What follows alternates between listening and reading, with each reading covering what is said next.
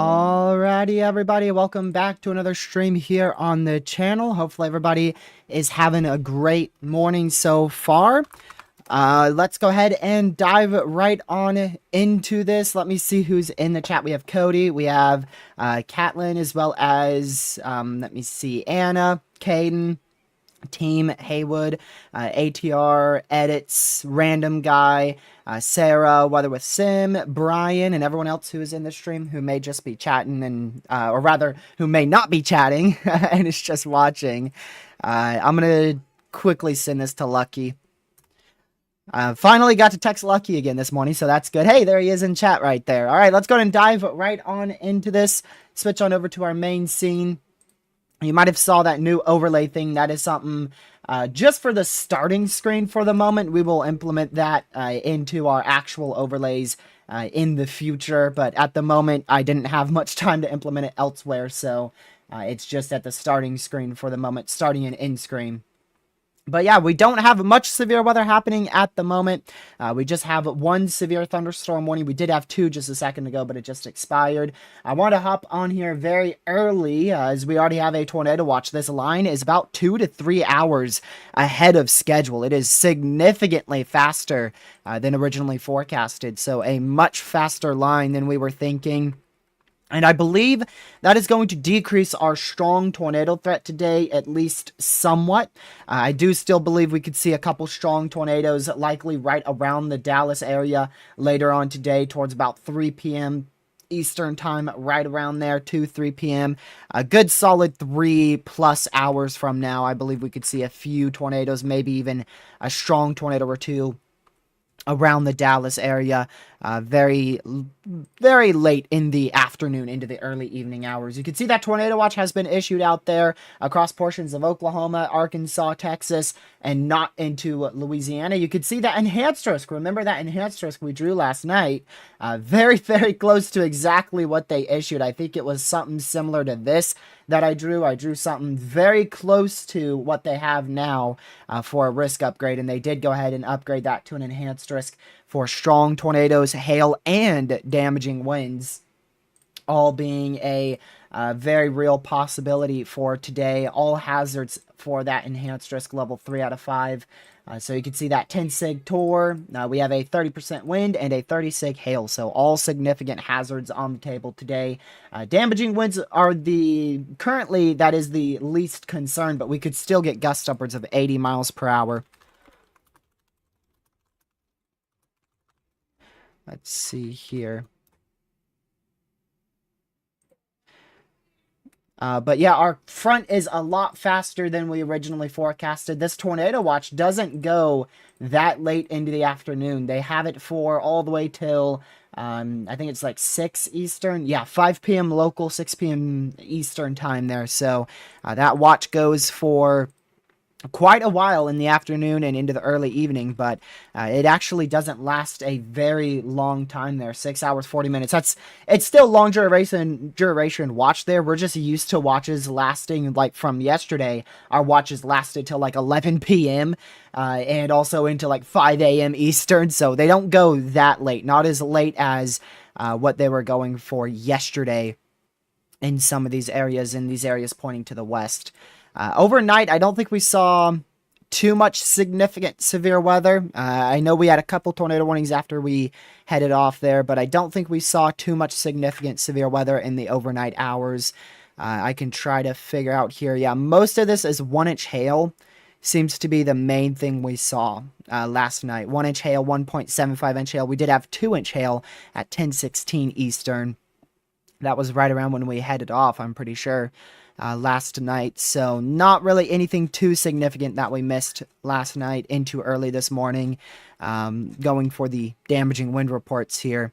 Yeah, 60, 70 mile an hour wind gust early this morning, Knox City, Texas. So definitely a few damaging wind events last night, few small hail, isolated large hail, but nothing ridiculously over the top. Let's see here. Let's go over to GR2. So this is your current severe thunderstorm warning. It is warned for, I believe, 65. Yep, 65 mile an hour winds. We had a report of 68 mile an hour winds behind it. So this definitely could see up to 70 mile an hour wind gusts here. Out here in Honey Grove. Let's see, Wolf City, Greenville in northeastern Texas. Just make sure you guys are away from doors and windows. It seems like the biggest issue in the short term here is flooding. We have plenty of flash flood warnings out. About 8 or 9 flash flood warnings out southeast of Oklahoma City, as well as to the northwest of the DFW area. So a lot of significant flash flooding in the overnight hours and into early this morning. And that tornado watch, by the way, probabilities on that is actually quite high. 60% chance for overall 2 or more tornadoes, and a 40% chance one of them is significant. So a decently high probability watch there. It's just 10% away from actually being considered a high probability severe or rather tornado watch there. So yeah, we've got moderate, low, and then moderate, low. So basically what that means is tornadoes is by far the biggest issue today, followed by damaging winds and followed by hail. So all of these hazards really, I mean, overall, we're going to see all significant hazards from hail, damaging winds, and tornadoes today. Especially as we get towards 2 o'clock. But the environment is already favorable for strong tornadoes. It's just the fact that these storms are very, very clustered. So by the time we get towards 2 p.m., 3 p.m. Eastern time, we're going to keep an eye out for the chance of some prefrontal supercells out here around and east of Dallas. That should be where our greatest strong tornado threat sets up later on today. If we look at the SPC's 10 significant tornado risk, you can see that 10 sig tor is right over the Dallas area, as well as going all the way up towards Texarkana, because we could see a couple prefrontal supercells there. And by the time we get to 6 p.m. Eastern time, very late in the afternoon, early into the evening hours, these storms will congeal up into a line and rapidly weaken. I don't think we'll have much severe weather after 5 p.m. Eastern time today. It seems like this is going to be a relatively full daytime threat for severe weather. Now, towards 5 p.m., we're actually going to get more storms that fire, but actually up in Illinois and Indiana. We could see a couple tornadoes up in this area from about St. Louis, Missouri, all the way into Indianapolis, Indiana. So we're going to keep an eye on this general stretch for the chance of a couple tornadoes today, some damaging winds and isolated large hail. Look at the tornado probabilities. They did go ahead and upgrade that to a 5% tornado risk like we were expecting. They didn't put that into the Indianapolis area just yet at this moment. They have it mainly over St. Louis, Mount Vernon, then into Evansville in Missouri, Illinois, and in Indiana. Also damaging winds up to about 70 miles per hour possible there, as well as hail up to about 1.5 inches, maybe pushing 2 inch in diameter possible up here, as well in Illinois, Missouri there, and Indiana. Yeah, we had DVD-sized hail yesterday in Texas. That was crazy. Also, 106 mile-an-hour winds. Yesterday was an insane event. I don't think today's going to be even remotely close to that crazy.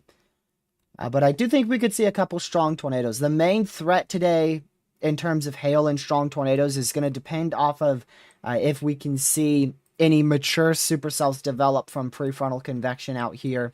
Well to the southwest at the moment, southwest of the DFW area, but eventually that will head into the DFW, Dallas area, up towards Sulphur Springs.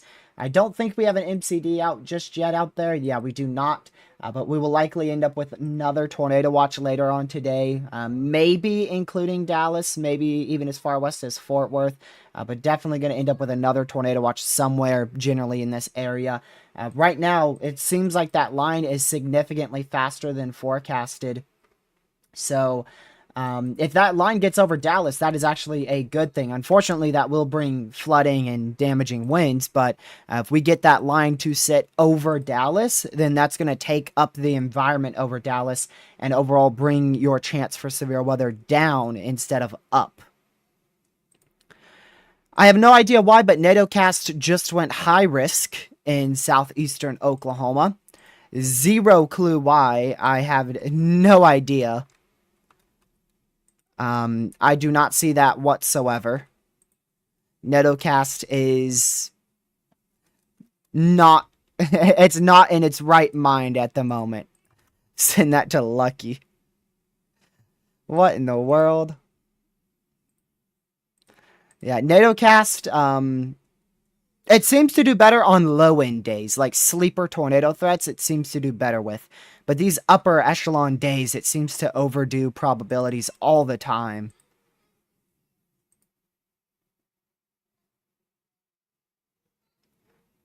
Let's see here.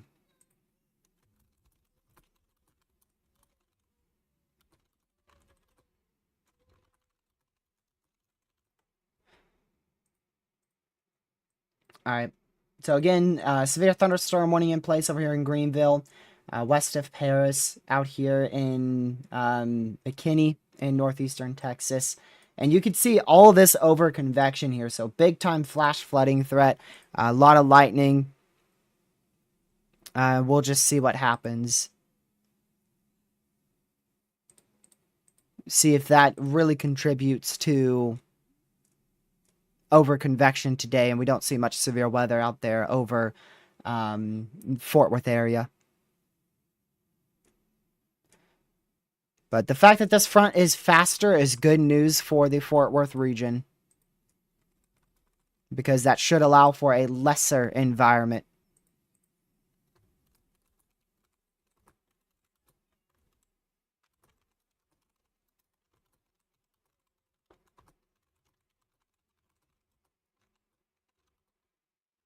Give me just a second.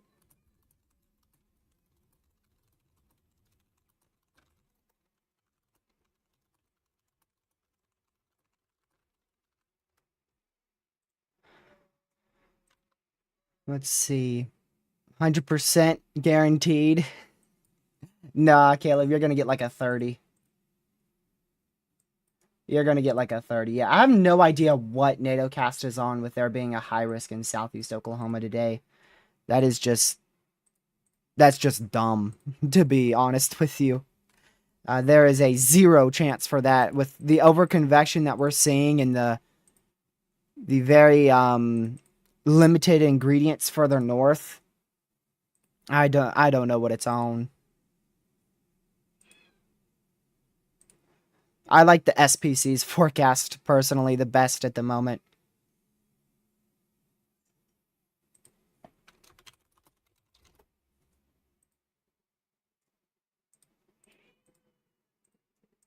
Let's see here.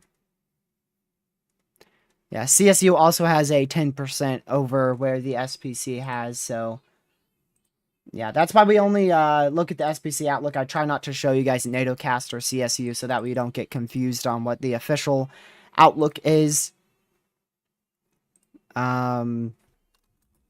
So this is the official SPC outlook here. That's your greatest tornado threat in that yellow hatched area. I really don't see much of a tornado threat into Oklahoma at the moment. All right, we just lost our only severe storm, so we are severe warning list at this point.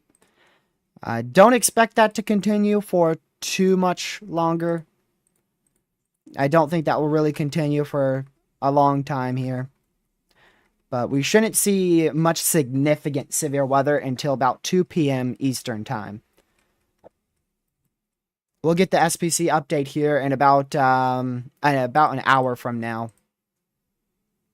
Yeah, Texarkana, you definitely want to watch out. You could definitely get some significant severe weather. I believe you are in that significant tornado risk. Yes, you are. So you're inside that 10 hatched area. But in my opinion, the greatest tornado threat should exist back out in this region here. That's where confidence is the highest in supercells firing.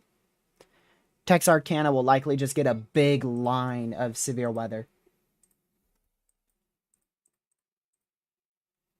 So this is what we're looking at. We have a huge remnant MCS here.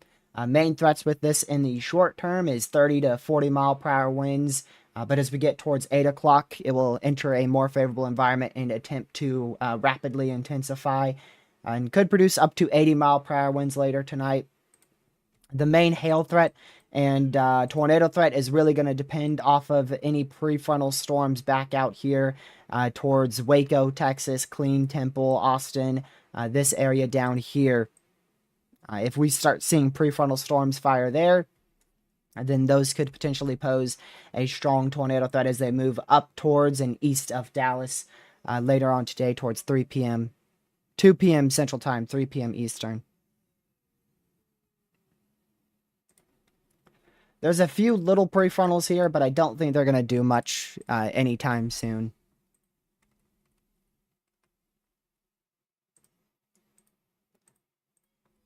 The environment, though, is already very capable of producing all hazards. It's actually a quite potent environment here. This is our newest meso analysis from about 15 or so minutes ago. And you can see we are already in a favorable environment for all hazards here. It is already a favorable environment for all hazards out over much of north central, northeastern Texas, into southeastern Oklahoma, southwestern Arkansas. Instability here. I mean, it's a little low, but I mean, shoot, 1,500, that's really plenty. As your photograph. So really a good environment already, especially for 10:30 a.m. out here Central Time. Moisture is already up into the upper 60s, lower 70s. So really not much stopping this threat in terms of ingredients. The ingredients look quite favorable for all significant hazards. The main issue is that storm mode. We just have a remnant messy MCS here. Very, very messy MCS.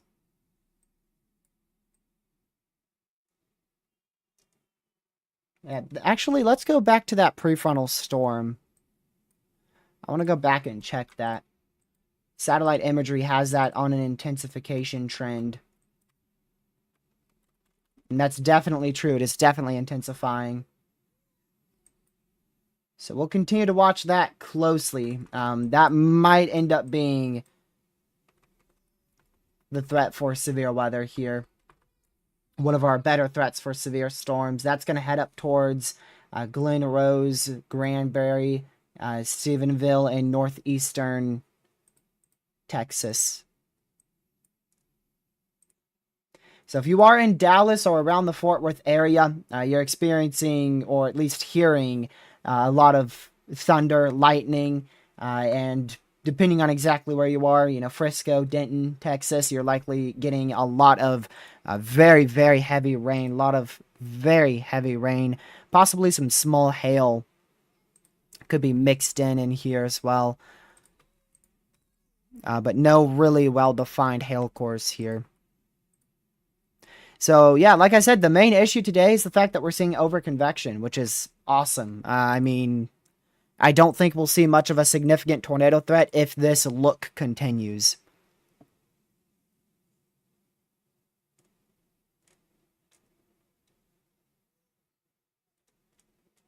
A lot of chasers are thinking about just calling it quits now because this isn't a good look for a significant day of severe weather. It's not a good look.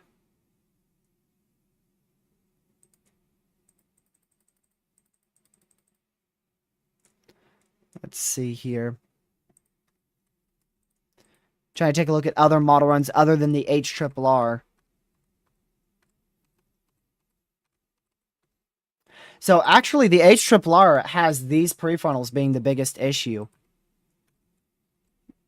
They're messy, but they eventually do form, and then also additional storms fire back out here and become an issue. So let's just hope we continue to see this overconvection look where we just continue to see a weak MCS. If we continue to just see this move eastward, the more east that moves, the more environment it's going to take up. So really, if you're behind that line, you're not going to see much today. And if we look at the SPC outlook, you can see we actually have a slight risk that goes all the way back towards Lubbock, Texas. But really, if you're behind that, I mean, there's not really much of an environment left behind this line. So we'll see. Their update is in an hour here. I wouldn't be shocked if they completely discontinue the entire slight risk and most of the marginal risk. There's a chance for additional thunderstorm development behind the line late tonight. But worst case scenario, that ends up dropping 1-inch hail, maybe some gusty winds. Not really a notable threat later on tonight towards 7 o'clock near Lubbock, Texas. Not really concerned about that. Glad to have you guys all in here very early. In terms of coverage, normally not live this early, so if you haven't already, make sure you hit that like button. It goes to push us out to the YouTube algorithm. Connor Croft, which is our storm chaser, he's out there right now, but we will get his live feed towards 1 o'clock Eastern time.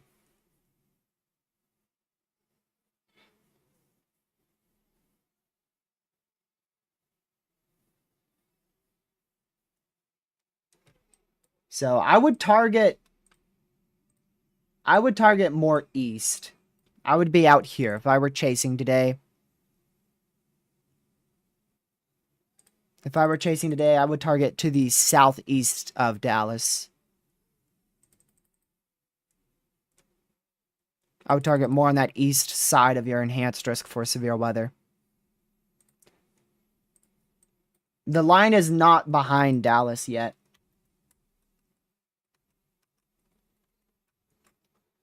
Dallas still has a good chance for severe storms today. That's why we have the enhanced risk level 3 out of 5 here over the area.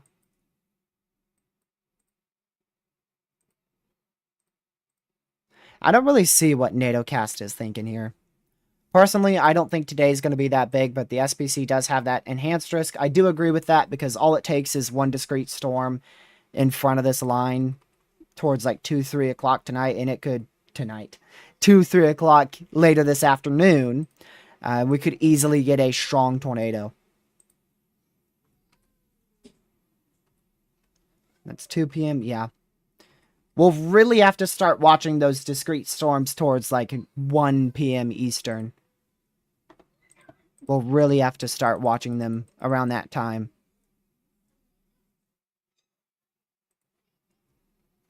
Let's see. Hey, TRG, do you think... I think you meant thing. Do you think the MCS we have now is not doing much because of motion and how much rain it's producing? Might be taking up the environment. That is what I think. Yeah, I mean, it really is. It's very slow moving, and it's just full of a bunch of overconvection.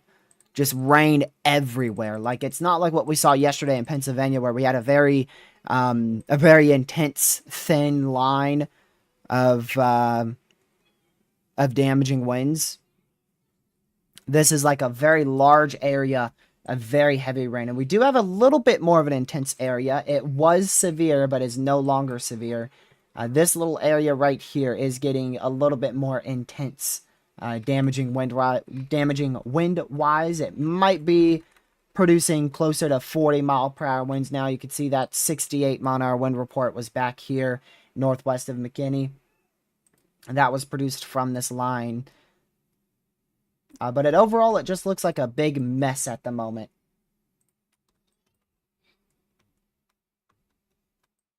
So these are going to be the cells to watch. Anything that can develop further south.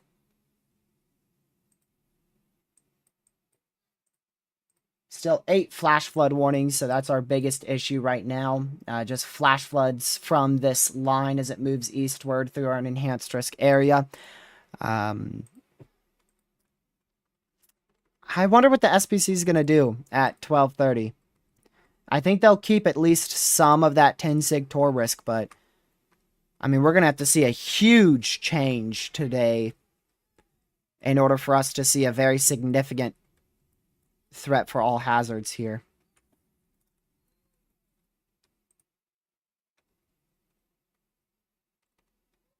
I think our line is just moving too fast. It's ahead of time. Like right now it's moving slower, of course. It's not moving that fast anymore. It's only moving east at 20, east-northeast at 20, but earlier this morning it was really moving. This line wasn't supposed to be over Dallas until 4 o'clock. Until 3 or 4 o'clock Eastern time. So this thing is like 3 hours ahead of schedule. So just earlier this morning, it just really started to move quickly.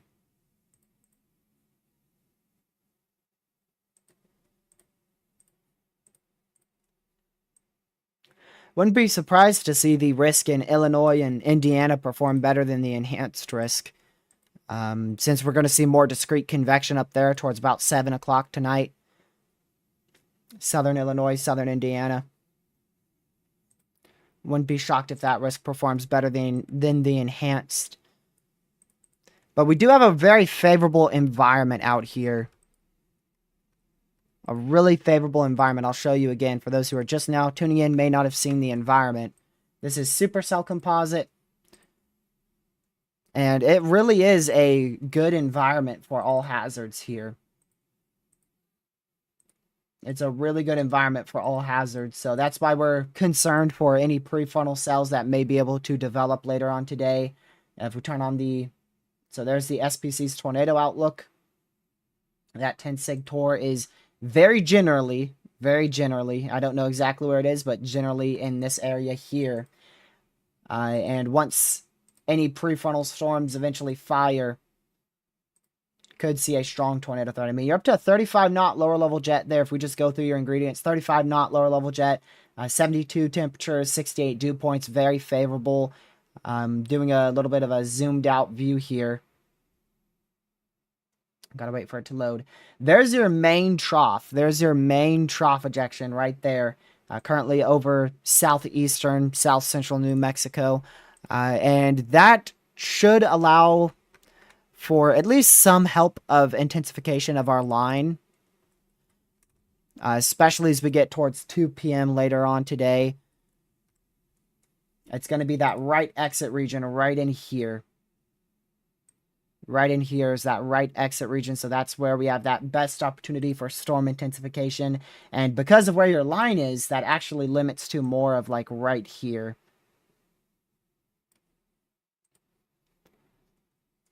It looks like once you get towards like northeast Oklahoma, you run out of instability. So that's why we don't have a, really good risk going into northeast Oklahoma. We still have a slight risk all the way up into Stillwell. And then it turns into a marginal north of there.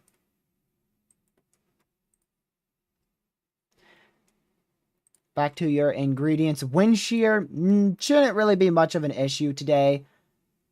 We have a decent amount of lower level wind shear. I look for at least 100 0 to 1 kilometer SRH, which is storm relative helicity. And you can see we have 150 is this blue line right here. That is 150. So that is where our wind shear is favorable for a strong tornado threat. Now, there's other ingredients too. For instance, instability. You can see instability is favorable in that whole area. Surface observations favorable in much of this northern area. A little less favorable temperature dew point wise further south, but still favorable. And further south, we're not going to see much convection. Your trough, I just showed you, your trough is like up here. It spreads across like this, something like that. Here, we'll just look at it. That way I can draw it exactly. 500 millibar. So yeah, there's your trough, spreads across like that. So there's not much of a forcing mechanism in like southern Texas. That's why you only have a level 1 out of 5 out there in San Antonio.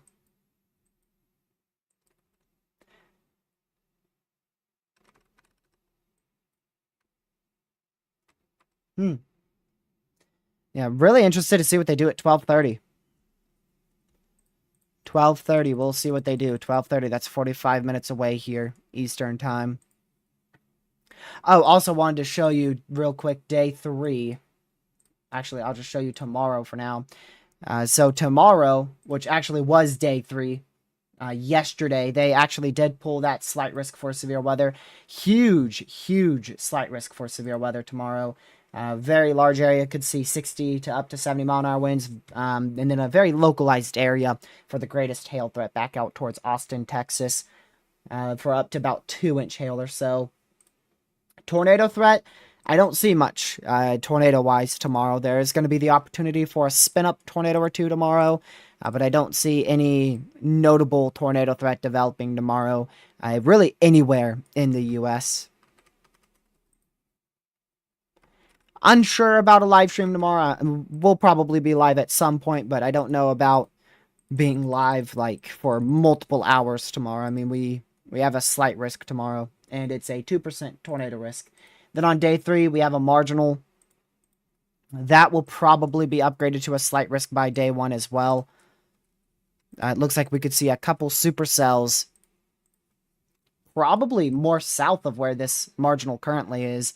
There's a risk for some supercells to develop outside of that marginal risk Friday evening and Friday night. I don't believe they're going to pose much of a tornado threat. Main issue will definitely be hail, it looks like. Yeah, could get a spin-up tornado out of them, especially on the west side, like out here. But very low chance. And then we'll return for another chance of severe weather. We'll just continue in this pattern, but today looks to be the last good chance for a tornado, probably all the way until maybe May 4th or so. Got a new severe thunderstorm warning. That is going to be a tornado possible severe thunderstorm warning out here in southeastern Oklahoma for just to the south of McAllister in eastern Oklahoma. Relatively small severe thunderstorm warning there. You can see a little area of velocities trying to increase. Not really much of a concern. You know, if you're in that severe, just make sure you're indoors, away from doors and windows. Good idea to stay close to your safe spot just in case we somehow get a warning out of this. It doesn't look very strong at all. Doesn't look strong whatsoever. But that is a severe storm. So very scattered, strong to severe storms right now along this line. Mainly, really just on that northern side of the line is where we have that best chance in the short term for severe weather. At least along the line. Now we are going to see a better chance develop out of like this cell here. Some of these rain showers back here. They should try to develop into more robust convection.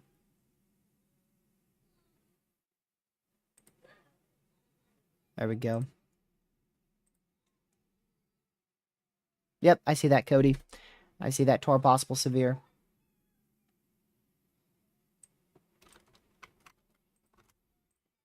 Yeah, you're far enough southeast, Jordan. You're far enough southeast. You should be fine. Keep an eye on Friday. I think you could see some severe storms Friday. But that's very far away, so a lot could change by then. Even if you do end up with some severe storms on Friday, I don't think they're going to be tornadic. I think they will be mainly hail.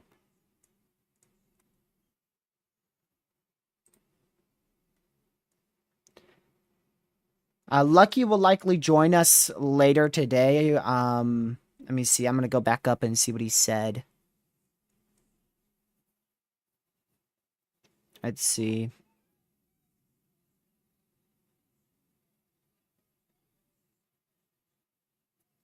Yeah, so maybe like around 2 o'clock, Lucky might join us. Which we haven't seen him here on the channel in, I think, a week. Maybe even more than that. It's been a long time. Hello, Lucy. Glad to see you in here. For your area, yeah, you're under a 5% tornado risk today. Like you said, models are really all over the place on exactly what's going to happen up there. I think the main tornado threat is going to stay a little bit off to your east. Probably more of into south central Illinois, into central Indiana. More of this area for the greatest tornado threat, like right in here. That's what it looks like at the moment. So just stay weather aware, but I wouldn't be surprised if not much happens in your region today. I would not be surprised. I'm looking at a couple other model runs to see what they show. Yeah, watch out for thunderstorm development towards 5, 6 o'clock later on today, Eastern time. So that would be 4 p.m. Central is when storms should start to show signs of initiation there.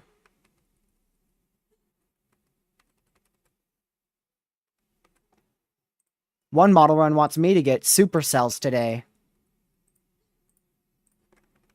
Don't know why. Some of these model runs can throw out some crazy solutions. Crazy forecasts.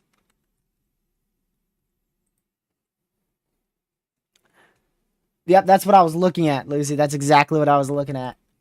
I was looking at that from my area, too.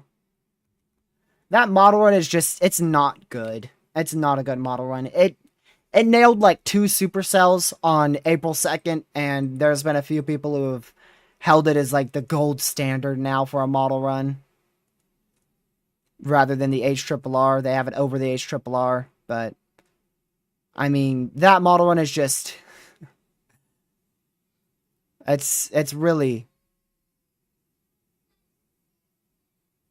horrible, to be honest with you.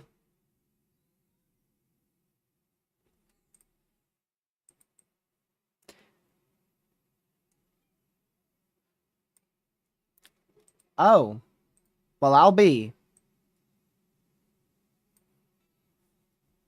Hi. Tornado warning for southwestern Choctaw County in southeastern Oklahoma, Choctaw County in Oklahoma. A random tornado warning just got issued out here. Is this near Durant? Yes. This is near Durant, Oklahoma, so we got a regional radar over there.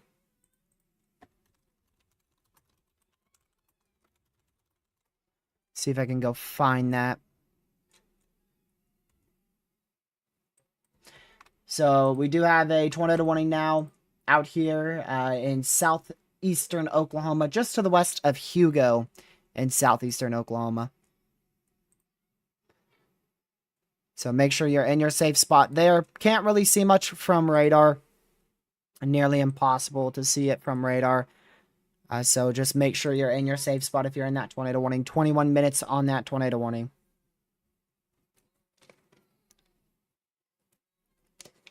Yep, there's an enhanced risk, Brooklyn, so I'll be live. Although the messy mode is definitely going to start likely decreasing our overall tornado threat. We could still see a strong tornado or two just around or east of Dallas.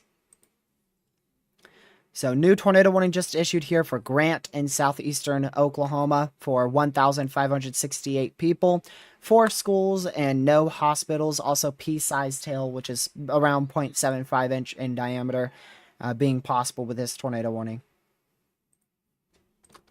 Didn't expect to get a tornado warning anytime soon, to be honest with you. I did not expect to have a warning.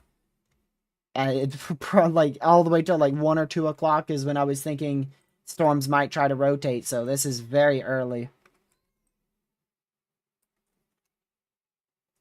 Not too sure what they see over here. They have access to that regional radar, so they see something off of that regional radar site in Durham, Oklahoma, that makes them and warrants them to issue a tornado warning out here in Grant, Oklahoma. So they saw something and they tornado warned it. Let's see. I want to check the new HRRR. What in the world? Cody, you really need to look at the HRRR a bit closer there. Look south of Dallas. That is crazy.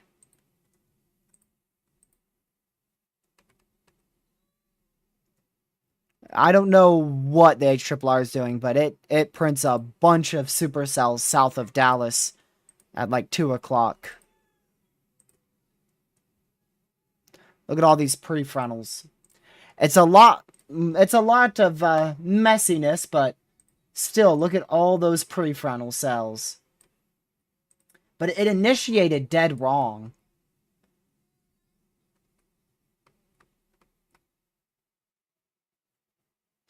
So in 3 minutes, you're telling me we're supposed to go from this very well-defined MCS that is relatively weak. Oh.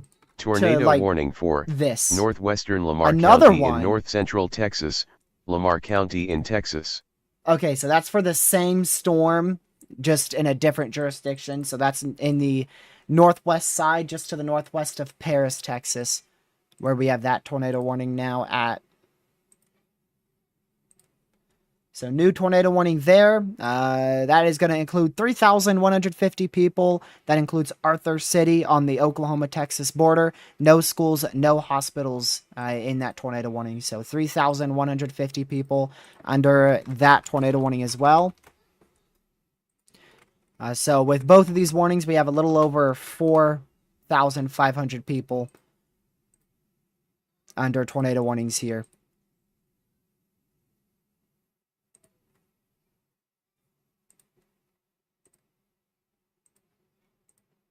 Let's see.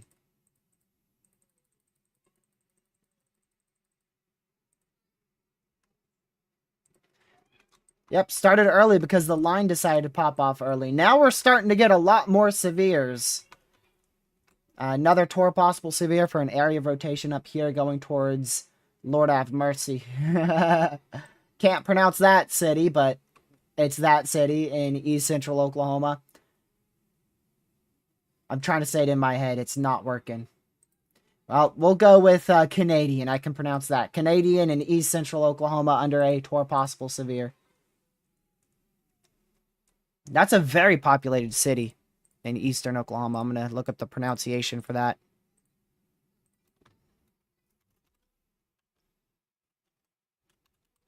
Let's see here.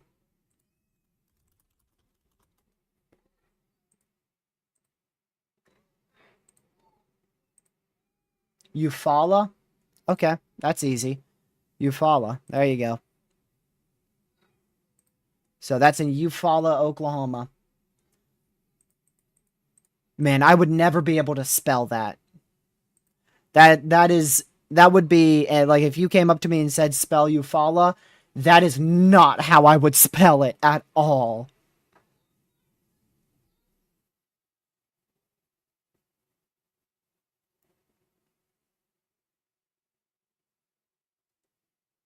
So yeah, Storm Chaser, one of the chasers in Texas, just called it quits. It looks too messy for him to keep going, so he's already heading home.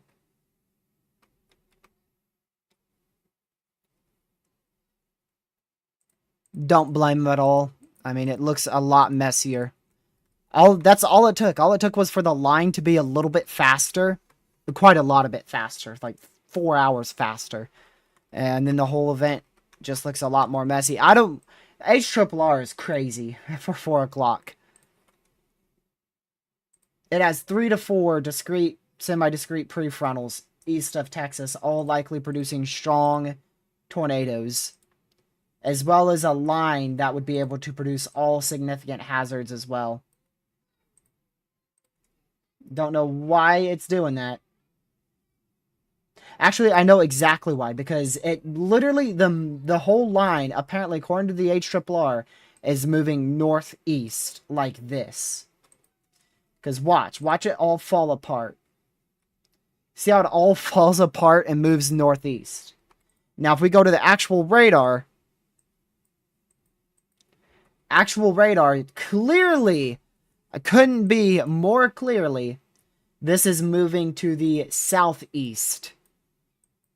Southeast, southeast, east, and then back up here, it starts moving northeast.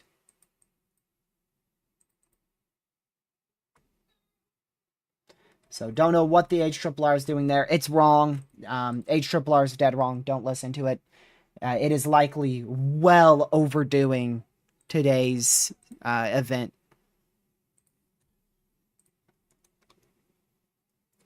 Alright, so if you're just now tuning in, we just got 2 tornado warnings and 2 possible severes. One is for Eufaula here in east central Oklahoma for an area of rotation that is moving directly towards the city. Right along Highway 69 here from McAllister back up towards Eufaula. So make sure you are indoors, away from doors and windows if you are inside this yellow highlighted polygon. And also be close to your safe spot because we could end up with a tornado warning on this storm. Other possible severes for this very little area of rotation, barely even rotating anymore, right along Road 375, well to the south of McAllister in eastern Oklahoma. Both of our tornado warnings are for the same storm along the Oklahoma-Texas border here. One is just to the northwest of Paris, Texas, and then the other one is just to the southwest of Hugo in southeastern Oklahoma. For this storm here. It's for the same storm. But it needed 2 tornado warnings because these are in 2 different jurisdictions. I believe this is Norman. Okay. I don't think Tulsa's jurisdiction is this far to the south.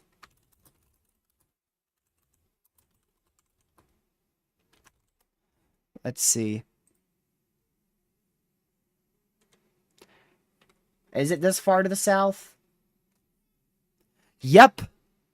Wow, so Tulsa's jurisdiction is that far south. And then this one's probably Dallas.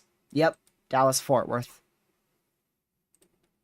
Dallas-Fort Worth there. This is barely in Tulsa's jurisdiction by 1 county that is in Tulsa's jurisdiction. That's crazy. If it was just a little bit more west, it would have been in Norman's. If you don't know the map, here is the WFOs, which is the warning forecast areas or warning forecast offices, and that's there. There you go. There you go. So that tornado warning is right here, barely inside Tulsa's jurisdiction. So yesterday, when we got a severe here in Indiana, that was issued by this National Weather Service. This National Weather Service issued a severe over here. So something was wrong yesterday. Is the SPC outlooks issued by the SPC now? I didn't actually check that. Yep. They're back to normal. Their backup's not issuing their outlooks.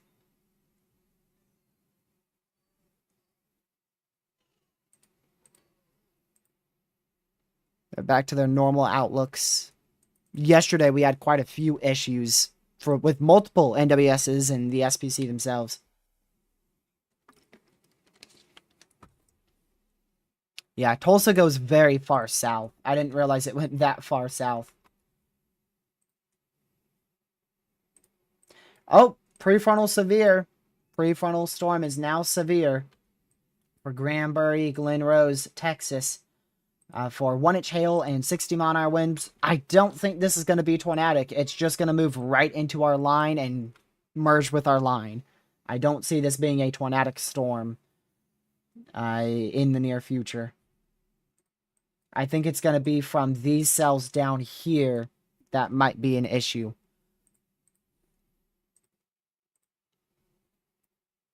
These semi-discrete storms down here.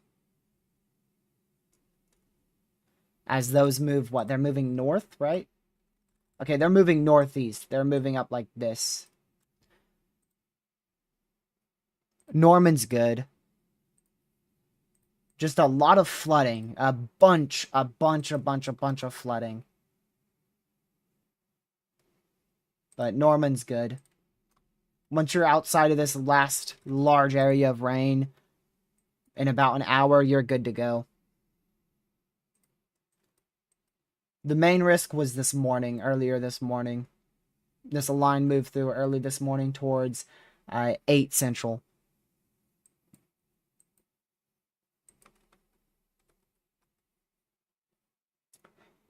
See if we get an MCD at all from the SPC here. Like I said, we should see a new tornado watch issued out here later today. If they believe it's needed, if they think overconvection is literally going to destroy the whole risk, they may not.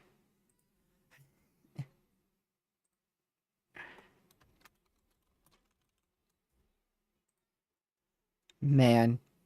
Ben, did you see NATOcast has a high risk in southeast Oklahoma? I have no idea, man. I have no idea. That thing is severely wrong. Let's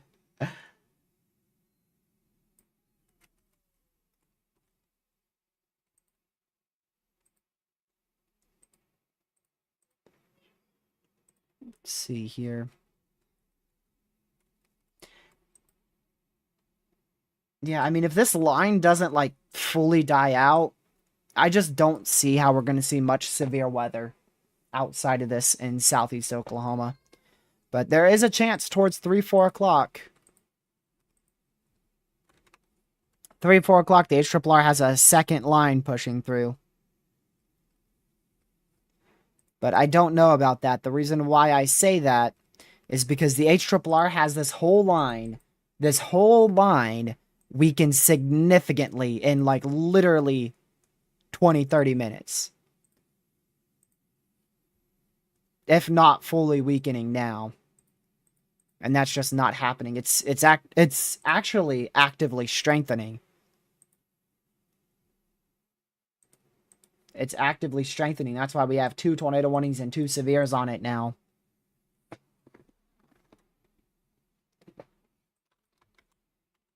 Nope, I don't think you'll get much, Brooklyn. I think you'll be fine.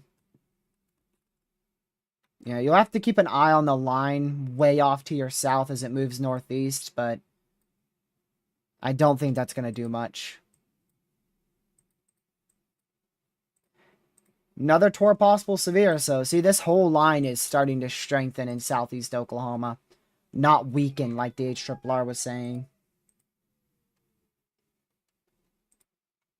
So, new tour possible severe for Antlers in southeast Oklahoma. We've got a line of tour possible severes forming here. And then, of course, we have our tornado warnings down here.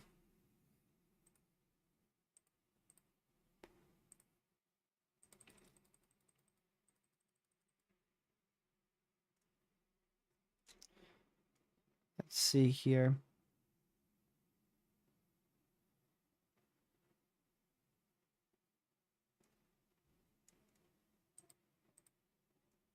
So new SPC Outlook will be out here in 20 minutes. I don't know what they're going to do.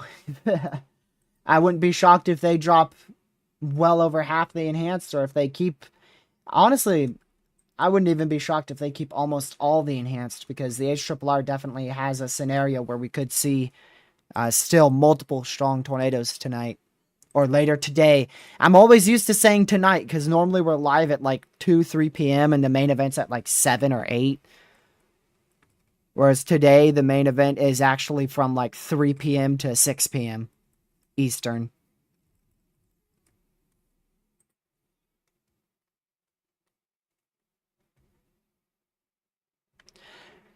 I don't know if I've ever seen the HRRR struggle this bad before, Ben. It's had its big time misses, May 20th, 2019, and our recent high risk of March 15th.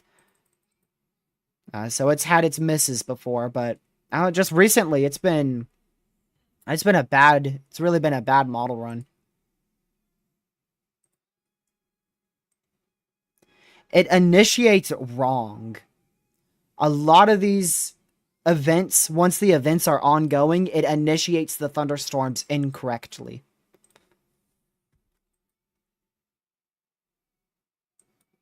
Yep, just a lot of flooding, Brooklyn. A lot of flooding. We have a moderate level 3 out of 4 for flash flooding. Shocker, right? Not a shocker at all. Somehow Tulsa's not even inside that moderate. Somehow Tulsa is not even inside that moderate for flooding. The main moderate is back out here to your south. This is a flash flood risk. This is not for severe weather. This is a moderate for flooding. The severe threat is an enhanced risk level 3 out of 5. We have 4 categorical risks for flooding, 5 categorical risks for severe storms. This is your severe weather outlook from the SPC. There we go. Another tour possible severe for the next 18 minutes. How fast do they say this is moving? 40 miles per hour to the east. So it has sped up a bit. It was moving 25. This little portion in southeast Oklahoma is moving at 40 now. So that increase in speed might be correlating somewhat to the little bit of extra intensity we're seeing here in southeastern Oklahoma.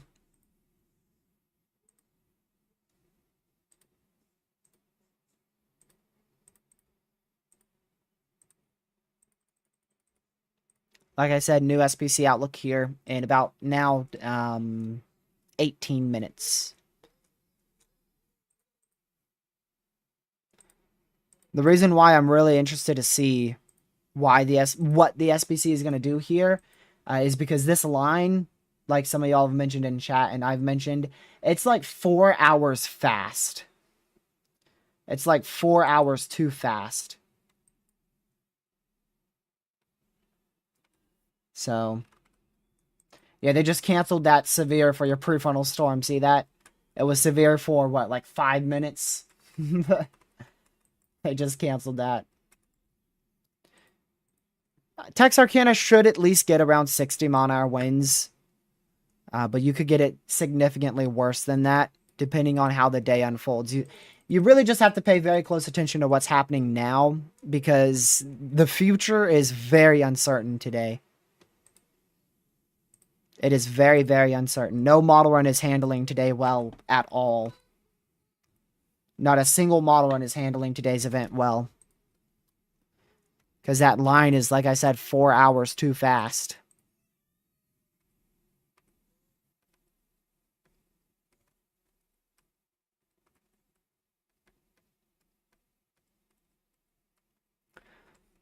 But the best chance for strong tornadoes is definitely, in my opinion, it's right in here east of Dallas as these prefrontals move to the northeast. I do believe somewhere in here we're going to get a good prefrontal that could put down a strong tornado.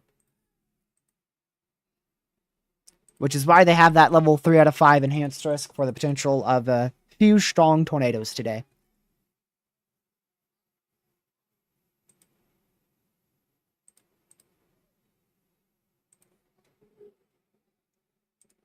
Alright, let's go here. Still one tornado warning in place for 16 more minutes. The heck?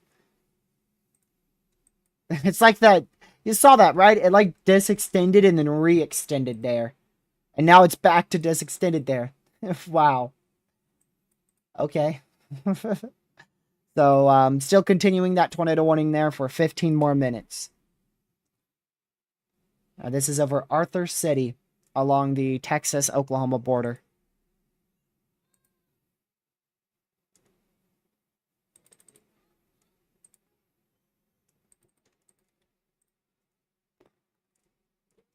So that includes 1,300 people, no schools, and no hospitals for that new tornado warned storm.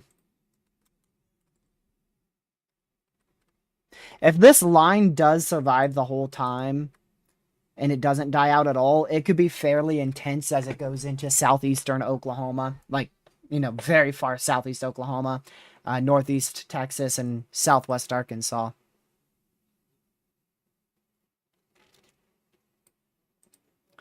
The thing is, we don't know if this line is going to break up at all, or if it's just going to stay as right now, a relatively weaker line. Or if it's going to just intensify rapidly. There's a lot of questions revolving around it.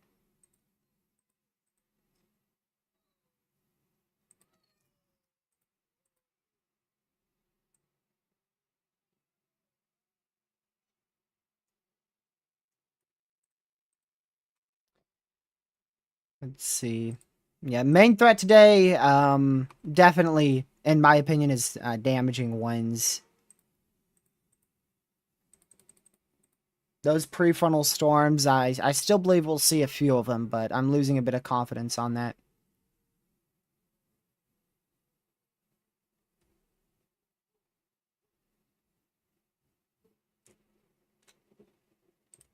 Let's see. Northeast of Paris. Let's see. So Paris is right there. Like, how far northeast? If you're dead north of Paris, there's a tornado warning.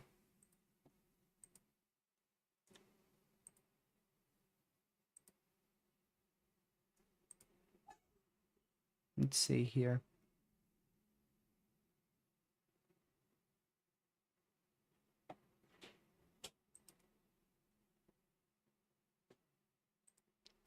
I want to go to this. Just got a new mesoanalysis. I want to see if there's anything that could help us here.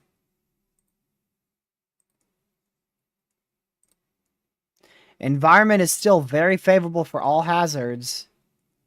And that environment's moved a little bit more north. The reason why this line may be a little bit weak, especially towards Dallas, is because it's in between 1,000 and 1,500 Cape. So it's not in the absolute best instability, and it's not in the worst instability. It's right in the middle. If it was a little bit more east, it would be in a much favorable environment for all hazards. So it's not very favorable, it's not in a very favorable environment, and it's not in a bad environment, which is why we're seeing it produce a lot of lightning, a lot of heavy rain, and then back up in Oklahoma, the isolated tornado risk, 60-mile-an-hour winds, and very small hail.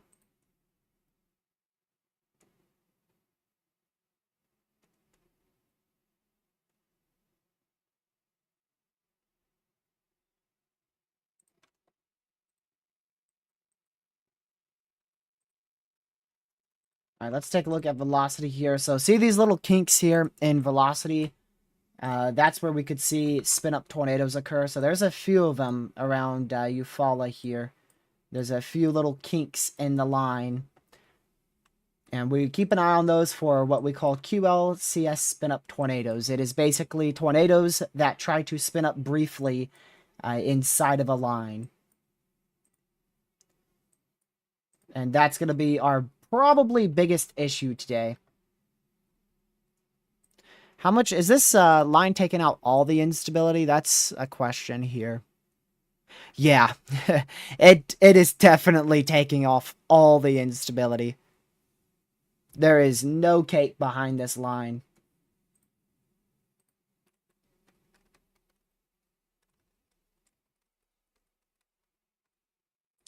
So the HRRR, to put it in perspective, the HRRR doesn't have the line being here. The new HRRR doesn't have a line being in this area until 4 o'clock Eastern time, late in the afternoon today. That's how wrong the HRRR is at the moment. Which is why I'm still looking at it, but I'm not trusting it at all.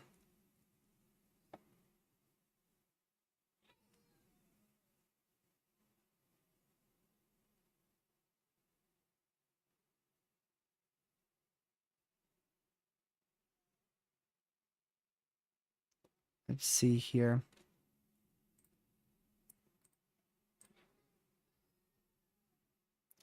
Yeah, starting to think this line actually might end up being potentially our main event today. If we just completely disregard the HRRR, which is probably best. I'm starting to think this line that we're seeing here in southeastern Oklahoma might actually end up being our main event. And of course, we could still see prefrontals later on today. It is only 11:21 out there Central Time in Oklahoma, Texas. So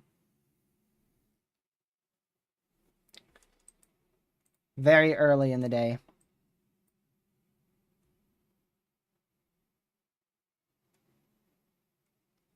And Eufaula, let me see. Eufaula is being hit right now. So Eufaula is a one and done at risk. Basically, you're just going to end up with one line here, and then there shouldn't be much of a risk after that. There is the opportunity for an additional line towards 4, but that is very uncertain. So if you are on Eufaula, just don't go outside. You'll be good. Eufaula is not in the biggest risk for tornadoes today. So you guys should be fine. Just make sure you're paying attention to the weather like you are right now. And you should be perfectly fine. New MCD, so new mesoscale discussion, just issued way up here. This includes Fayetteville, Arkansas, Huntsville, Arkansas, probably for a new tornado watch that may be needed here, as our line is a lot faster and quite a bit more to the north than originally forecasted. I will say our line does show signs of it dying out in northeast Texas, but the fact that we still have it being present there, it's taking up all the environment. Which is why I said today really should be a one and done at risk. After you're past that line, you should be good to go. I don't know why this is a red MCD. It's not. It is a potential severe thunderstorm watch. So a new severe thunderstorm watch or an extension to the current tornado watch may be needed, depending on convective trends.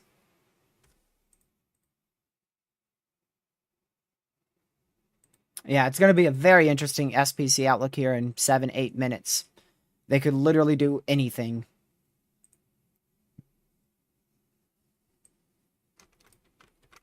Wilburton, Oklahoma. I mean, just stay away from doors and windows. Stay inside. You're good to go. It looks like any spin-up tornado threat is going to stay north of you. These little areas here that we're watching for spin-up tornado threats. So just main thing is don't go outside and don't look outside as this line passes through, because it has a lot of lightning with it, heavy rain, and potentially 60-mile-an-hour winds. Crowder, you're good to go. The line is past you. You're still in a severe storm, so don't go outside because you still have a lot of lightning to your east that could easily end up striking to the west. As you can see back here, there's lightning strikes way back here towards west of McAllister, yet the actual severe storm is way over here over Eufaula.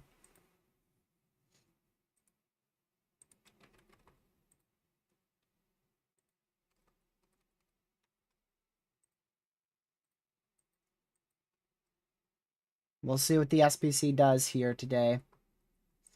A little extension to the new tornado watch. A little extension up towards Muskogee in southeastern, or rather east central Oklahoma.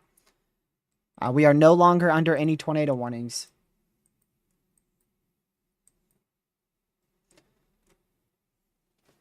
So we'll see what the SPC does. Like I said, they really could do anything. I think they are going to keep at least some of the enhanced risk here. But I don't know about what hazards. I'm not sure if it will be for just wind, just hail, just tornadoes, or still for all three.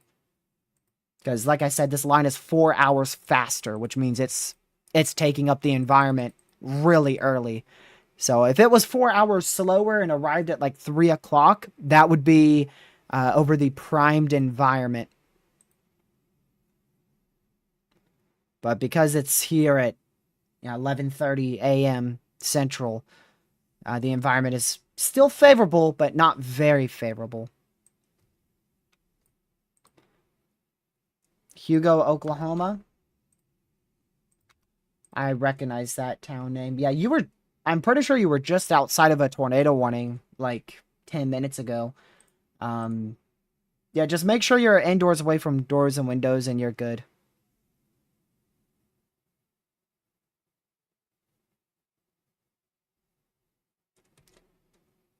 There's no tornado warnings active right now, so no one has to be in their safe spot right now.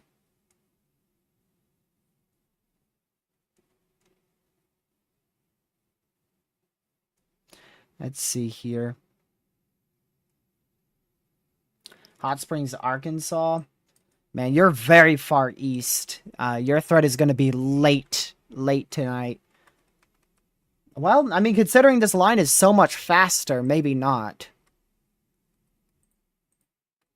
Your threat should be towards like 7 Eastern tonight, but the line is so fast, it might actually be a little bit closer to like 3 or 4 your time. Yep, they kept the enhanced risk. The enhanced risk is maintained. And they also kept a slight risk for additional convection possible around Lubbock, Texas later today. So we'll get the new outlook here in just a moment. They have maintained the enhanced risk 3 out of 5. We'll see for what hazards once we get it on this end.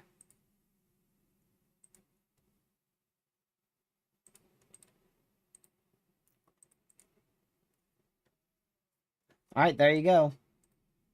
They've maintained a 10 sig tour. But they have pushed it east of the Fort Worth area. It's still in for Dallas. So there's your new significant tornado risk. Still in place over a good chunk of that enhanced risk. They just chomped it off on the west side quite a bit. They've maintained a 30% wind risk. And they have fully dropped the 30 sig hail.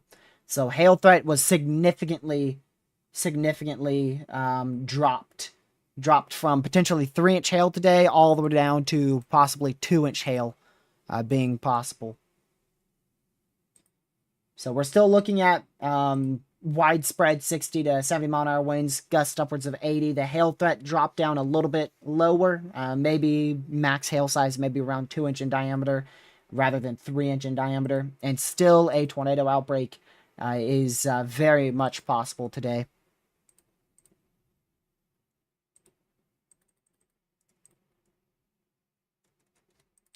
Did they keep that 5%? Yep, they also kept the 5%. It looks like they extended that. It looks like they extended that eastward. Just to the southwest of Indianapolis, Indiana. So maybe a little 5% extension there. Hail threat maintained, wind threat maintained. And like I said, they did actually keep a threat for wind and hail back out here towards Lubbock, Texas. But the tornado risk is not present. So that's for later tonight towards 7 o'clock. We could get some additional storm development.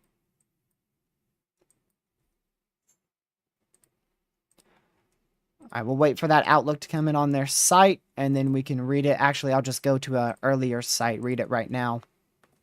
Get it early. All right, this is their new outlook at 11:30 Central Time, AM, of course.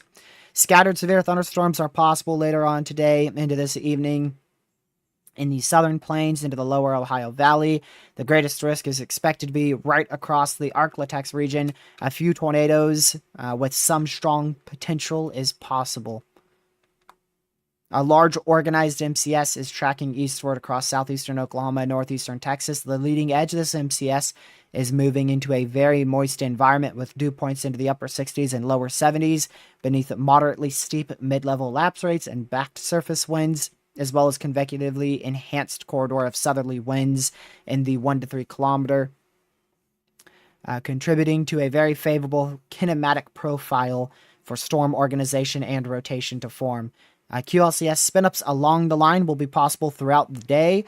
The forecast sounding suggests a rather weak capping atop a nearly saturated boundary layer. This suggests concern for discrete convective initiation ahead of the line in northeastern Texas later today, with a tornado risk as well. Locally damaging wind gusts will also be possible and a concern through the afternoon and early evening across this region. For southern Illinois and Indiana, the risk for a few supercells capable of large hail, damaging winds, and a tornado or two will be possible this late afternoon into the evening hours. And then additional storm development is also possible in West Texas later on this evening. Mainly hail and wind. And that's for the slight risk back here. So if you are back in this area, you're not fully done with severe weather. We could still see some scattered thunderstorms late tonight, but the tornado threat is very, very low with those, mainly hail and wind. And you can see if we remove the radar, if you are west of that current line, they believe you are done with severe weather. So if you are in this area, we're not going to be seeing much severe weather for your area today. As that line is moved through, it has stabilized the atmosphere and it is no longer favorable for severe storms.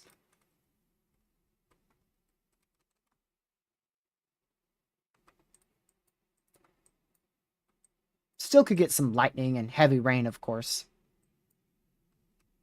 Norman's good. You still have rain left for about like 20 more minutes or so. But after that, you're good to go.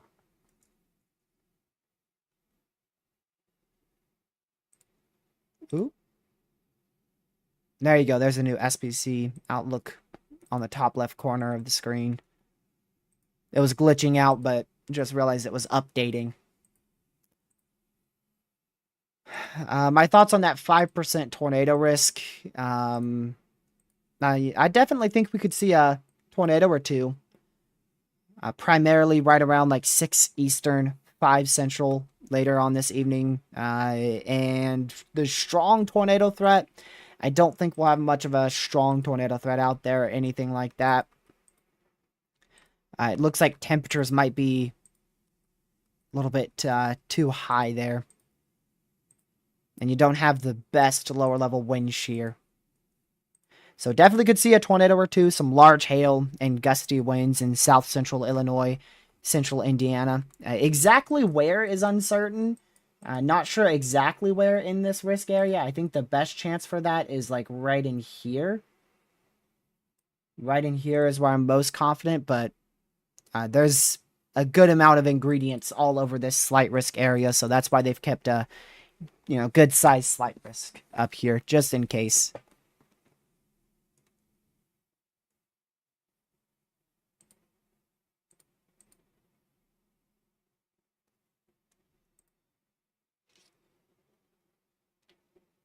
There we go.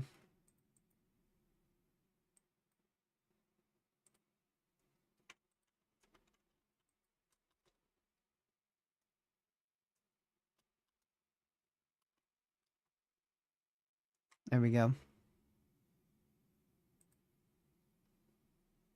Jonesboro, Arkansas. I think you're far enough east to where these storms should die out before they get to you. Still could get some gusty winds left over as the storms push through. But you really should be fine.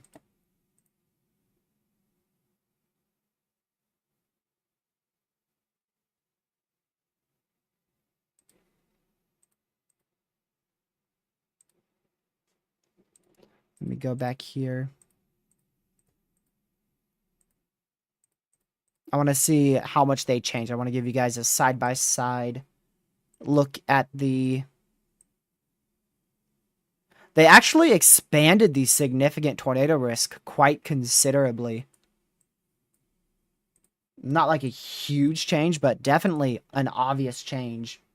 So you can see that 5%, they did exactly what I was talking about. They pushed that 5% closer to Indianapolis. And then in Texas, look at that. So they chopped off the west side. They pushed it actually more into Arkansas, into Louisiana, and quite considerably to the southeast.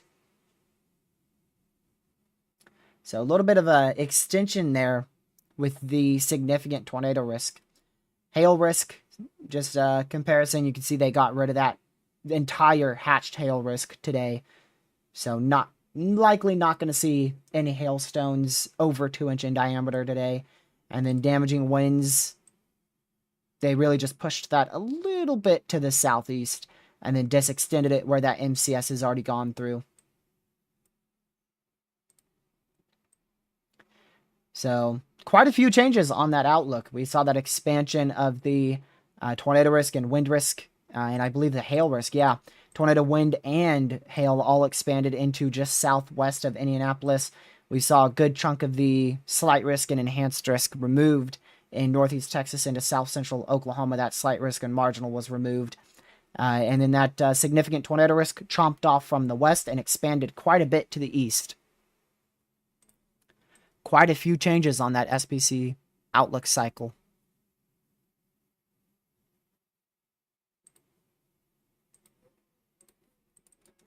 Still at 2 severe thunderstorm warnings here. Both are in southeastern Oklahoma.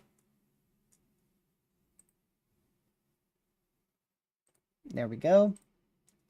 Now at 3 severe thunderstorm warnings out here in southeast Oklahoma. You can see these 2 areas of rotation for that new severe, 2 regions to watch going up towards Clayton in Oklahoma. And we just got another severe. You saw that appear for a second. You'll see it appear again in just a moment. Back up here towards Eufaula, we still have a few little regions to watch. Nothing that looks very tight. Nothing that looks like an imminent tornado, but still something to monitor. There's that new severe thunderstorm warning into Broken Bow and Idabel, southeast Oklahoma.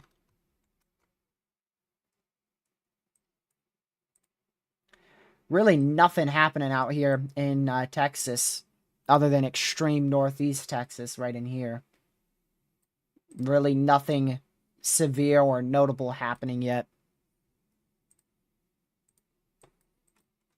Considering they expanded that 10 sig tornado risk, I would expect a tornado watch still over much of this area. I told you guys he would get a 30%. I told you he would get a 30%. He got a 29.4. Man, Caleb, that's insane.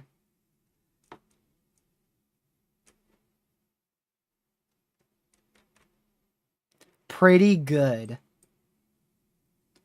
Pretty good. I guess it's better than an 8%, but that's still quite rough, dude. Still very rough.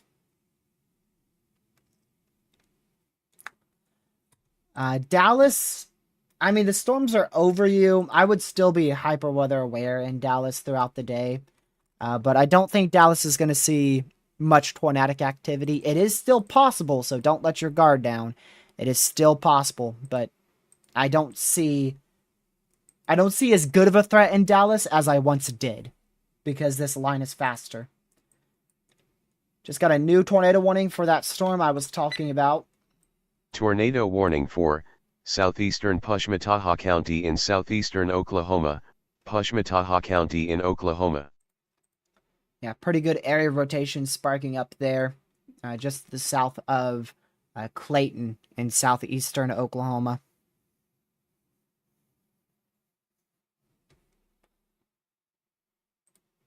So if you are in that warning, make sure you're in your safe spot. Tornado warning for 1,259 people, 3 schools, no hospitals, just to the south of Clayton in southeastern Oklahoma.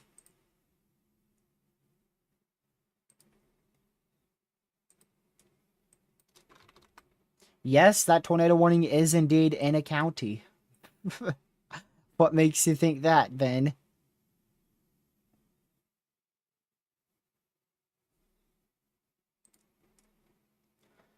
Yeah, so gonna keep watching these storms in Texas. The highest threat in Texas, in my opinion, is still right in this area here. Somewhere in that eastern side of the enhanced risk. I don't believe Dallas or Fort Worth is in that greatest threat anymore.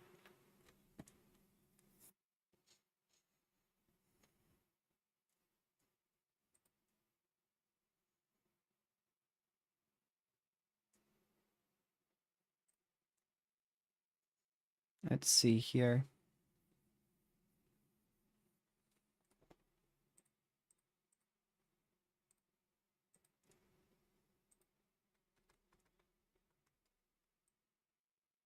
Yeah, pretty surprised they expanded that significant tornado risk for today. Southern Indiana, how far south we talking? This risk up here in Illinois and Indiana, it's extremely hit or miss, very scattered. There's going to be like 2, maybe 3 cells that fire out here, and if you're hit by them, then you're going to be seeing 1.5 inch hail, 60-mile-an-hour winds, and maybe a tornado. If you're not hit by them, then you could literally go throughout the day without even seeing rain.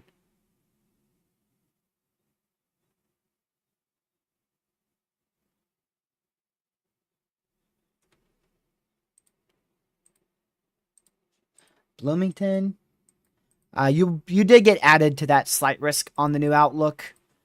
I do believe there will be at least one supercell that tracks through western Indiana late this evening, probably towards like 7 o'clock Central, 6 o'clock Central, right around there.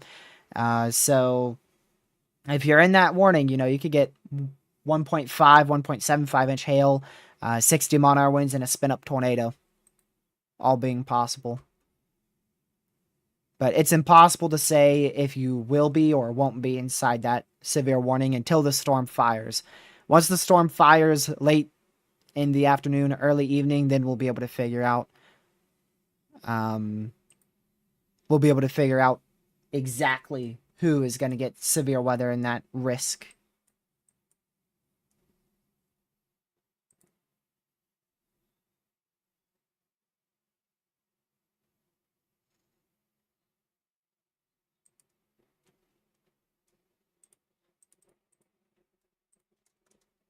Let's see here. Okay, still a tornado warning in place here in southeastern Oklahoma. Not the strongest area of rotation, but definitely rotating. Definitely rotating.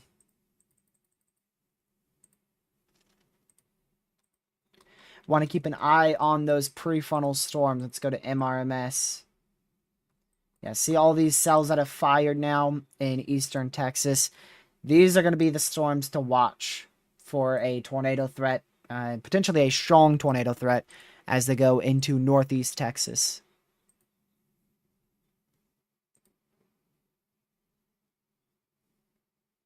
Connor has gone live a little bit early. So we do have our chaser Connor Croft with us today. He is stuck in the mess in Fort Worth, Texas. He's stuck in the big slop in Fort Worth, Texas right now.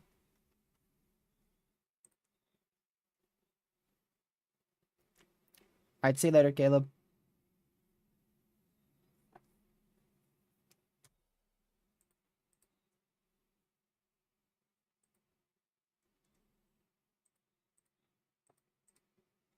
We're going to get a new HRRR here in about 10 minutes. We'll see if it fixed itself at all. HRRR has done horrible already today.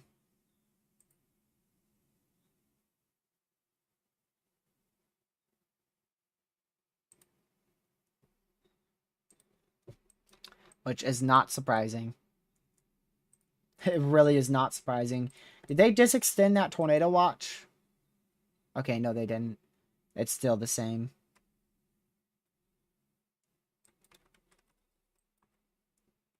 Yeah, so see where these storms are firing? They're firing in the perfect spot. They really are. They're firing right in this area, and then they're going to start moving. Right now they're moving north, but they will eventually start moving northeast like this. Even this little storm down here too. So there's definitely a few cells that we're going to have to keep an eye on as they move to the northeast over the next 4 hours or so. The biggest uncertainty is how many will fire. There is a chance we get too many, and then that clusters everything up, and we get a mess of storms.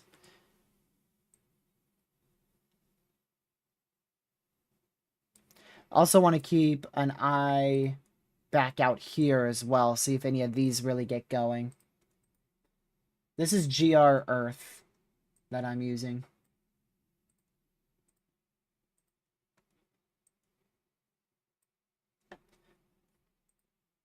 Okay, there we go. I don't know how photogenic they will be, but yeah. If they do hit Bloomington, Indiana, they're going to be very cool looking storms for sure. Definitely. Even if a storm doesn't hit Bloomington, Indiana, there's still going to be storms around or very close to Bloomington. You should see something in Bloomington.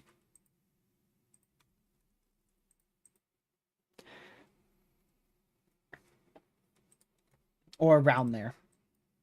Like I said, it's difficult to say where the supercell is going to track because it hasn't even formed yet. Pretty good area of rotation sparking up here. Well, they just warned it. I was literally just started talking about that. Pretty good area of rotation sparking up here and up here as well. Both of those areas. Well, now it's tornado warning. Didn't even get to really point it out. Tornado warning for southwestern Haskell County in southeastern Oklahoma, Haskell County in Oklahoma. So that's for Whitefield out there in east central Oklahoma. New tornado warning there. So this line is broken apart. If we go back to GR Earth here and we go all the way back. See how back here towards like McAllister when we first started stream, it looked like a line, right? You could clearly tell that there is a line of severe, or actually it wasn't severe here, just a line of thunderstorms here. If we skip all the way forward to the current radar, look now. Now there's a more broken storms in it. You can see a storm up here, a storm in here, and a storm down in here. So they're embedded supercells, really embedded supercells, because they are rotating, hence the tornado warnings and possible severe warnings. And so that's allowing for them to increase in the opportunity for tornadic activity.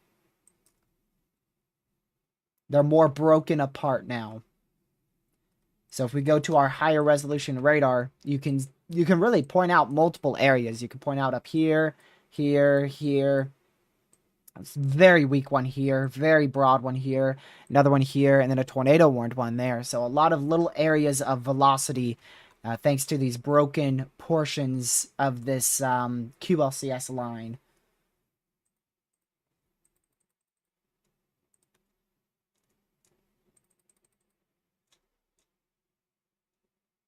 There we go. Welcome, Smokey. Thank you for tuning in as well. I appreciate everyone tuning in today. Getting into the afternoon hours here on the East Coast. Currently 12:49 p.m. Eastern Time. So we are getting into the more favorable time frame of severe weather now. And we should really get there towards around like 2, 3 p.m. is when it should get much more favorable, most likely. As those semi-discrete storms should really become more robust in eastern Texas. Yeah, the DFW is really over. You guys are, you still have heavy rain lightning, so, it'd be wise to not go outside, but your severe threat, really, you're not going to see much at all. Where is the DFW? It's like right in front of me. I'm 100% sure this is, yeah, there you go. Just wasn't showing up for some reason. Yeah, just heavy rain and frequent lightning remains the biggest issue there. Your strong tornado threat just simply didn't happen. It's pushed more east. All these storms are well to the southeast of Fort Worth, and then by the time they get up towards, aiming towards Fort Worth, they should move a little bit more eastward, so they'll actually end up in this area here, which is obviously east of Dallas and east of Fort Worth. But we'll have to see how strong they get. Right now, they're just tiny little rain showers, so as they move into the more favorable environment, we'll see if they can really grow upscale or not. Gracious, we have 220 people in here. I appreciate everyone being in here. Hopefully you all are having a great day. Hopefully you're all hyper weather aware as well. Make sure to have weather radio on. Make sure to have your phone fully turned up with the EAS alerts turned on, just so you can get multiple ways to receive watches and warnings today. There's a lot of uncertainty on how today may evolve. We know there's the chance for strong tornadoes, and of course the chance for widespread severe weather, but exactly when and exactly where, there is definitely some question marks revolving around that.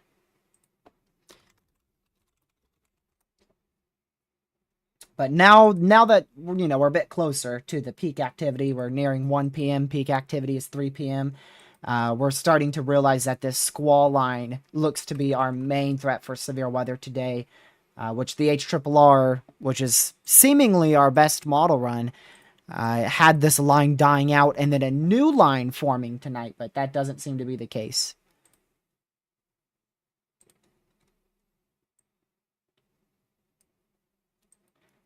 So Connor Croft is really in like downtown Fort Worth right now. He's literally in like downtown Fort Worth. He's booking it south, which is a good idea. You want to try to get away from this rain. So he's going to try to book it south. And then I would, if I was chasing, I would start booking it east like this.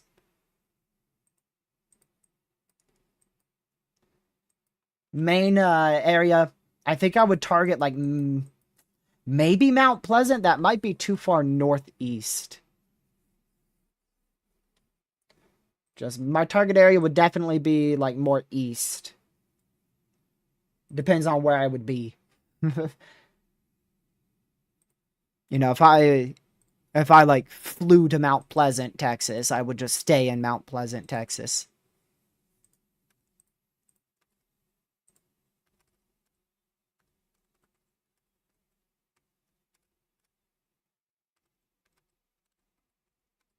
Yeah, the HRRR has these becoming an issue. We're getting a new HRRR right now, so hopefully that shows it being a less threat for severe weather. Oh, these storms can reach very high up. I'd say all of this is probably 30,000 plus feet. Yeah, most of these are 30 to 40,000 feet up. Most of them are 30 to 40,000 feet up. And our tornado warning storm in southeast Oklahoma, that's up to almost 50,000 feet up. They did tornado warn that other storm in other area of rotation I was talking about. So there you go. Just southwest of Warner in east central Oklahoma, now under a tornado warning. That was the other rotation I was pointing out. There's your beep. Tornado warning for northeastern McIntosh County in southeastern Oklahoma, McIntosh County in Oklahoma. So now up to 3 tornado warnings here.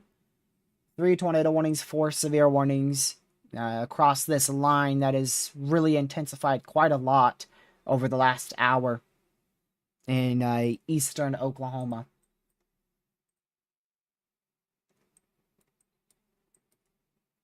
Prefrontal storms aren't doing much right now, but the fact that they are there is what's concerning. The fact that we have storms that have fired south of the most favorable environment and they're moving north into the most favorable environment is definitely concerning.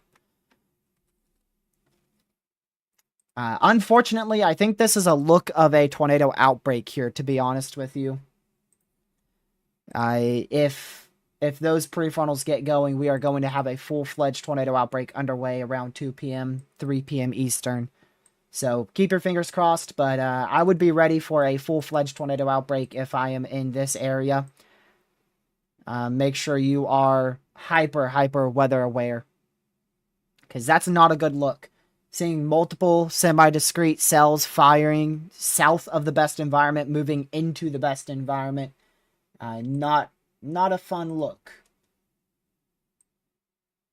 You can see them on satellite too. This is high definition satellite imagery here. Mesoscale satellite imagery. That's what it's called. Mesoscale floater. You can see this is our whole line back up in here. And then these are your prefrontal storms starting to get going right in here. I turn on radar. We can't turn on radar here. What we have to do is we have to click off of this, go localized. We'll go sub-regional. Then we can turn on radar. So there you go. That's a really good look. That is a really good look. So definitely looks like we could see a couple strong tornadoes as those storms move northward. We'll need to keep a very close eye on that. Main area that's going to set up over by a milestone is definitely northeast Texas. All the way from Crockett, Marlin, Temple, Texas, all the way up towards Sulphur Springs, Mount Pleasant, Texarkana. A little unsure on the strong tornado threat in southeast Oklahoma and southwest Arkansas. A lot more confident in a strong tornado threat east of Dallas. See that new HRRR, see if it... Yep, it sure does. So it has a full-fledged tornado outbreak happening at 3 p.m. Full tornado outbreak happening there. 3 p.m. You get multiple... Oh. Tornado warning for Central Pushmataha County in southeastern Oklahoma, Pushmataha County in Oklahoma. There's a new warning. 4 tornado warnings now. So yeah, we have 3 areas of rotation here in these 2 tornado warnings in southeast Oklahoma. But that's your simulated reflectivity, a possible outcome here in an hour. All those discrete supercells grow upscale, and we start to see multiple areas of rotation and potentially some strong tornadoes. The strongest tornado threat will be focused directly in front of that line. So if we go to our current radar, I don't want to use the HRRR for everything because I have a good feeling it's wrong in some sorts. Right in front of that line, that's where the best environment is. So if we get any good supercells to fire in that area, or these discrete storms move into that environment right over Athens in northeast Texas, that should be where we have the best chance for upscale supercell activity there.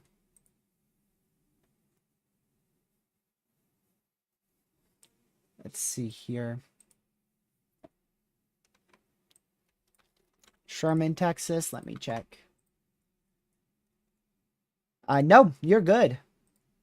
Yeah, you're good. You're actually already done. Our line was a lot faster than originally forecasted this morning. So the main area to watch for severe weather today, at least in our main risk area, it's going to be right in here. That's the main region to watch. Maybe not that far west. I did drop pretty dang far west. So if you're in like Fort Worth, you're actually good to go. If you're in Fort Worth, still some rain and thunder left over, but no severe weather. And then we have a second risk area back up towards St. Louis, southwest of Indianapolis.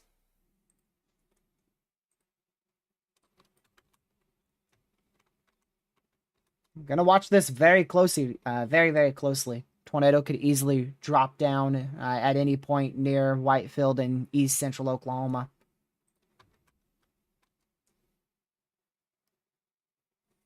Tyler, Texas, yeah. I would be watching things very closely. I don't like the word concerned much because, concerned means, in my opinion, that's where you're like starting to panic. So I would be hyper weather aware is what I try to say. Hyper weather aware in Tyler, Texas. We've got a lot of storms firing here, and they're going to move around Tyler, Texas, and they could produce strong tornadoes. Somewhere in this orange area is the best chance for a strong tornado. This whole orange area is where we have the chance for a strong tornado, and I'm pretty confident at least somebody in here is going to end up under the gun for a strong tornado here towards like 3 p.m. Eastern, about 2 hours from now. I'm very confident we'll have a good, strong tornado threat.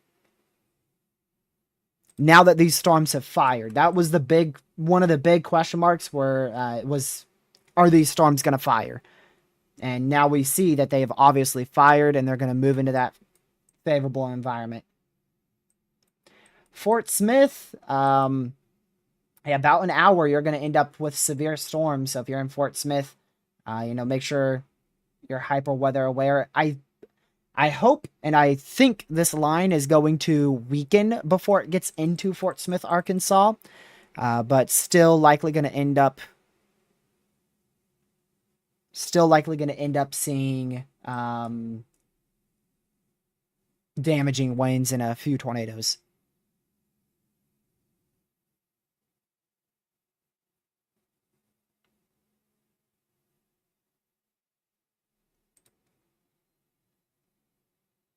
Let's see.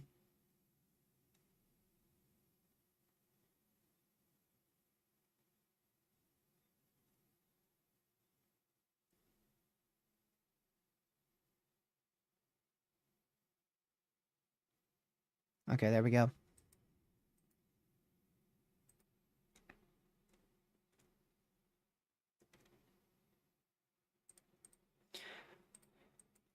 All right. Yeah, tornadoes are definitely possible in Waco, Texas.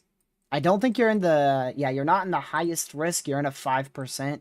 So, tornadic storms should fire around Waco. It looks like we might be seeing some storms fire to your west and some to your east at the moment.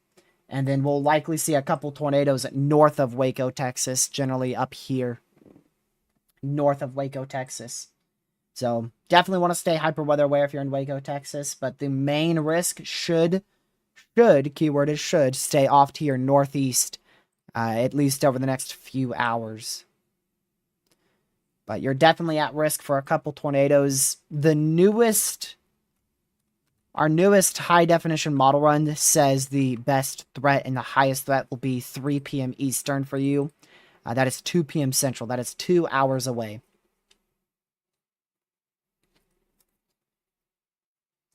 So definitely want to stay weather aware.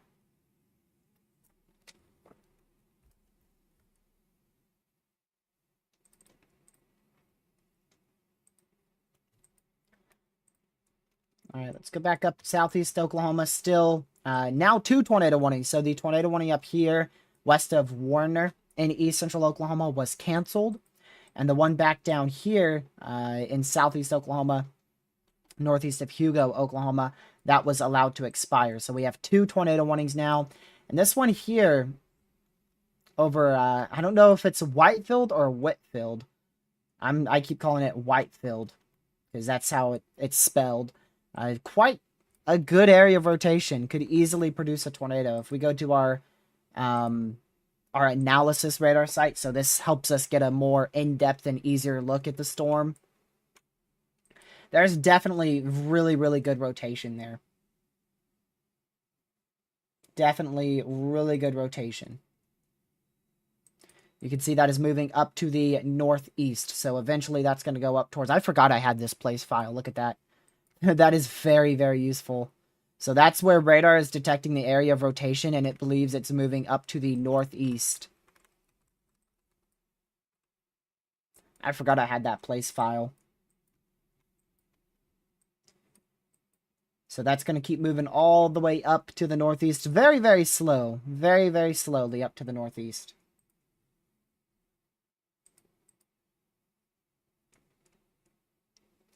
The heck is this? Little tracks. I forgot I had all these all these place files here in GR2. There's a bunch of information on the storm.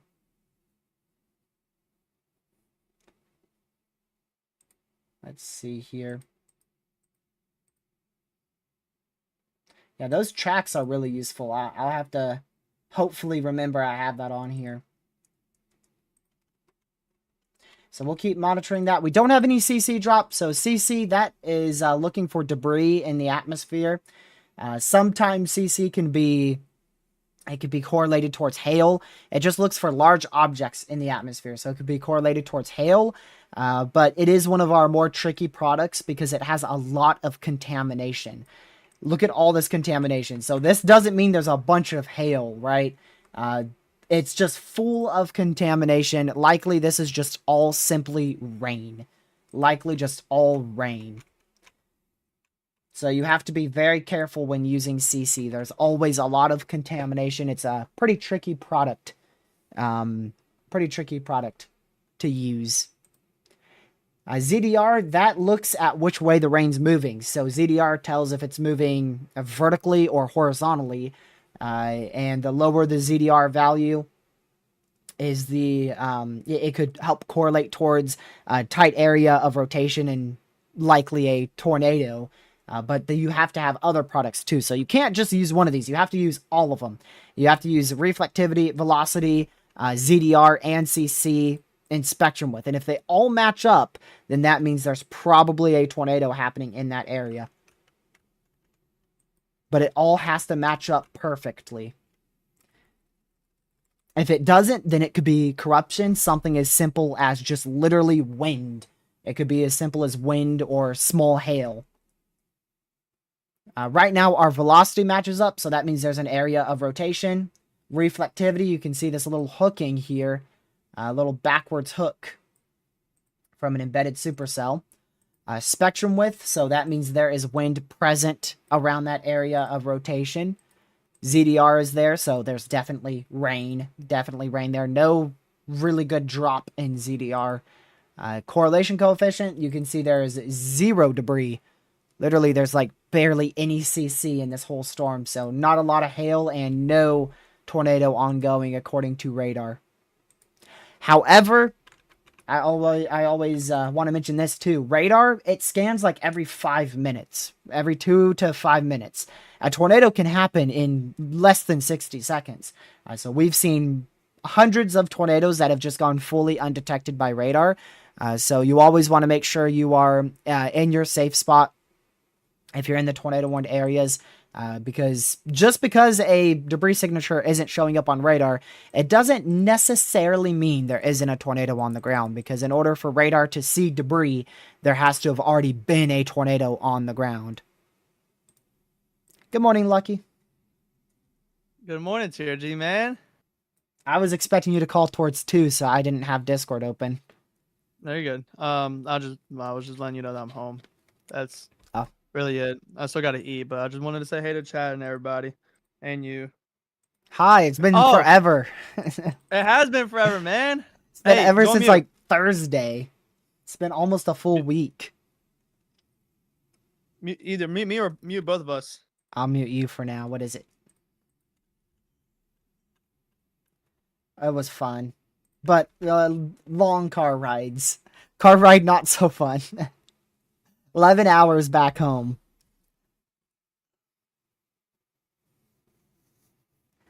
Yeah, I did. I gotta be honest, I did. I did.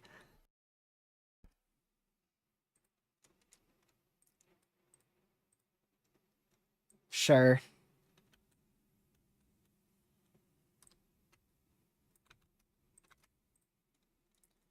Let's see. Oh my goodness.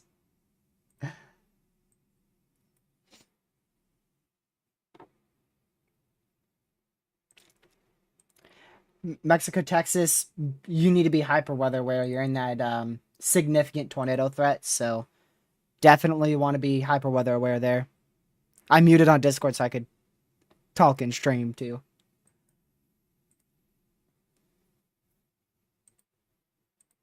Yep. I haven't talked to Lucky in Discord in like almost a week. And then he hasn't been in stream. So you guys haven't heard him in almost like 2 weeks. It's been a long time.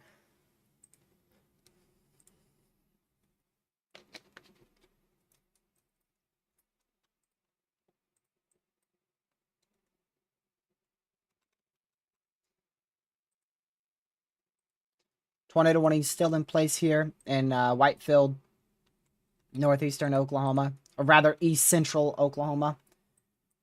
Still a good area of rotation there. Also, another tour possible severe issued, so that just got issued for Gore, Panama, out here in east central Oklahoma.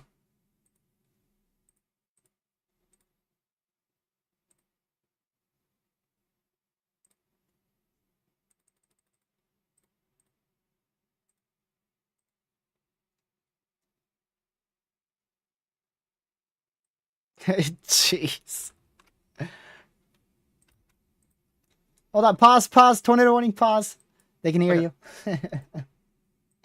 Richardson, Texas. Yeah, you're.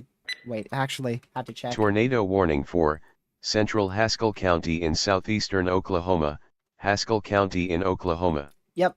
Just stay indoors. Still, there's heavy rain, some lightning around you, but no severe weather. It should stay off to your east. All right, continue, Lucky. You're muted. Yeah, you're muted.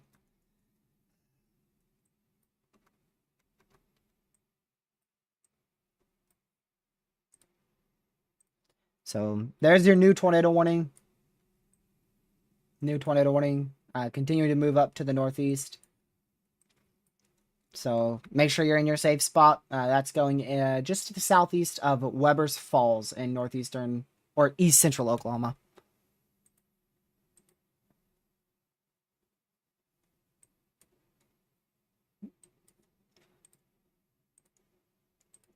Let me go back over to here. What did you miss? A lot of tornado warnings so far. I think we're up to like about 10 overall today. A bunch of severe warnings. But you've made it for the main event. Main event starts at about 3. 3 Eastern. We have a lot of prefrontal storms forming that I'm quite worried about. Going up towards Tyler and Athens, Texas. No being distracted, Lucky.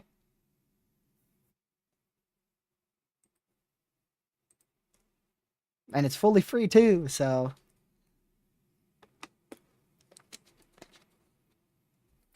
Yeah, so that way it's very, very easy to implement on streaming. Very easy.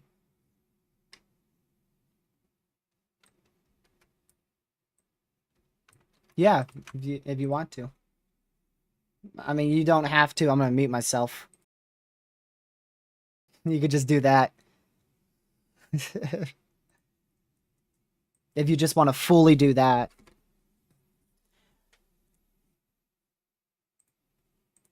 Barrel, Texas. Yeah, you need to be weather aware. We should get a tornado watch there pretty soon. Probably in maybe 2 hours or so or something. So definitely be weather aware. I actually didn't see his thumbnail. I have his stream up, but I didn't see his thumbnail. What is it?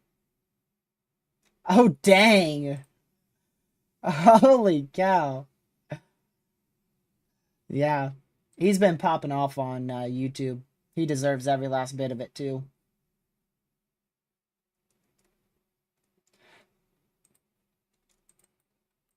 He's fully dedicated. Like in 36 hours, he went from West Texas to Minnesota. The one in Minnesota was a bust, and then all the way back down to Texas. And now he traveled even more east, all the way into Dallas. He did all that in 48 hours. I mean, he really, like, I think he got a little sleep last night, all by car, all by car. He got a little sleep last night. He stopped, I think he got a hotel probably near Fort Worth. So he slept a little bit this morning / last night, but I mean, he was up for like 36 hours straight.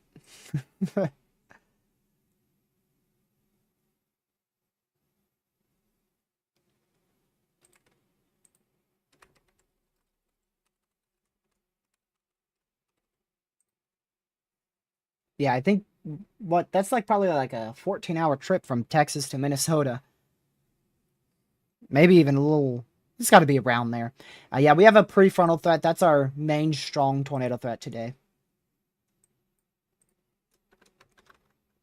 But we could still get tornadoes embedded inside of this QLCS, so that's why we're still live here. I don't think I'm going to be going anywhere today either. I mean, I'm probably going to be live through much of the day today. Man, I bet I missed our milestone, chat. I bet I missed it. Since we had a lot of people today. Yep, we blew right past it. Got 30 subscribers.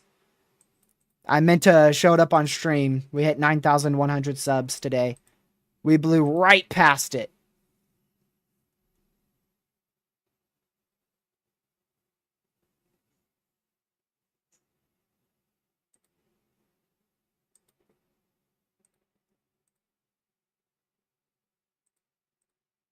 Holy moly. That's insane.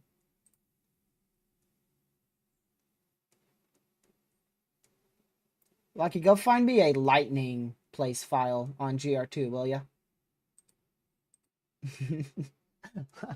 Lucky's probably like, how do I do that? Where's that at? I have a lot of place files. The SBC day 1 outlook is broken for me.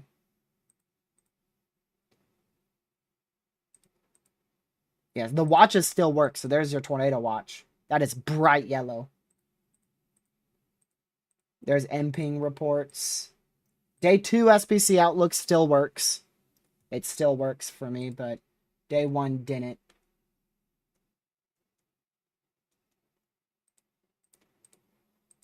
Then we have the place file tracks here.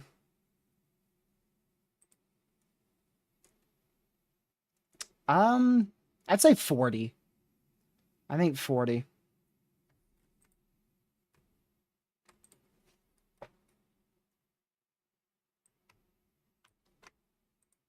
Alright, see if I can get a place file here, chat. I forgot, I haven't done this in so long. Okay, it's down here. Hey, let's go! W Lucky. Actually, you know what? Give me 20 minutes because holy crap, that's way too much lightning. Jeez. That is way too much lightning. I don't think it's animated. Nope. That's why I want 20 minutes. There we go. Much better. Now I have that. Is there any SBC outlooks you have there? I haven't gotten any day 1. All the day 1s are corrupted for some reason on my end. I just deleted it, so we'll see. Oh, well, yeah, there it is. There you go. Yay, I got the day 1 outlook back. Let's go. Is there probabilities for day 1? Yeah, gimme. Yeah.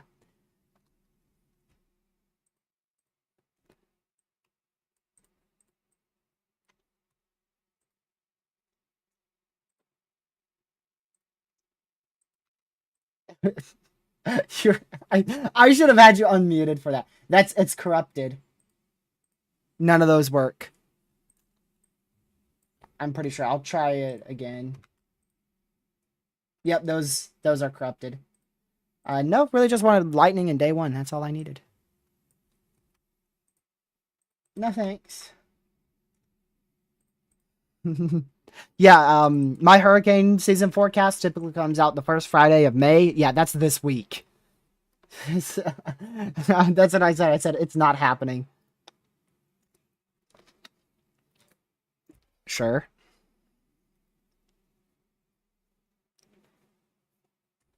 Fridays. I like to do Fridays. I was thinking like late May.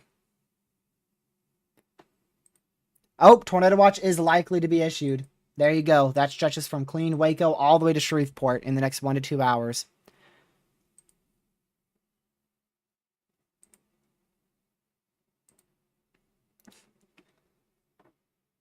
I don't know. When does NOAA do theirs?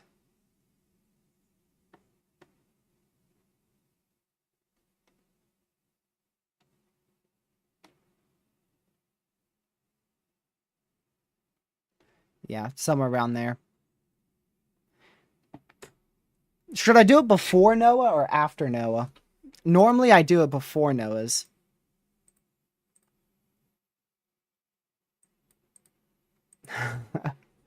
So that watch will be issued in the next 1 to 2 hours. All severe hazards are possible, including the potential for prefrontal supercells. A few tornadoes, a couple of which could be strong. Damaging winds and hail are all expected.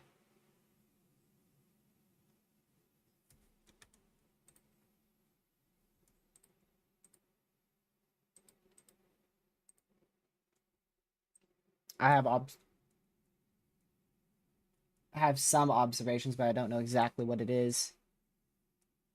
The main things I use on here is really I don't really use that many place files, honestly.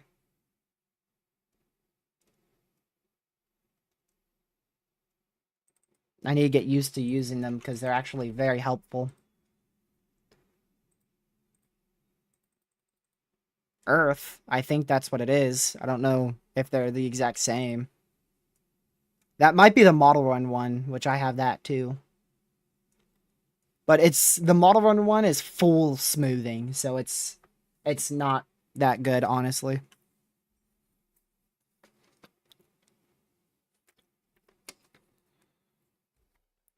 What do I have to open during the streams, like storm reports and what else?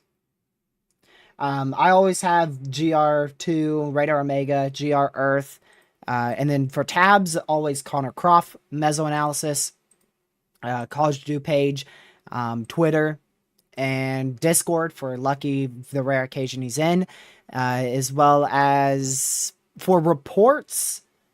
I guess X is really my main report one.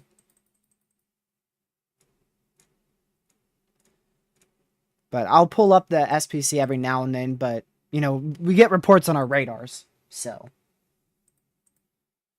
Very weird wording on the watch. Listen to this. Supercells ahead of the line. Wait, hold on. Supercells are expected ahead of the oozing line of convection. Oozing.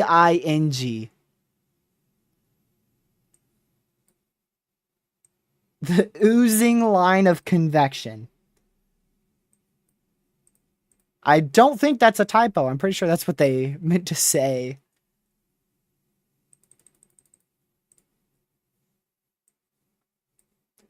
Oozing line of convection through the afternoon.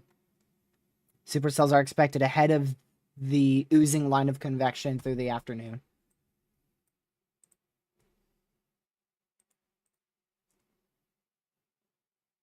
What'd you send me there, Lucky?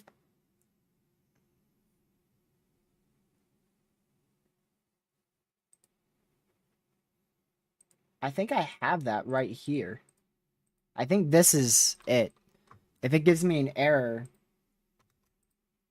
Oh, it didn't give me an error.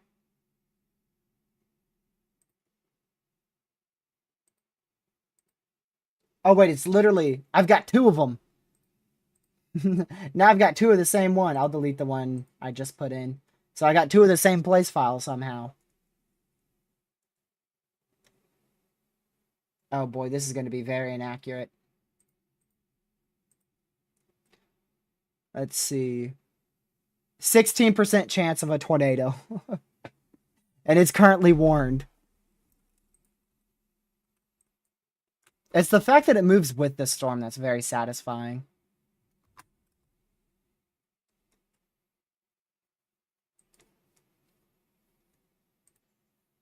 I'm going to go get the Dallas radar site open here, since we're kind of getting close to Dallas in terms of severe storms.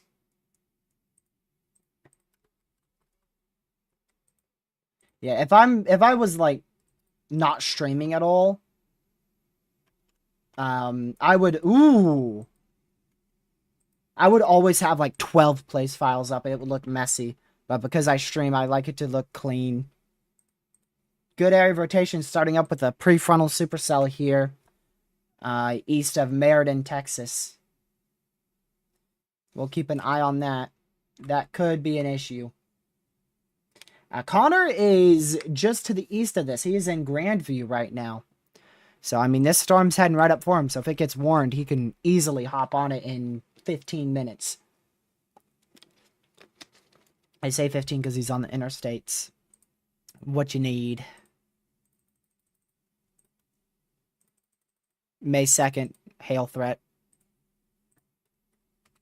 Today, also. But it doesn't look like much today. Marginals on the coastline, but we could still get some strong storms tonight, like 6 o'clock. But Friday doesn't look that bad. If the thing is, it fires late, so no good risks. But May 2nd, isolated, discrete supercells, mainly hail. Yeah, lower level wind shear, looking at about 50.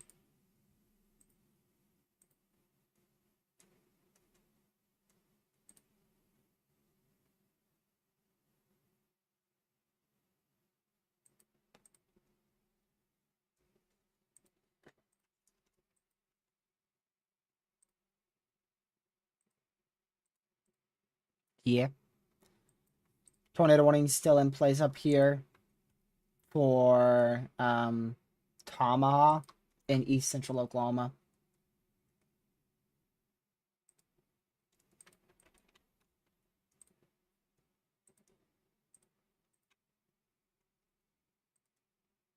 Yeah. Another area of rotation here along the actual line, embedded supercell there. That is north of Morgan, so a few storms starting up here in Texas, but none of them are, at the moment, imminently concerning. You think these prefrontal supercells are gonna boom or bust, Lucky?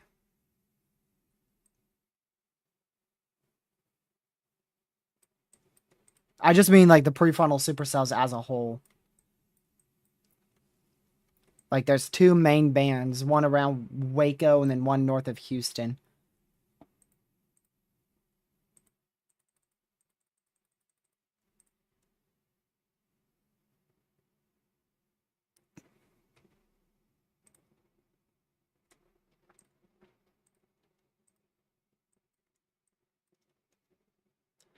They just extended that slight risk. Whoa, Lucky. They just extended the day 2 slight risk even more. That thing is huge. It is huge. The slight risk is from northwest Ohio into western New York, into central Pennsylvania, into West Virginia, all the way down to southwest Texas, or rather southeast Texas. And there's another slight risk. They just added a new one that is in southwest Oklahoma and north central Texas. It's a huge slight risk tomorrow. Biggest issue by far is damaging winds. I don't think we're going to see an enhanced risk tomorrow because confidence on exactly where thunderstorms will be the strongest is extremely low. Very low confidence on exactly where thunderstorms will fire tomorrow.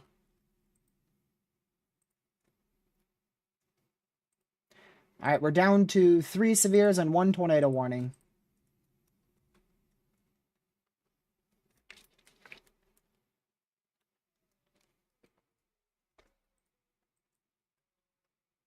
Oh, I saw that. Yeah, I saw that. Now 2 severes and 1 tornado warning.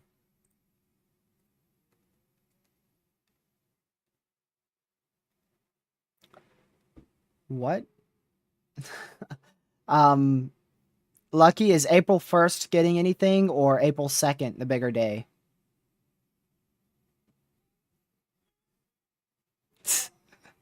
That's what Marcus said.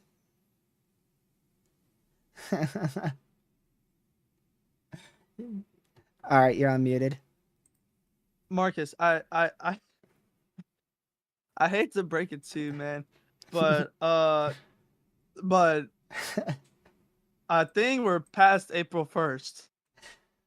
But it's we're like isn't tomorrow Good. May? No, wait, is it? Oh, 30 no, days no. in April, right? Yep. Tomorrow's Yep, literally tomorrow's May. May. Tomorrow is Y'all, literally May. we're starting May off strong. Lucky weather Huge stream. slight risk tomorrow. I Lucky mean, weather stream shoot. tomorrow. If you got a lot of time, Lucky, you could end up really streaming a lot tomorrow. It's Yeah, a I mean, I huge don't have risk. work. It's just not a. It's not a. It's a huge risk, but not a. I'll rephrase it. It's a large risk, but not a like high end risk. Yeah. It's large in terms of size, but not in strength. Like it's a slight. All right. All right, you can mute me now real quick, just so I can tell you something. Go ahead.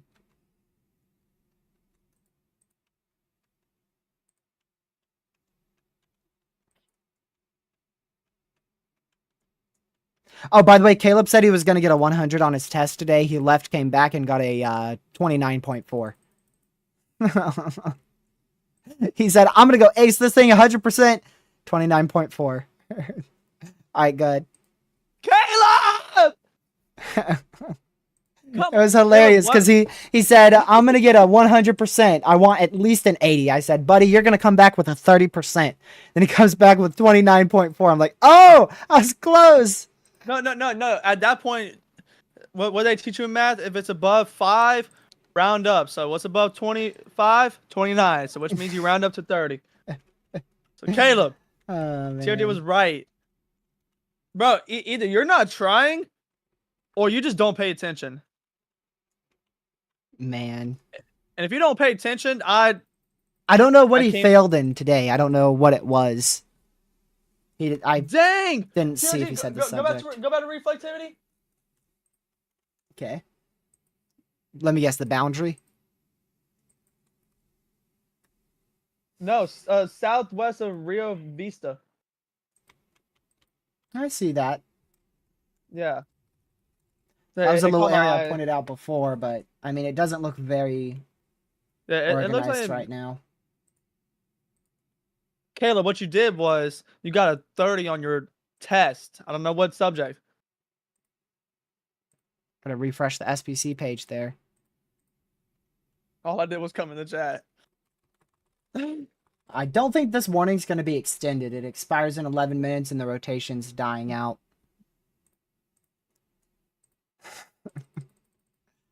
I wonder if he can hear us. Wait, Caleb. Yeah, right? Ask him what subject. Wait, what subject test was it? If it's history, I understand. I hate that with that. Buddy, I didn't get it. I'm sure there's textual evidence of that. He said 29.4. I think Caleb, you could. What subject? Pretty sure you could just go to his. I'd see. I got 29.4. There you go. If you round, hey, you round in math, right? So 29.4, round that down to 29. Math, really, dude. Dude. Oh! Wait, what grade is this dude in? Wait, hold on. What grade is he in? I think he's in 10th. I want to say 10th. I'm not for sure. Caleb, what math was it? Like What was the topic about? Like polynomials, all that good stuff. Definitely not good, but it's a pain in the bootay, especially if you don't pay attention. But I study, and you still got a 29.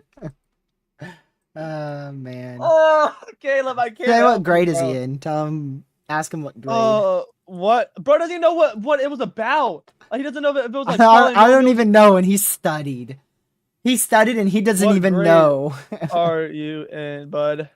I see that tiny little area of rotation, Cody, but it's like nothing. This dude, bro. I can't help him. It's already dying I out. can't I can't help him. Math with letters in it. Ah, you had exponents. Ah, okay. Oh my. Oh, this dude's gonna be. Oh, I'm gonna say. Oh, hold up. What's my next message? Dude, so he's Buddy, in ninth. I was close. He's gonna be cooked in 11th grade.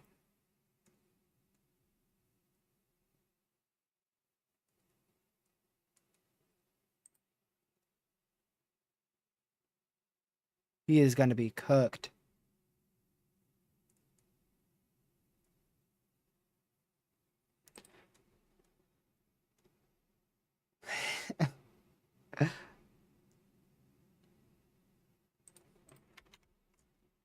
Still trust gonna me, keep it an eye ain't. on these prefrontals. It's still rotating pretty good. I'm gonna go to this. There we go.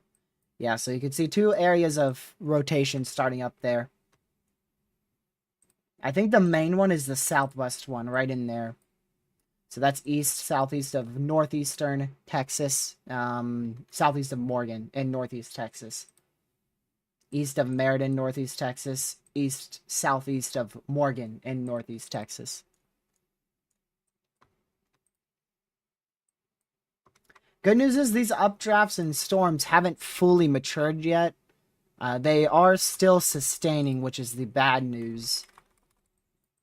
So we'll see if those can really get going or not. Upgraded severe out here for Broken Bow, southeast Oklahoma. They've upgraded that to a Tor possible severe here. I don't see any very concerning areas of rotation, so in 8 minutes we should be tornado warningless. Have mesoanalysis pulled up. Let me pull that over here.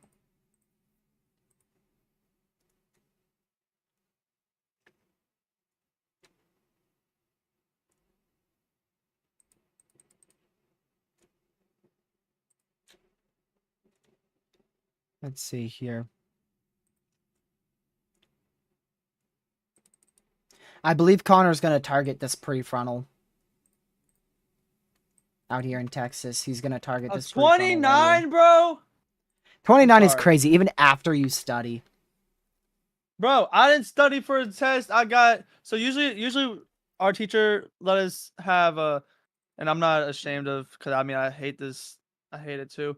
But anyways, we had a test, and usually we'll have, usually it's open notes. Usually we'll get open notes, and usually I'll get like 80s, 90s. You would think I'll get a 100, but there's still some questions that are confusing. But this one, she was like, "All right, guys, no notes." I was like, "Are you serious?" I was like, "You know what? I got this." I looked at the test. It looked so easy. Look on Power School, which is this thing we use to look at grades. 55. I was like, "Dang, maybe it wasn't that easy."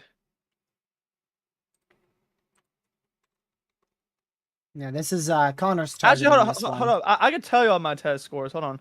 So he's like, oh, he just got a good bolt. That was a purple bolt right there. Here, I'll let y'all see that. I can show TRG my Any, mini, miny, mo. Good. Just watch on the right side, right there. It's Connor Crop's feed. Boom. Looked purple. Now I can't tell. I have to slow-mo it. It was definitely lightning. Can't tell you if it was purple or normal or not. All right.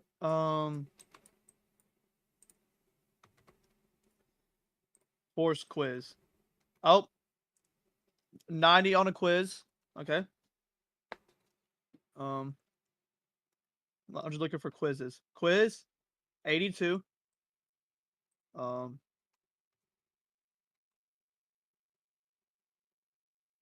we've only had 2 quizzes. That's so BS. Language. Sorry. My bad. My bad, guys. I always I think got a I'm muted. timeout lucky. Okay. Wait, no. Please tell me you didn't do it. No. Actually, you know what? Go ahead, because don't I already have one timeout? Let me see. Yep, one deleted message. So might as well. You're lucky Caleb didn't hear that. Is it? Yeah, right. It is censored. Oh, And no, Ben, you're there's a unmodded. game. No, there's a game called that, and you know what it's called? Banana Split. Bro. So that's what I said. Oh, man. That's what I said. So I'm not in trouble. That means banana split. At least when I say it. How about that? Anybody else says it? 24-hour timeout. Dude, my initials are not saying it. Man. Well, that's your fault, Ben. Get different initials. I don't know what else to tell you. See, no. I wasn't even saying banana split. I was saying Ben's initials. Bro. See? See? Man.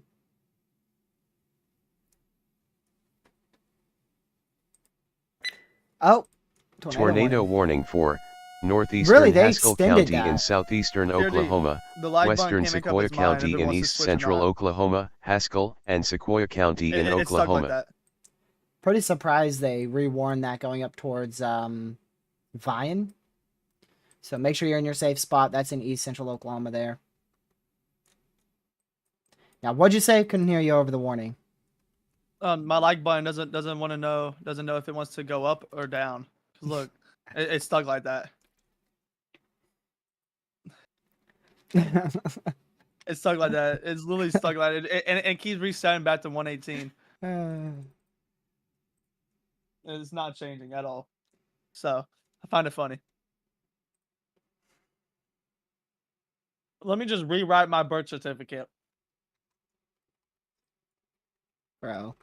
But lucky it's always down. What is that supposed to mean? Oops.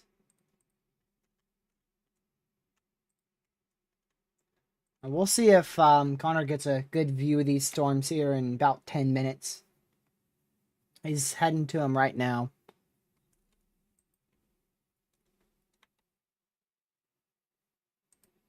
All right, me go on mute, and Finish eating. yeah, and then I'm gonna Probably gonna go unmute get it. more food. Oh. I can't. I'm not going back to the pizza. And you're probably gonna go to sleep. Nah, I did that yesterday. Yeah, all day. Goodbye. By When are you gonna be back? 2:15. Yeah. Knew it. Oh yeah. He's getting thirds for sure. He already got seconds. He's going for thirds for sure. Also, another area of rotation right here. I am near Whitney in northeast Texas.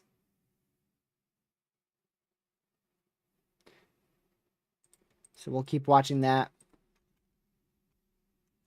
Few weak areas. This area was a little strong for like...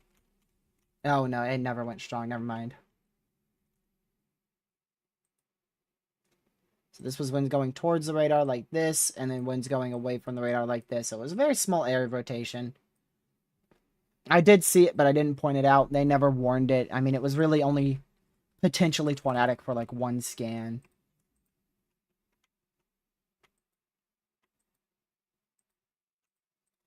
So these storms are already growing upscale and attempting to rotate already here around the Hillsborough area and northeastern Texas. Next, it's going to be these storms that attempt to rotate here still probably a good solid hour from those storms really rotating. Like I said earlier, looking at peak activity from 3 to 6 p.m. Eastern, late this afternoon into the early evening.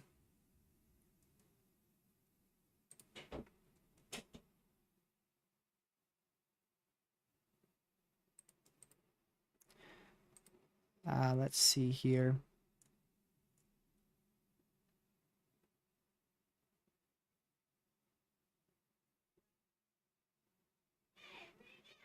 Okay. I was just quickly looking at something. So now back down to one tornado warning. Looks like a new area has formed on that newest frame. So the tornado warning was for this area here. This weak area, very broad area moving northeast. But it looks like a new region has formed right in here. Going up towards McKee in northeastern Oklahoma here. But still east central Oklahoma. See some green popping in there on NROT. Which basically NROT takes the inbound, outbound winds, puts it into one product. Hail threat not with these. Well, I know they removed the hail threat. I mean, it's a very clustered mode. It's difficult for these storms to produce a large hail with the clustered mode that they are.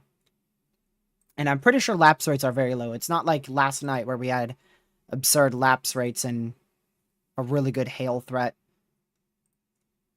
Yep, there you go. That's a dead giveaway right there. Lower level lapse rates at 5.5. You are not going to be getting much of a hail threat today.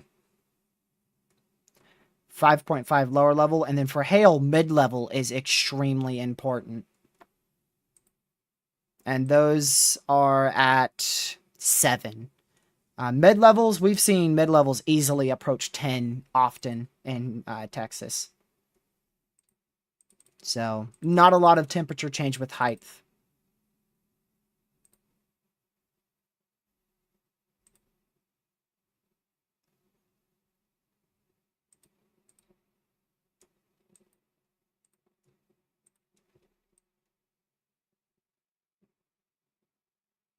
Tomorrow's main threat looks to be overnight all over Oklahoma.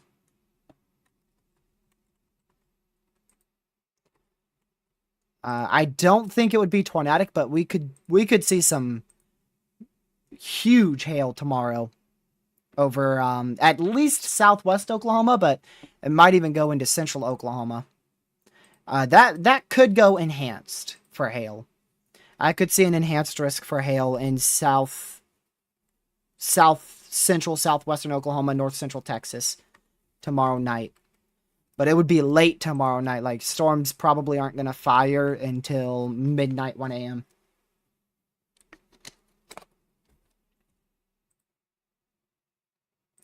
So this tornado warning we're looking at here in east central Oklahoma from McKee, Oklahoma. Getting a little area of rotation, starting to tighten up here. It doesn't look that crazy, but you know, we'll monitor it, keep an eye on it. See if it tightens up at all. Another area starting to increase with very weak rotation back out here towards Keota. Just to the southwest of Tucker in east central Oklahoma. Very weak rotation there. Not imminent at this moment. Maybe another area trying to spark up down here, but that's very weak, very broad.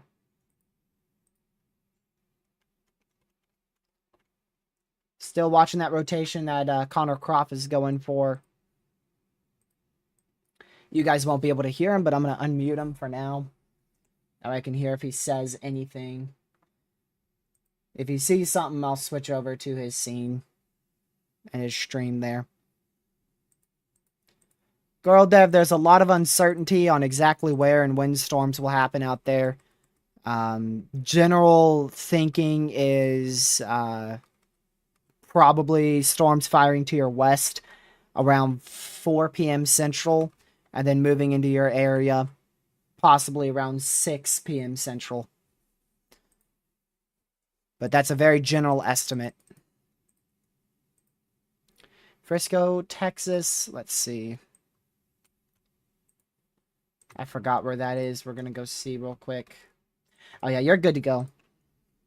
You're actually good. Storms have moved off to your east. You're good to go.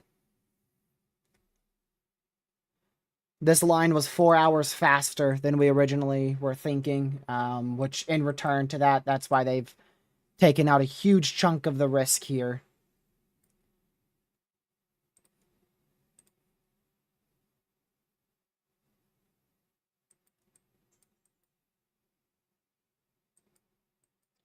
But we could get additional development back out here. We're going to get additional development out here, mainly hail and wind, no tornado threat.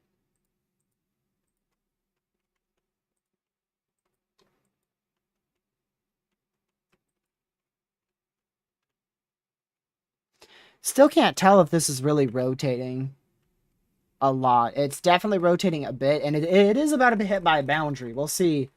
We'll see how that goes. It is about to be hit by this boundary / cold front here. In my opinion, it's probably going to go and become a lot weaker on the opposite side of that boundary. I feel like when it gets hit by that boundary, it's going to weaken.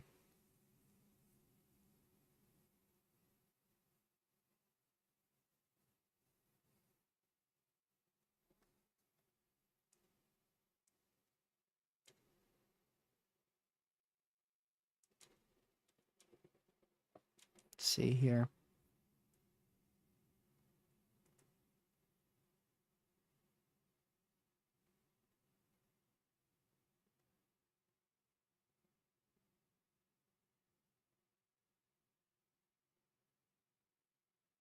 Okay.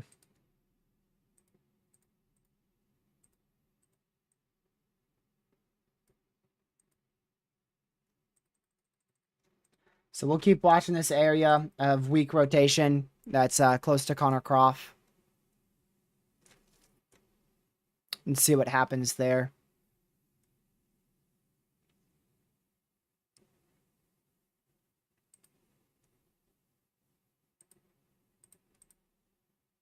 Let's see.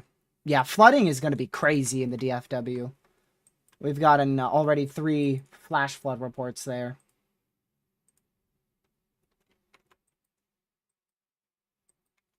Another good area of rotation trying to spark up in our tornado warning. This is like the 4th area of rotation that is recycled out of this storm. It is still going up towards McKee in east central Oklahoma.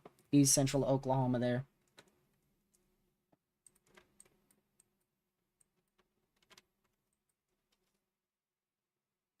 We're back up to 4 severe thunderstorm warnings and still at 1 tornado warning here.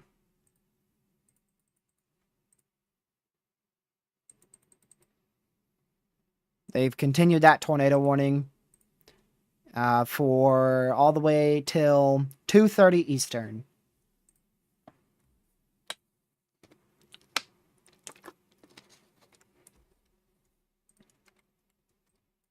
This looks very weird.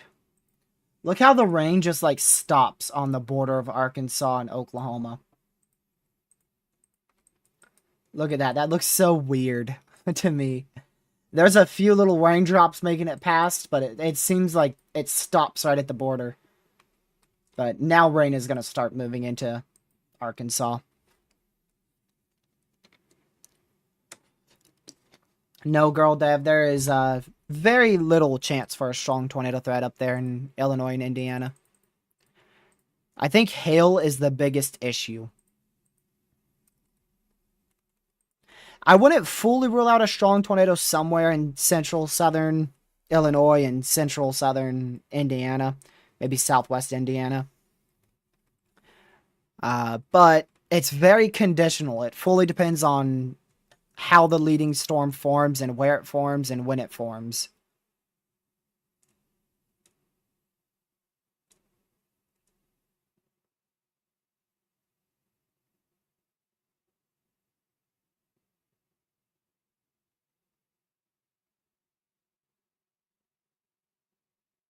See here.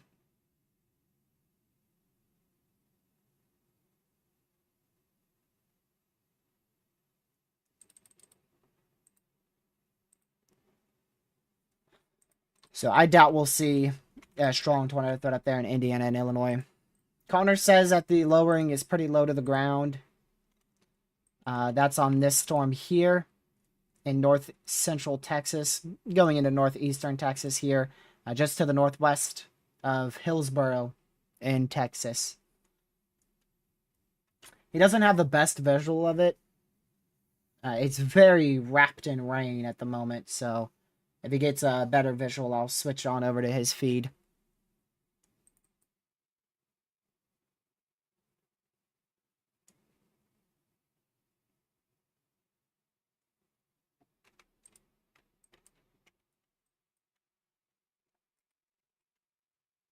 Let's see.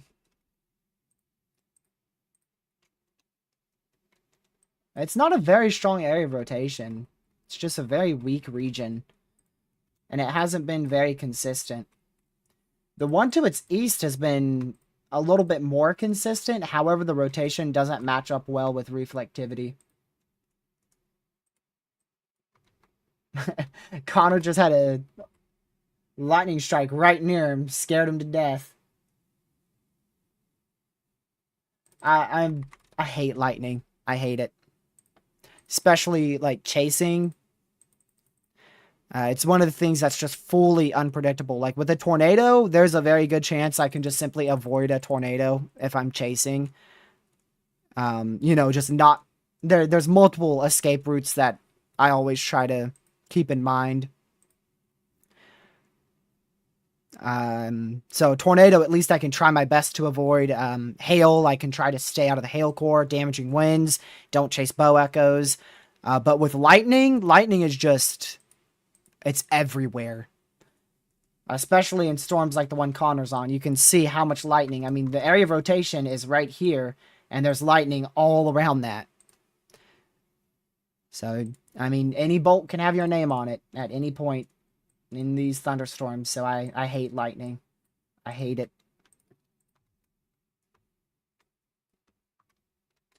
A pretty strong area of rotation trying to form here, just to the southwest of Vian in east central Oklahoma. If that attaches, it could be a strong area of rotation, but right now, it is not attached. You can see the gray pixels in between the red and green, so that is not a good area of rotation at the moment. It's not gate to gate. It's not very tight.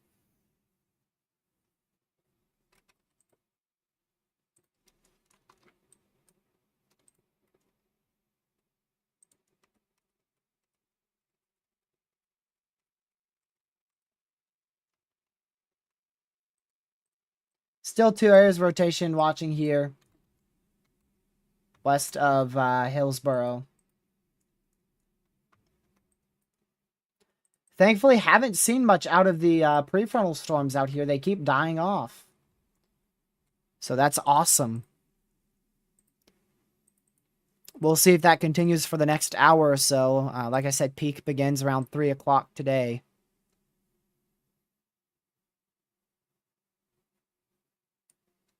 That's about an hour from now.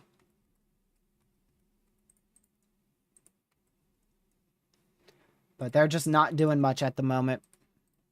We should get a new tornado watch pretty soon. Out here in this yellow highlighted area.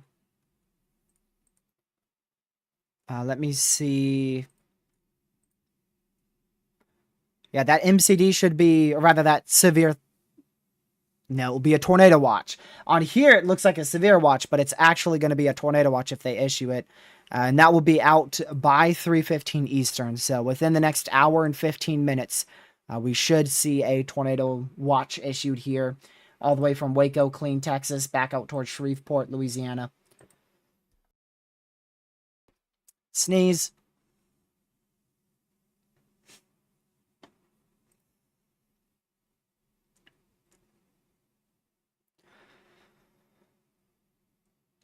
Let's see here.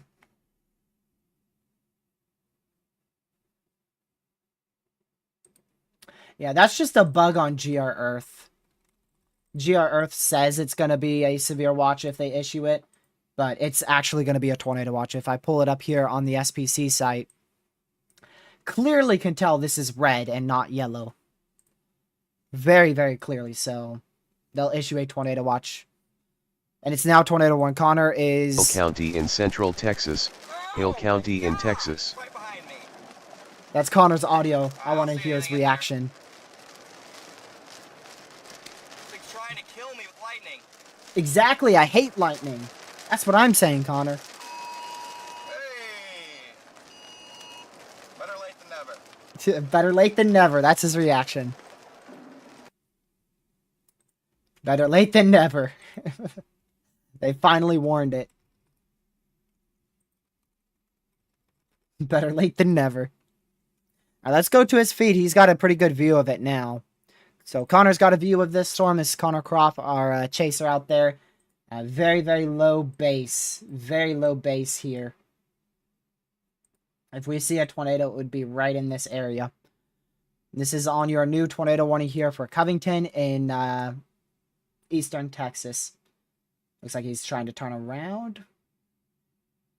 Gotta run. Gotta run. You don't want to get behind it. You need to stay right in the inflow notch of this storm.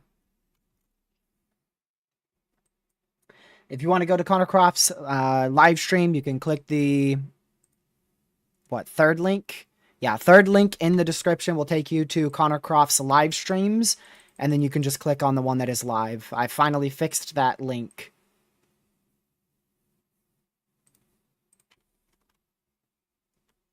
Yeah, that rotation is ramping up on the newest scan, so makes sense why they tornado warned it now. Starting to ramp up on both of those on the newest scan.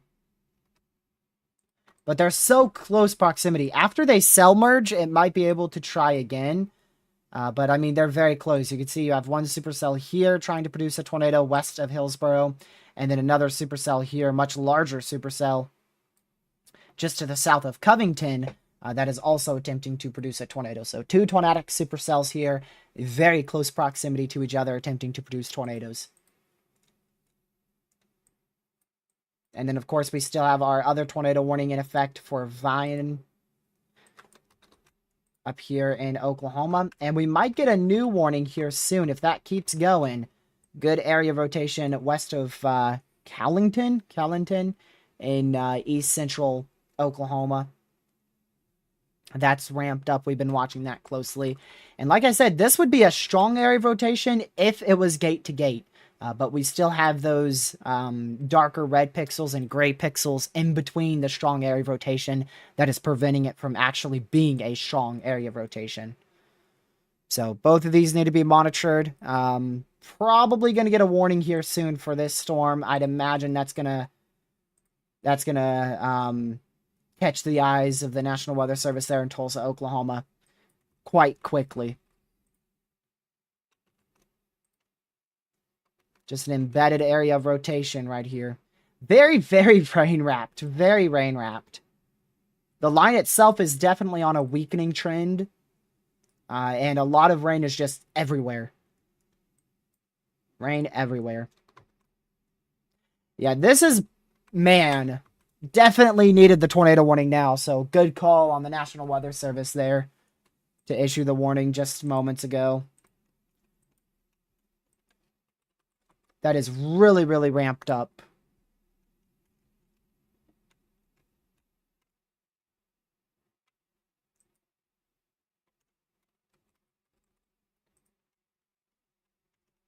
All right, Connor's going south. We're going to go to his full feed here. Because he's booking it south now. He had to go north because he couldn't tell where the tornado was. So now he's booking it south into the inflow notch. So he's just north of where the area of rotation is. Bad cell reception there.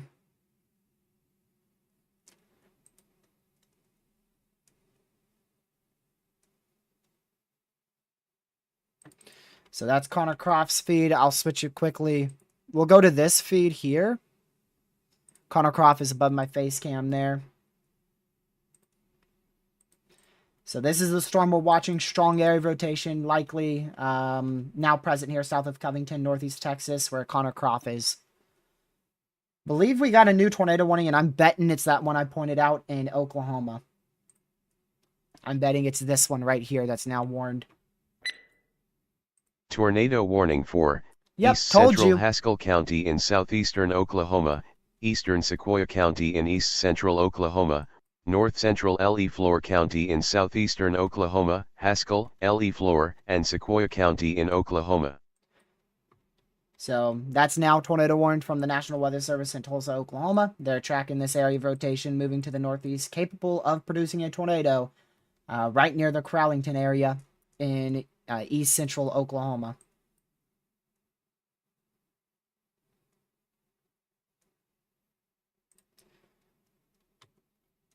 So still a good area of rotation in here. Hard to say how strong it is. Likely probably dying out now. It just got hit by that cell merge, so it had a few seconds there where it could have produced a tornado just south of just southeast of Blankton. Yep, just southeast of Blankton, but now it's getting hit by that cell merge.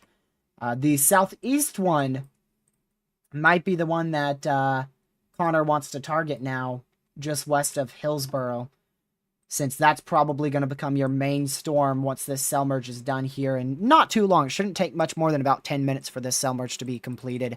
It's not a very wild cell merge or anything like that. New tornado watch issued till 9 p.m. Eastern time. That includes Shreveport, Louisiana, all the way back to Waco and Killeen, Texas. I'm guessing this is the same probability, 60-40. Oh, 70-50. They have actually upped tornado probabilities on this new tornado watch. That is actually higher probabilities. So the last one, this one here in Texarkana, is 60-40. The newest one is 70-50. That is a high threat, a high probability tornado watch. That is a high probability tornado watch. A 70% is a high probability tornado watch. So there is a high threat for 2 or more tornadoes inside that watch area now, from Shreveport, Louisiana, back towards Waco and Killeen, Texas.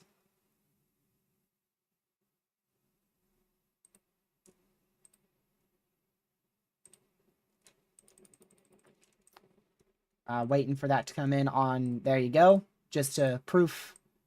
There you go, 70-50. That is a high threat for 2 or more tornadoes. 70% chance that we see 2 or more tornadoes. And then a 50% chance one of those is strong. So likely to see a few tornadoes, 1 or 2 strong today. We'll see how this cell merge goes here, but I imagine this is going to try to be tornadic again. It is still tornadic, but it's weakening, and it will likely continue to be tornadic and try to re-intensify here in the next 10 minutes or so as it completes that cell merge.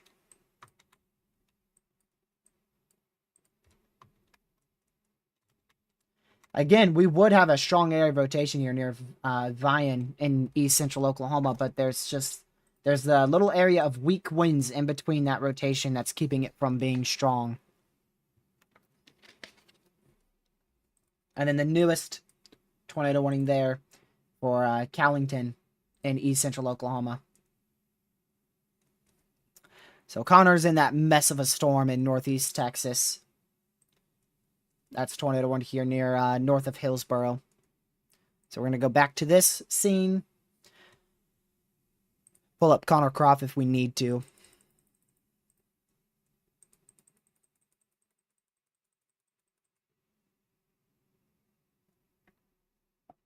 Let's see here.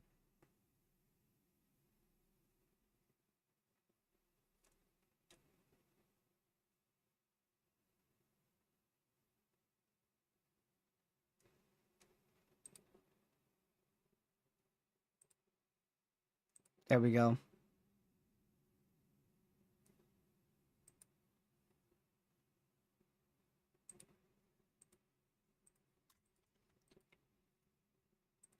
So still a tornado warning for this cell that Connor is on, north of Hillsboro, northeast Texas.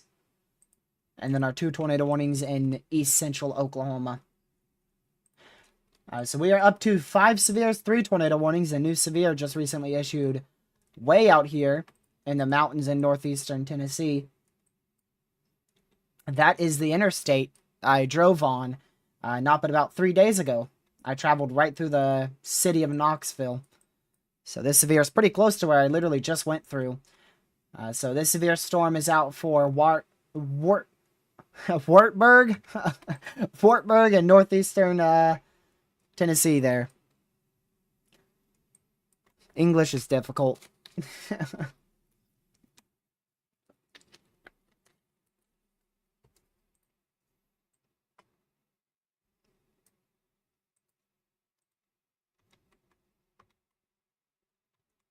So this could ramp up very quickly here.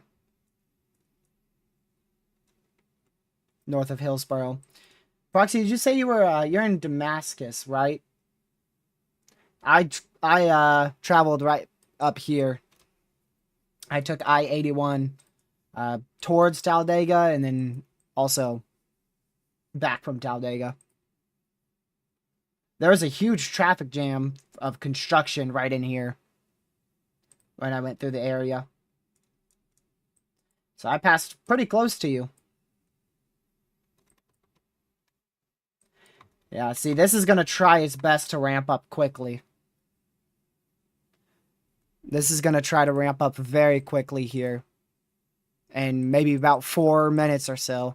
But it is about to be hit by the boundary, and I don't know what that's going to do.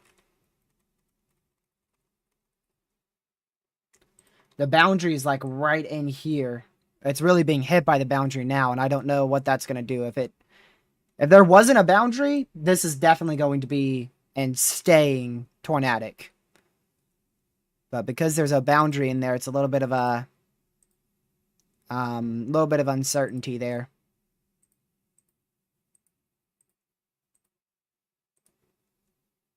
On exactly what will happen. I haven't seen any definitive CCs or any reports of tornadoes today. I don't think we've had any tornadoes yet. We've had plenty of warnings, but I don't think we've had any tornadoes. Lucky's going to try to jump scare me in the next 5 minutes here. He's supposed to be back at 2:15 Eastern. That's 3 minutes.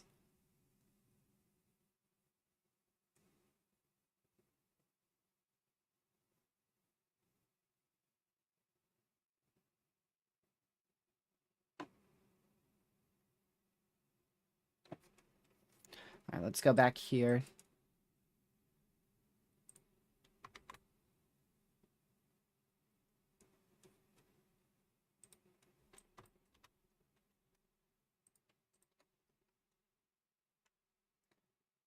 Yeah, so it just crossed the boundary. I don't know what that's going to do. I'm going to try my best to not get jump scared by Lucky. I'm going to unmute desktop audio so you guys can get scared by him too. Unmute desktop audio. There you go.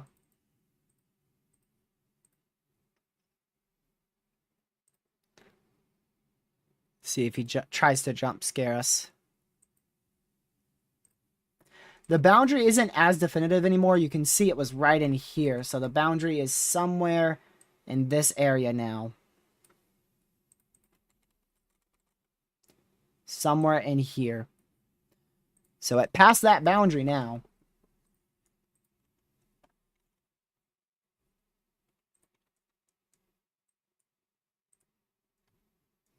No prefrontals have survived out in this area here.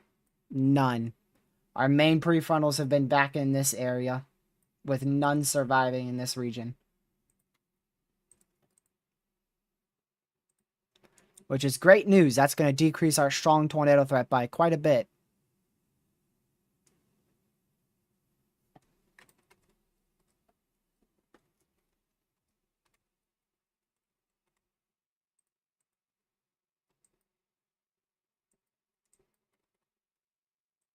Yeah, so Dallas stayed 1 county away from a tornado watch today. Dallas was 1 county away from 2 different tornado watches today.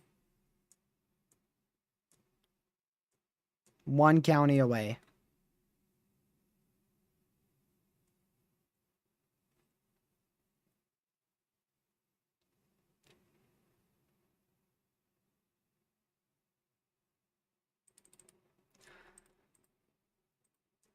see. And most things should start dying out by about 6 Eastern.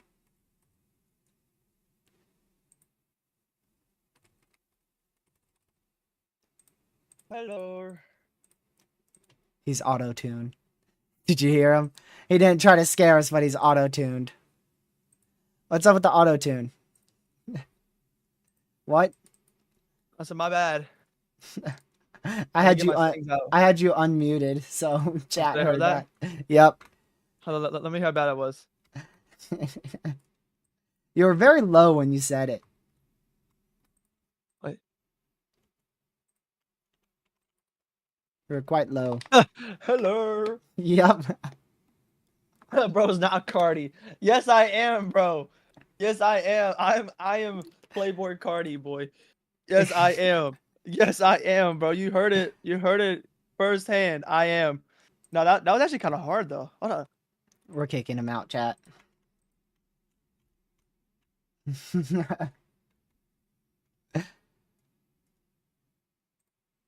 See, 5 severe warnings, 3 tornado warnings.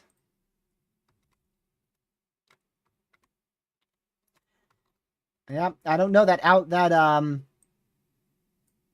outflow boundary might have actually made this storm go outflow dominant. Because it triggered more thunderstorms to fire on the southern end too. It's just a mess. Just a mess. Messy, very messy risk.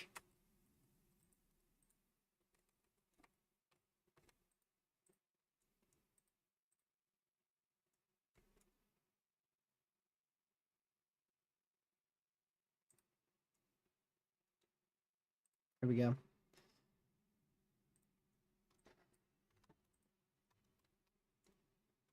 I don't think we ever got a watch extension up here. I mean, we got a 1 county watch extension if that counts. But they allow that MCD to expire, so they haven't issued any tornado watch or severe watch or large expansion up here yet.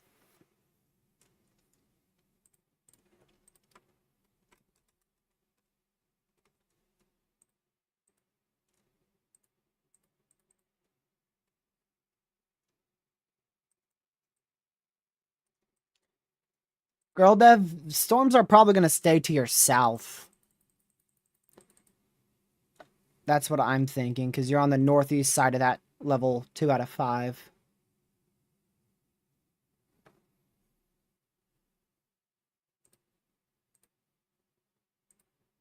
Bro.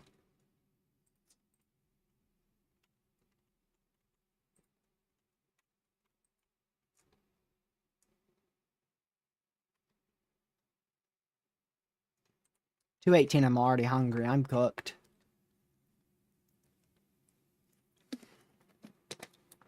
I don't eat till like 5. Yep, Springfield, Missouri? If you're talking about Springfield, Missouri, that's probably going to be about another, I'd say, almost 2 hours from now before rain gets to you. Around 4 Eastern, 3 p.m. Central.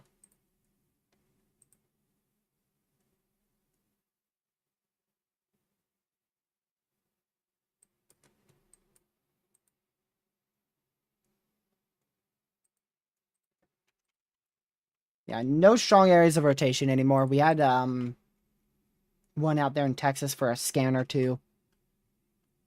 And this one just never connected, so these are both very weak, very broad. Still watching that area that Connor's chasing here in Carl's corner. You could see we had literally 1 scan of strong rotation right in here, right on the hook. Then it instantly got a cell merge and died out. And now it hit the outflow boundary, so there's just a mess of storms hitting it.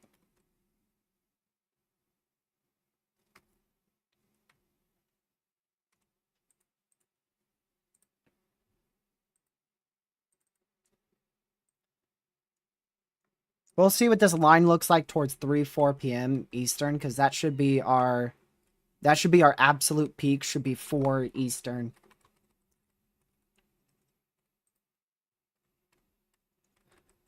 We should see more supercells fire further south too when this line gets towards Waco, so there could be some tornado risk back out in Waco later on tonight. That will be close to 7 Eastern. Lucky, are you working on it, or are you still eating?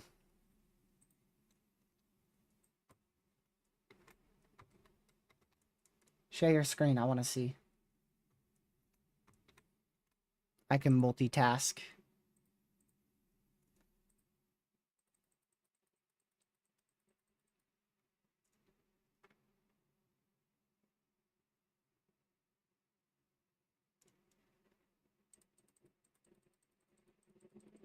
Okay. So still a tornado warning there. That counter is on. Doesn't look too impressive anymore, but it definitely could ramp up again. I already have. And then these 2 areas we're still going to watch. Around the Marble City area.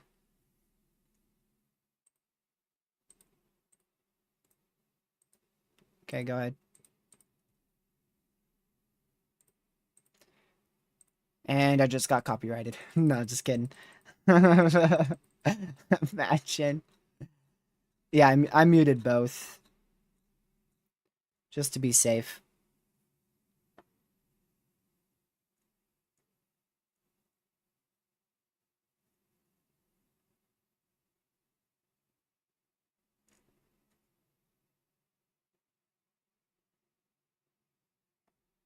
Okay. Yep.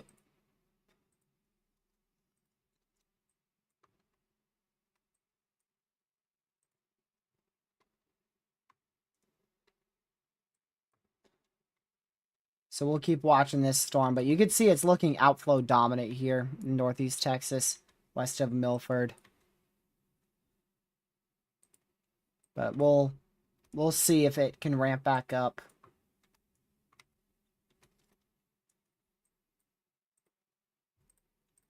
Still at 5 severes. Still got that one out there in northeast Tennessee. Some showers forming around my house. And by around my house, I mean 2 hours to the southwest. All the way from Martinsville, all the way down. What are you struggling with, Lucky? That's where it ends. You gotta change the resolution. Yeah. 1920 by 1080.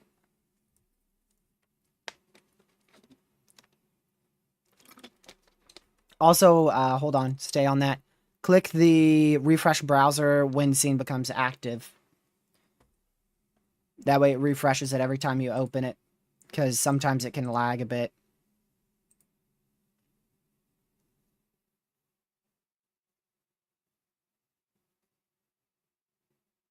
You should be good to go. Now it's way too big. Lucky's struggling already.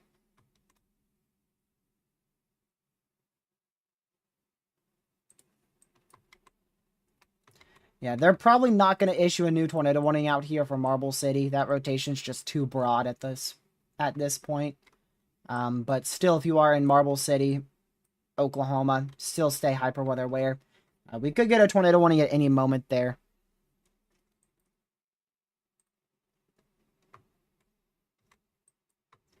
And we'll still watch this one near Milford in northeast Texas.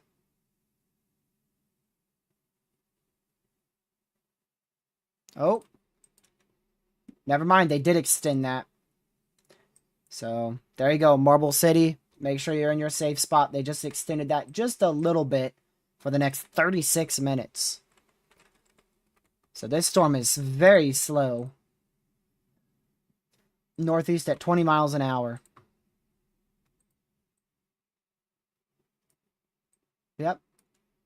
That warning is about 12 miles from southwest to northeast, so it's going to take about 30 minutes before that even gets past Marble City there. Very broad rotation, but it could tighten up, so they decided to rewarn that. Very, very broad now.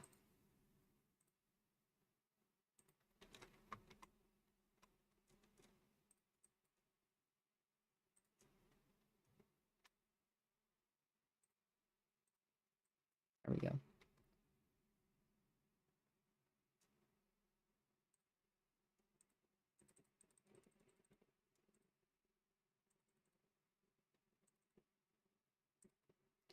Let's see. Yeah, this warning in Texas is probably... It might be allowed to expire, but I wouldn't be shocked if it gets fully canceled. And it just got canceled right in front of our eyes. You cannot make that up. That is insane.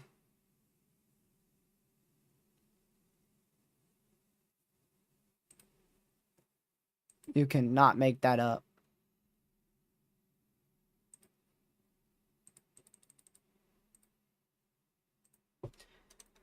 So we're down to still at 3 tornado warnings because of this expansion, but in 4 minutes we'll be down to 2.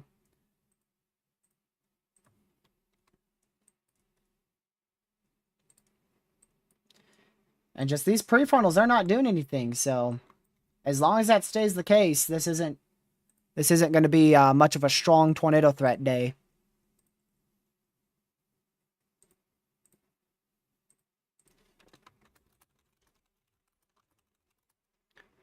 Let's see. Lucky, if you look at Deems real quick.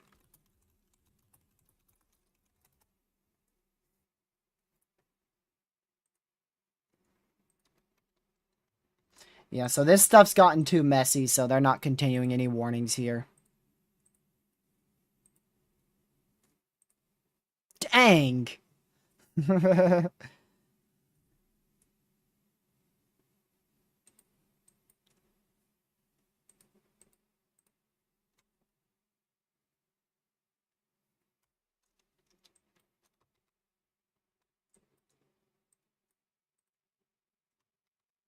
Okay. What about Morrow?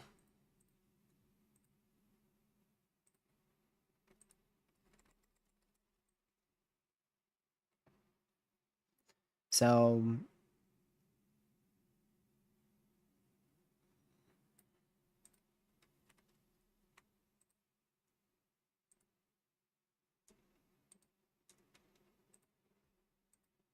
So... I'm trying to see what storms fire tomorrow. There's a lot of uncertainty. They're probably going to get going at like 3.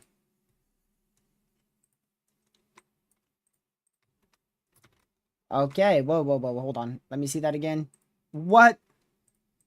This is Red Omega for you guys, by the way. I don't even know what the heck is happening here. I have... No, this is velocity. This is velocity and reflectivity combined. Welcome to Radar Omega.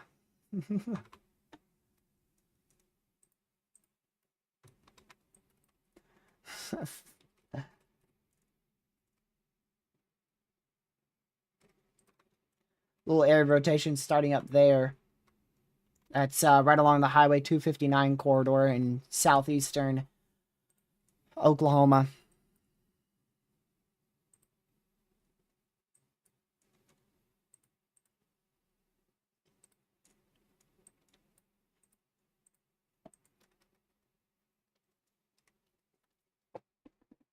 Yeah, I'm a little less confident on the strong tornado threat now that those prefrontals started to die out, but we could still see a strong tornado or two today.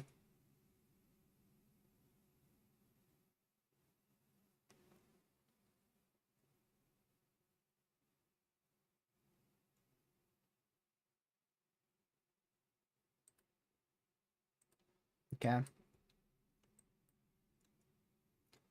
Oh, well, they just tornado warned that. Look at that.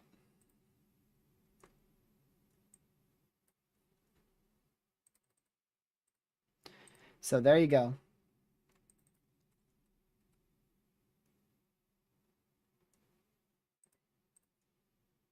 A warning for northeastern McCurtain County in southeastern Oklahoma, McCurtain County in Oklahoma. So there you go. That's the storm I was talking about. Literally just a moment ago. Starting to rotate right there along Highway 259 in southeast Oklahoma. And it is now tornado warned. So for a split second, we got back down to 2 tornado warnings, but we're right back up to 3. We did not last at 2 tornado warnings for long at all.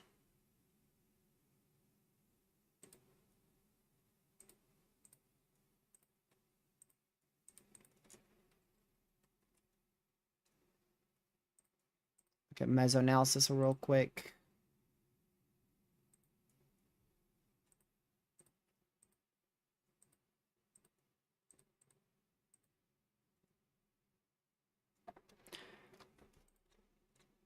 So we're back up to 3 tornado warnings now. If you're in any of them, make sure you are in your safe spot, as any of them could produce a tornado at any point. So just make sure you are in your safe spot.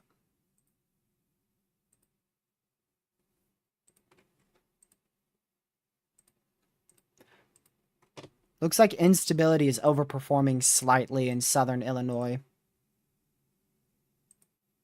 The warm sector is a little bit faster pushing northward than expected.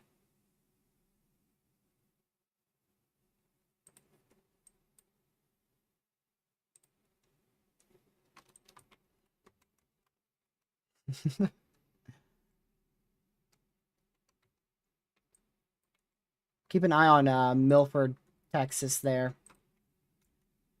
Ian literally just pointed that out right when I started zooming into it.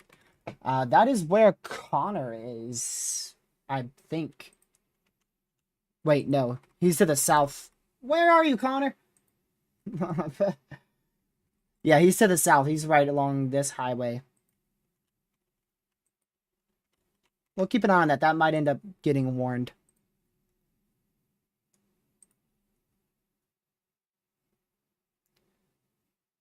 What I would do, Lucky, is like, see my overlay. I'll mute myself so I could just tell you.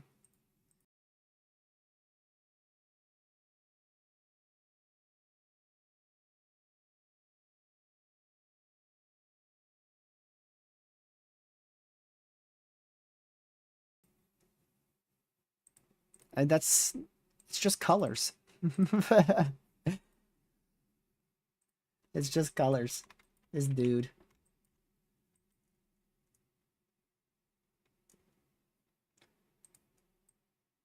So we'll keep watching this here.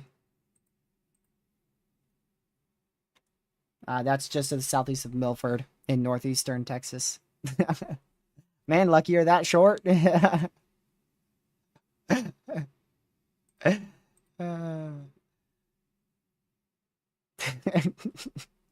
Hold on, I'm on mic.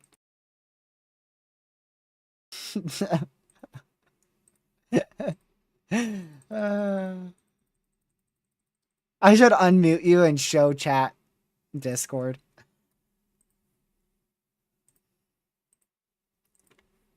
Nah. I won't show them how crazy you are. They pretty much already know, but they haven't seen this crazy of Lucky yet.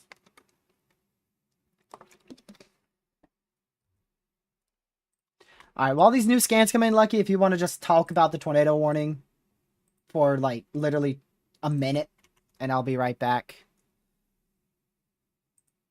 Alright, go. I'll be right back. Alright, guys. Oh, guys, I am about to be in a... I'm so close to being in a marginal. Anyways. Alright, guys. So, the tornado warnings for eastern Oklahoma, like far eastern Oklahoma, none of them are confirmed as of right now, but that doesn't mean that you should not be in your safe spot. If you're under any tornado warnings, please be in your safe spot. It's not worth risking to go see a tornado, go outside or anything. You should just run to your safe spot, stay there until you get out of the tornado warning. Even if you think the storm has passed, you should always still stay in stay in your safe spot. And yeah, so just be weather aware. We have a 21 for just west and northwest of downtown Fort Sm- Fort Fort Smith, Arkansas. I'm not mistaken. Yeah. So please be in your safe spot. I know that this is in a very populated area. I'm I'm just assuming so because it's near Fort Smith. And these storms are moving pretty slow. That's probably where they got the National Weather Service got the in their discussion where it said oozing line is because it's moving very, very slow. It's moving at like 20 miles an hour, which we've seen lines move at like 60, 70, 80. Even I've seen storms move at 100. So yeah, so that's probably what they meant by the oozing line of convection because it's moving at like 20 miles an hour. So that's pretty slow for a line. Is it though? It is. You would Alright. usually if you see a line, you might not automatically assume, but it's gonna move at like around 45 at least. Yeah, And like between 40 and 50 is what I think is like a normal storm. and once you get the cold front right next to it, it'll speed up to like what 60, 70, 80. It depends. Yeah, Cold fronts move at different speeds now, Lucky. Come on. you're right. You're right. No, not 10. Alright, get back to making your thingy, my bobber. Did you just fall over or something? Alright, still two tornado warnings, so we just lost that one from Marble City. We're down to 2 tornado warnings. Let's go. Just 2. I do want to see this real quick. They're up to 5 severes.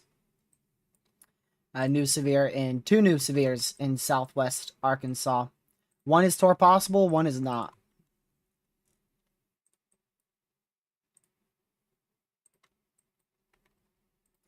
So still very large tornado watch out. They did just extend that tornado watch now by a few more counties into Stillwell, Oklahoma, and Fayetteville, Arkansas. Now in a tornado watch. So still huge tornado watch out here. 2 tornado watches combining for a very large area under tornado watches right now.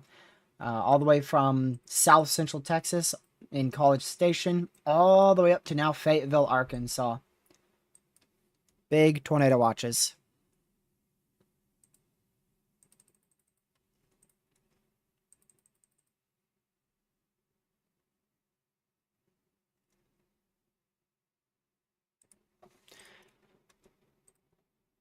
Yeah, HRRR still is staying strong with a strong tornado threat like in 30 minutes. But after that, I imagine the 18Z HRRR, which is going to come in here in about, give or take, 10, 15 minutes. Probably going to downtrend on the strong tornado potential.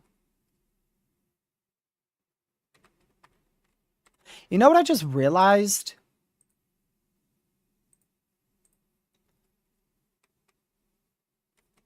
What is the HRRR doing? It has 2 lines.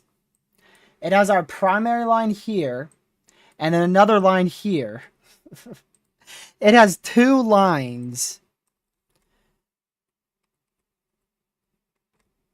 What is it doing? Yeah. And I have the actual Streamlabs muted at least right now. If you ever want me to unmute you, just tell me. And I won't do it. We'll do it.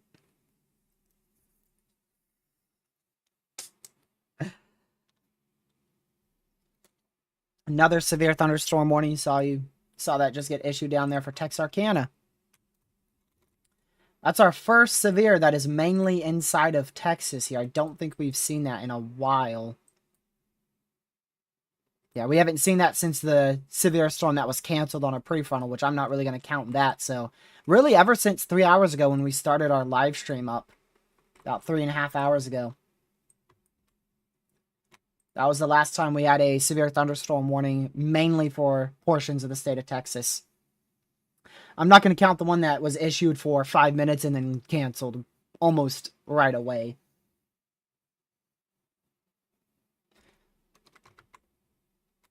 Because, I mean, they just issued it and then canceled it.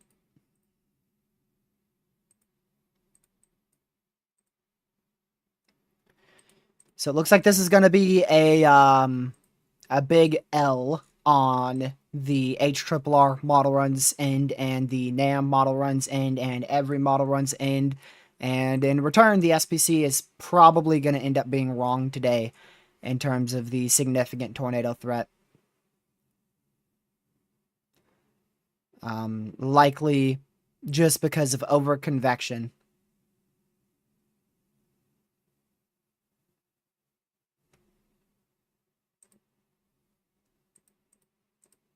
But we still could see a strong tornado or two today. All it takes is a single cell to really get going along that warm sector. Or in the warm sector along the front. Probably on the southern end. And we could see a strong tornado.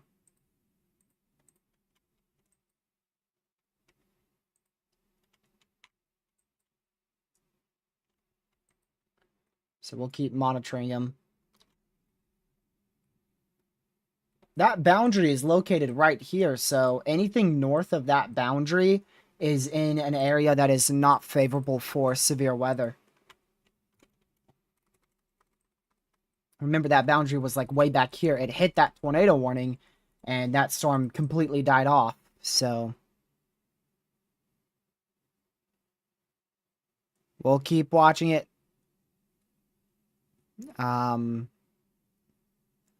But it seems like right as storms get north of that boundary, they start to die out.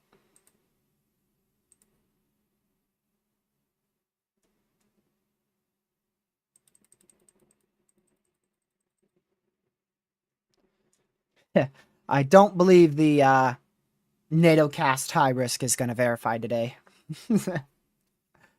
Pretty confident in that.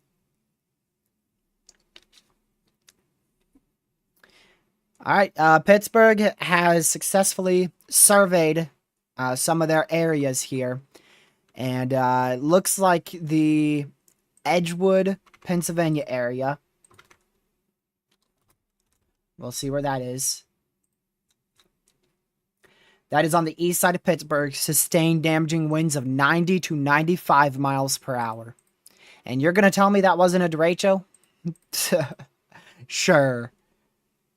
90 to 95 mile per hour winds in terms of damage there from not a tornado, just winds. Also the Churchill, Pennsylvania area, as well as the Wickensburg, Pennsylvania area. So this whole area had 90 to 95 mile an hour damaging winds from the likely derecho yesterday.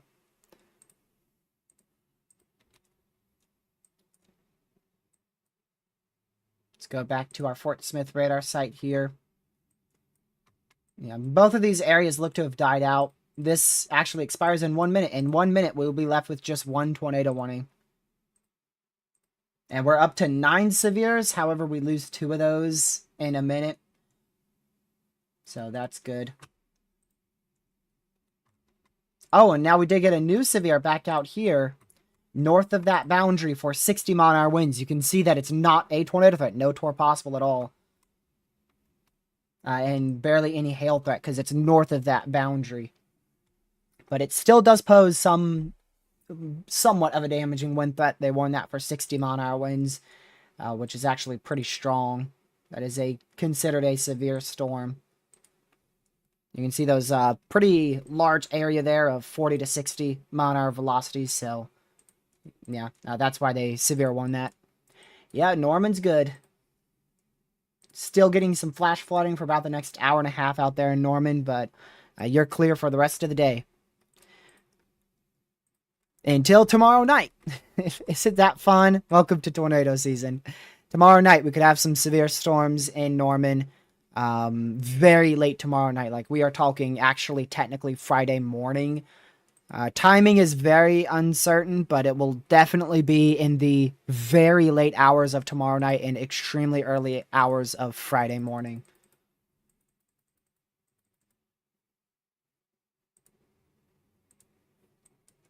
And I don't think it will have much of a tornado threat, but we'll have to see once we get to tomorrow. We are officially tornado warningless. Look at that.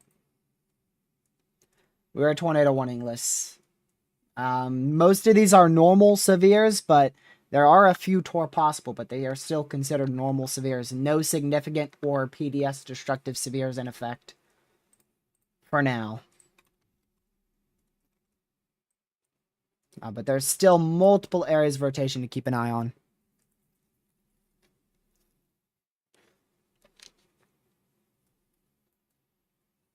What I might do is, let's see.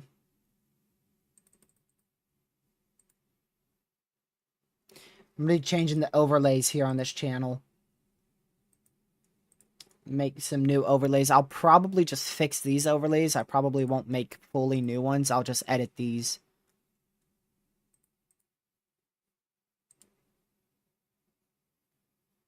Oh, look, Lucky's still over here. I forgot you were sharing your screen.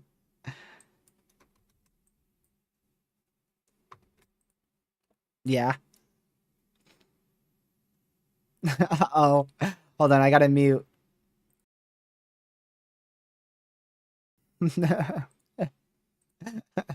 Bro's gonna pull the weed demo. Yeah, all these are outflow dominant. They are all outflow dominant, mainly just winds.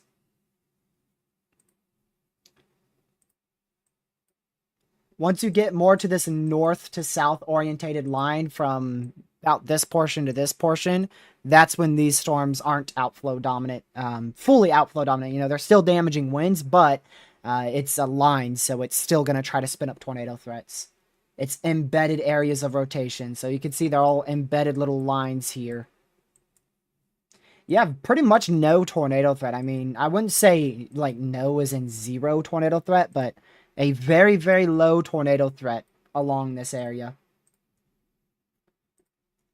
Unless those prefrontals really get going, I don't see this doing much anymore. They keep teasing us. We saw so many prefrontals fire, and then everything just fully died out. Which, because of all those prefrontals and all that convection, they issued a high-end tornado watch here. A 70% chance, which is considered a high probability tornado watch, and then a 50% chance of one of those being significant. You can see here a few tornadoes likely, a couple intense, which is EF3. So a couple of EF3 plus tornadoes possible. So pretty good wording there. Quite high-end wording.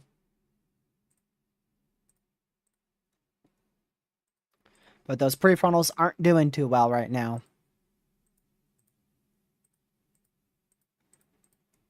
Hopefully it stays that way.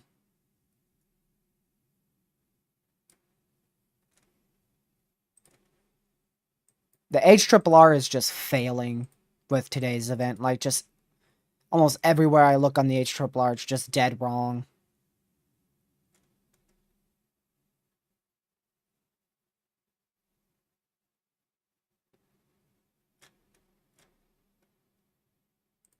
There we go. Too messy, and your prefrontals just never got going. Probably. I bet Lucky knows why. Lucky, why do updrafts in North Carolina always fail? I'll unmute you. Because we have no lapse rates. There you go. Exactly. We have 5.5 lapse rates in the lower levels here. So just nothing.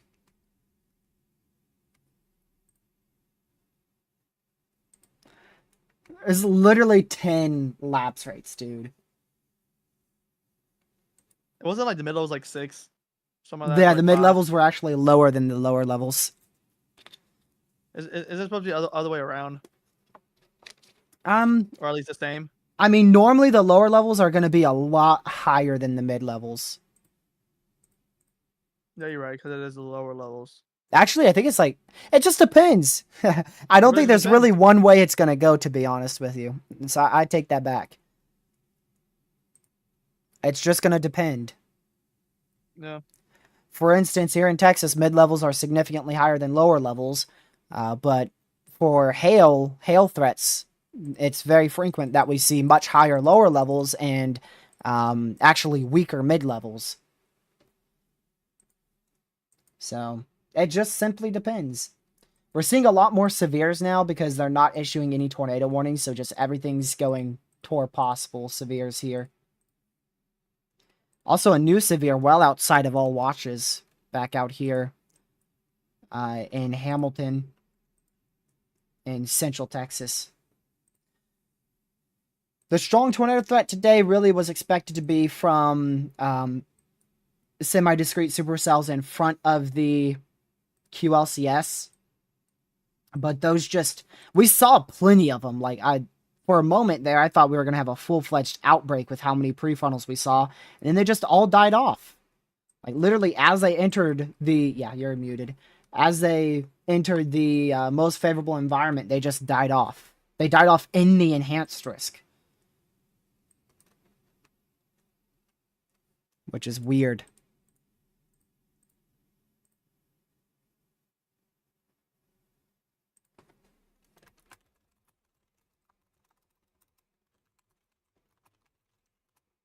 Give me a moment.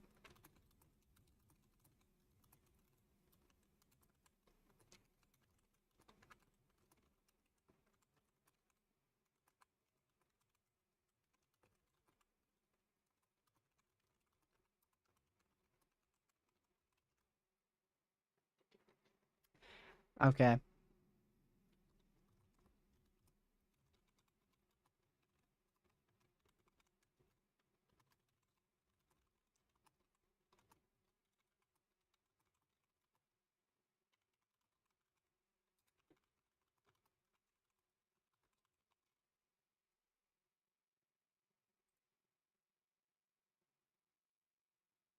So we'll keep watching these severes. And now this tornado warning. Lucky you're going to be unmuted here. Here comes the tornado warning.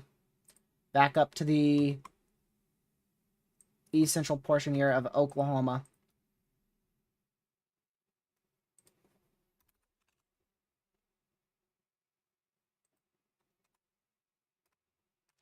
There you go.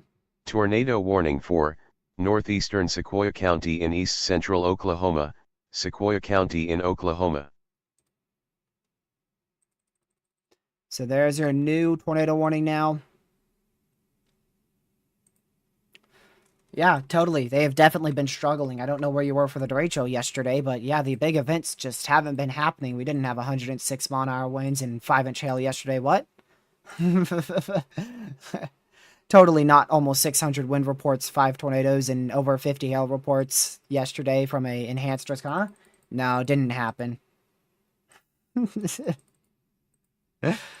Oh, man. Yeah. Some events just don't verify. Today, in my opinion, today it's because the line was 4 hours too fast. If it was slower, I believe it would have been a lot less messy.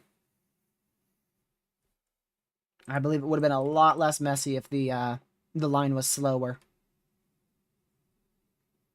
We've had plenty of tornado warnings, but no observed tornadoes or CC drops just yet.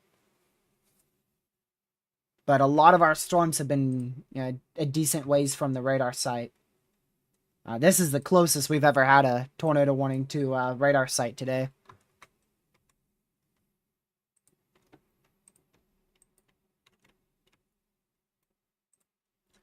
Near Waco, Texas. Let me go see. I see that over Lacey Lakeview. Prefrontal storm has a little area of rotation.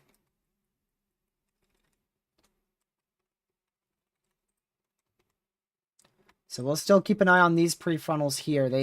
They're still going to try to be tornadic, but where our main tornado risk was expected to be back out here, just no prefrontals sustained. And we had probably like, I'd say 20 plus prefrontals out here at one point that were trying to grow upscale, and they all failed. There's a new one near Crockett, but it's just not doing much.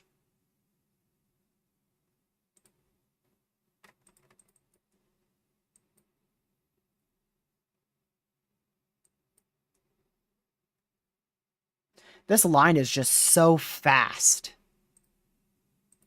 Wasn't it just moving at like 20 miles an hour? Yeah, but it's so much faster than forecasted. So it was supposed to be moving at what, like 10? It was supposed to start a lot more west than where it did. Oh, okay. So it started at like in Dallas. It was supposed to start like south of Wichita Falls, Texas. So it started like literally 3-4 hours more east than what we were originally anticipating. Yeah, the HRRR says there's like a bunch of strong tornadoes happening right here, or at least a bunch of significant severe weather. Look at all these semi-discrete supercells all over the place. A little bit messier back here. Little does the HRRR know that it's just one big line with embedded cells in it, as opposed to semi-discrete storms.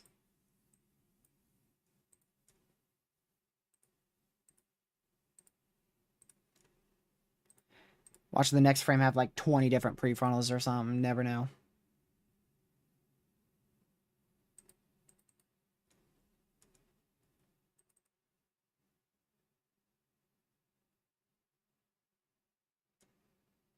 I doubt today will verify. Maybe I'll just be the first person to say that now. I said it earlier and then I switched because we saw those prefrontals, and I'll say it again now. I doubt today is going to verify.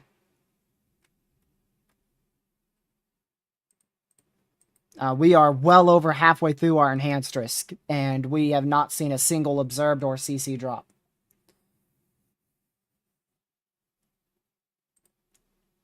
So I highly doubt it. Upgraded this severe to 65 mile an hour winds. That's another thing we haven't even seen. We have not even seen a significant 70 mile an hour wind severe yet today. Or 1.75 plus inch hail severe. So not just the tornado risk, but also the wind and the hail risk. We have seen pretty widespread 60 mile an hour severes, but we haven't received any actual damage reports from, I believe, almost every one of those storms. We did have a damage report somewhere in, McKinney. That was just before we went live. That was measured at 68 mile an hour winds there. It's just so difficult to tell with some events. Some events, it's so difficult to tell what's going to happen until it's fully happened. Like, really, there was a lot of uncertainty today.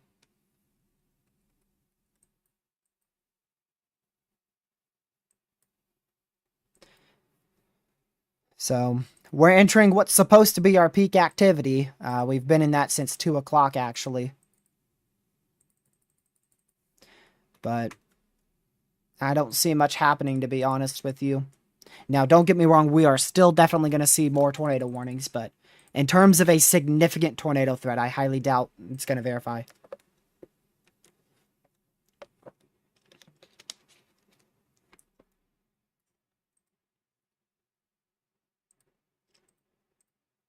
You say that, Rango, but the environment isn't the absolute best.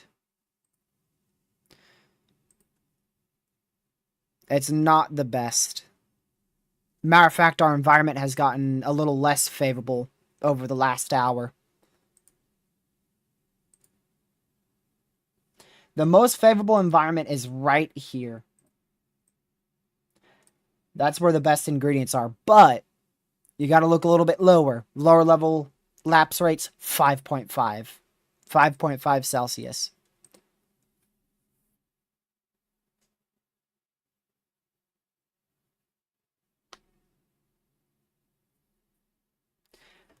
Here, Lucky, let me screenshot this and show you. If you want to give me a list, I can send it to the person who made that. This is what he just texted me. W song. What happened? Right. Who's that? That's the person who just texted me. Person who made the overlay, buddy. Yeah. And he wants our input. Yeah. Oops. I didn't mean to. I didn't mean to. I'll send it back. I'm sorry. I didn't mean to. Holy moly. There.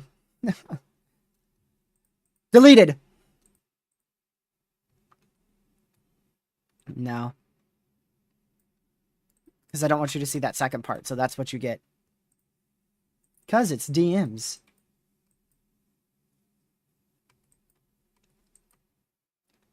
This dude.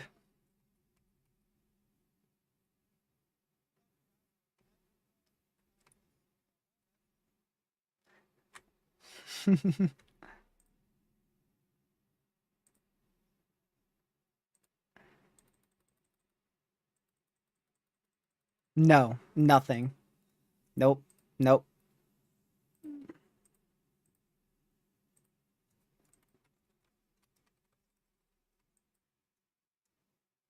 I think that was a new watch expansion there. Yep, by one county. Into Cass and Ozark. Write a list, dude. Write a list. Hype it out.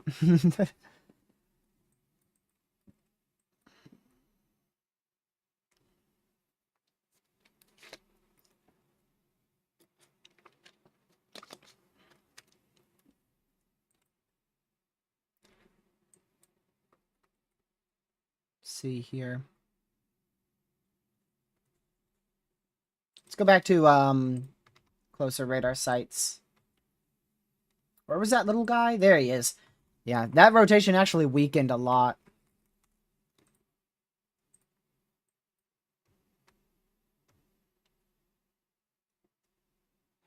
That should definitely be possible.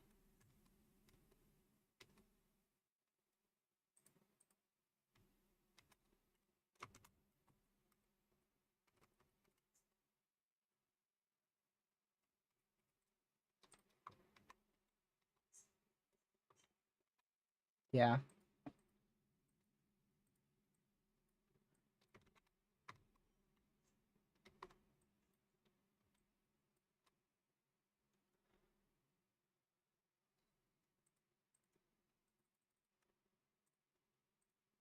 Mm-hmm. Yep. Yeah, but yeah, add some more. So that area rotation is still increasing in intensity in that tornado warning, east central Oklahoma, just to the quite well to the southeast of Marble City, Oklahoma. There's not a capping, and there's not that big of a lack of forcing because we have so many storms. Oh my goodness! Holy crap, we have just been raided by Evan Freiberger. Oh my word, my heart just dropped right there. Thank you for the raid, Evan. That's greatly appreciated. Jump scared me right there. Just a heads up for everyone joining. Full caps, Nightbot's gonna get you. Nightbots is gonna get you. Just a heads up. Gracious, jump scare. Oh, Lucky's here, so he wants to say thank you to you guys for joining. Thank you guys for tuning in. Evan, appreciate you, man. Means a lot. I know it means a lot to this dude. It really does. He deserves every single last viewer that he can get, any whatever, you know. He deserves it all. So do you, man. Evan, you deserve it too, man. You've been on the grind recently, man, and I support it, man. He has been. He's live very often. Yeah, this dude's live very, very often. Man, I appreciate the raid, new Evan. People, yeah, new people, welcome. Yeah, we're tracking these severe storms here, just like Evan was doing. Tornado warning out here in east central Oklahoma. I don't think I can add much to what he says. He's probably gone over everything, but we'll still be live for multiple hours here. So I appreciate everyone joining in. Jared, let's see. I'll go all the way back up at the top here. Let's see. We got Kings, Rain, Trap Legion, Blondie, glad to see you back in here. Tyler, T-Bell, Chloe, Jennifer, Dragon. Let's see here. Kathy, Joshua, Sarah. Glad to see you guys all in here. Tyler as well. Glad to see you guys all in the stream. Welcome to the channel. We do exactly what Evan does. Exactly what he does. We track these severe storms and yeah, that raid was so unexpected. Sorry, I'm speechless. It literally gave me a jump scare because I thought something happened to my live stream because it gave me a big alert on my chat. Like oh my word. Oh, my goodness. No. Yeah, that's what pops up whenever I don't think I've ever been raided by this many people. Lucky, look at the jump. That is insane, Evan. Thank you. I'm not sure if you're tuned in because if I raid someone, I like get off. But if you're here, Evan, I greatly appreciate that. If not, then his viewers can definitely say yeah. that, go tell him when he goes live next. Tell him that we really appreciated it. Even subscribe. Thank you for subscribing, Kevin. But I do want to switch our overlay since we are at a tornado warning now. We're at a tornado warning up here in Stony Point in East Central Oklahoma. Man, I'm shaking. I'm shaking because it scared me. It scared me so bad. I thought something happened to my stream. Do you need a minute to calm down? I'm good for now. Okay. I'm glad it was just a raid and not like YouTube booting me off or something. Right? Because that's what it was, a special message. You don't see those. Yeah, because I don't think, have you ever been raided? I did once by like 40 people or so, which is still a lot, but not 450 to 500 people. That's a lot. Welcome, RW. RW, glad to see you in here. Ruby as well. I'm gonna go mute and just type this list out. Yeah, we're working on overlays. We're working on overlays with somebody who just released an overlay site to fix our overlays and get them higher up in quality. So that's why we were a little quiet before the raid, because we were trying to figure that out, see what features we can help them add.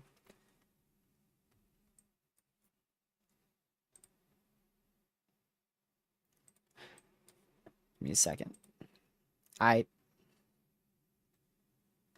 Alrighty. So we're going to keep watching this tornado warning storm. It is a radar indicated tornado warning, which means you need to be seeking shelter in your safe spot. If you don't know where your safe spot is, it's the most interior room, preferably a basement or a storm shelter. But if you don't have either, typically it is a bathroom away from doors and windows. Trying to put as many walls between you and the outside world as possible.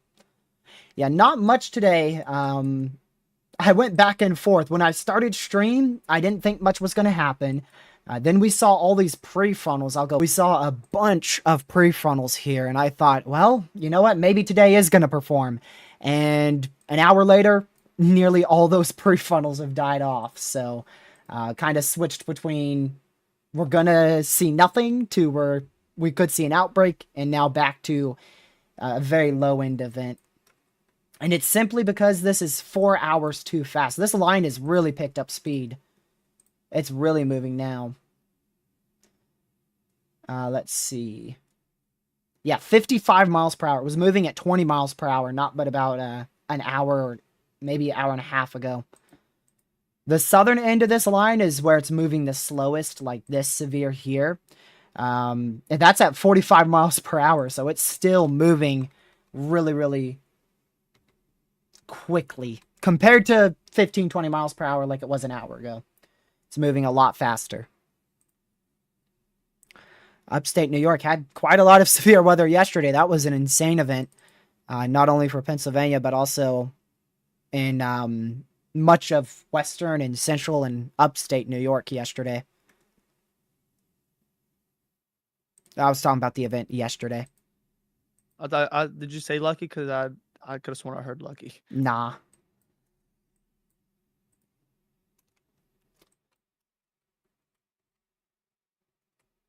Is this line broken up that much? Okay, something's up with our Fort Smith radar site. Too far away. Yeah, look at the difference. That shows you the difference between a good, closer radar site. Big difference between the two there. I know we have viewers from Texarkana for sure. You guys are in a severe storm for a tornado possible and 60 mile-an-hour winds as well as around 1 inch in diameter hail. Hail is not going to be much of an issue. So the main issue here is winds and a spin-up tornado. Make sure you are indoors, away from doors and windows, and it wouldn't be a bad idea to stay close to your safe spot. You know, stay near your basement or, you know, just take note where that interior room is or where your storm shelter is, just in case we get a warning here. And velocity's all screwed up because we're still pretty far. If you didn't know, a good distance from your radar site is within 50 miles, so that's your blue circle there. That's 50 miles. I know it's a little difficult to see. So any storms in that 50-mile radius, that's where you have good quality radar coverage. And this storm that we're looking at in Texarkana is 75 miles away. So much, much further away. Also 65-mile-per-hour winds ongoing here in Rice, Texas. But these storms, really, they've just stayed as a bunch of lightning and flash flooding being an issue. A lot of lightning and a lot of flooding. I use Radar Omega and GR2 analysis.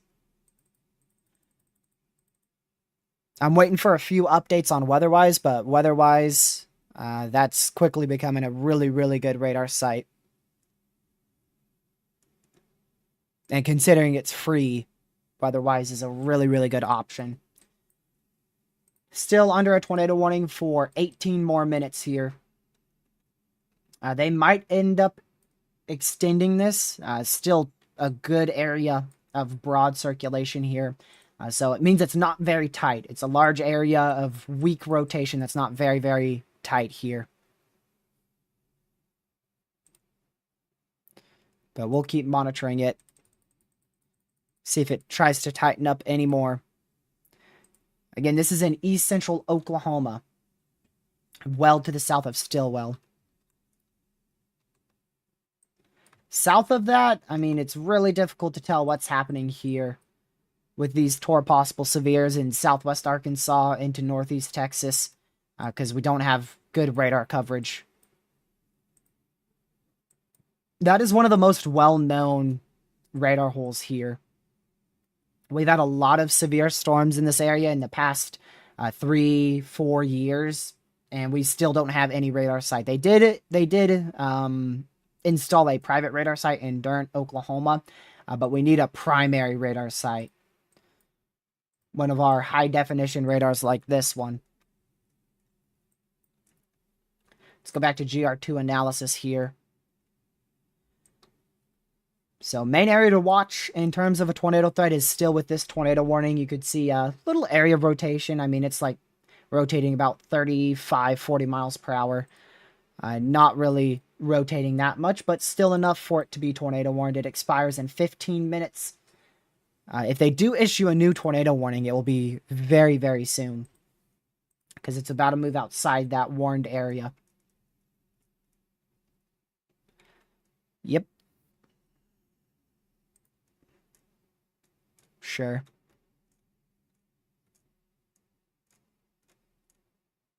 Jeez.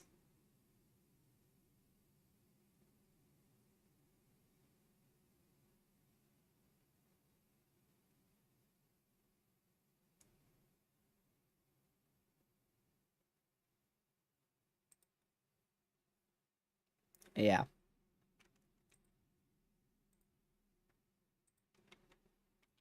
A few things.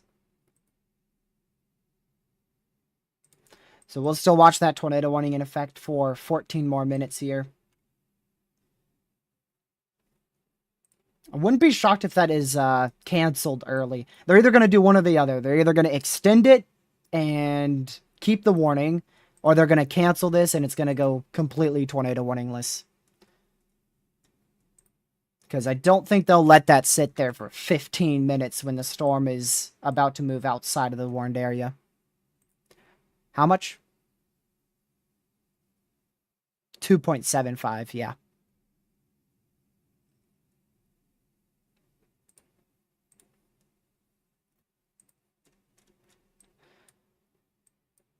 New Boston, Texas. I know that's like right up here.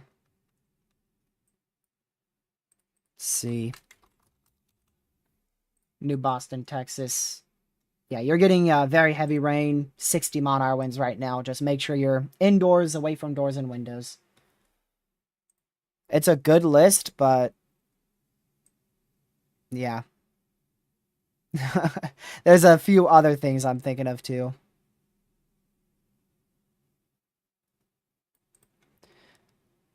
There we go. I just realized I was muted on Discord. Yeah, I said it's a good list, but there's more I'm gonna probably add to it.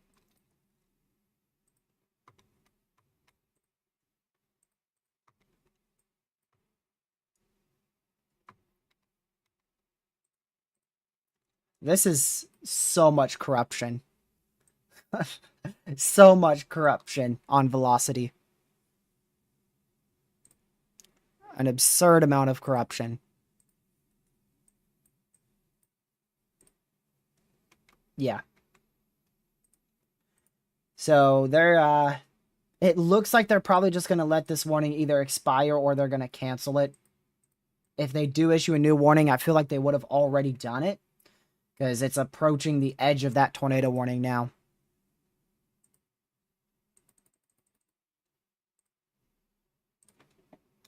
This is in east central Oklahoma, by the way, just to the southeast of Stillwell.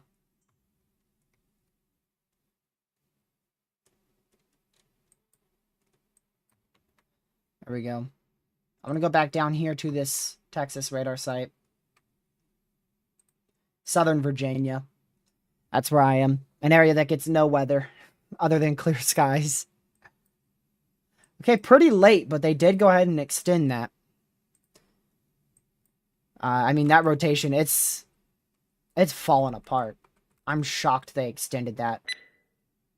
Tornado warning for northwestern Crawford County in northwestern Arkansas, southwestern Washington County in northwestern Arkansas, northeastern Sequoia County in east central Oklahoma, southeastern Adair County in northeastern Oklahoma, a lot of Crawford counties. and Washington County in Arkansas, Adair, and Sequoia County in Oklahoma.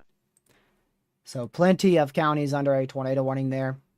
Parts of those counties under a tornado warning. That's on the border of east central Oklahoma and into northwestern Arkansas.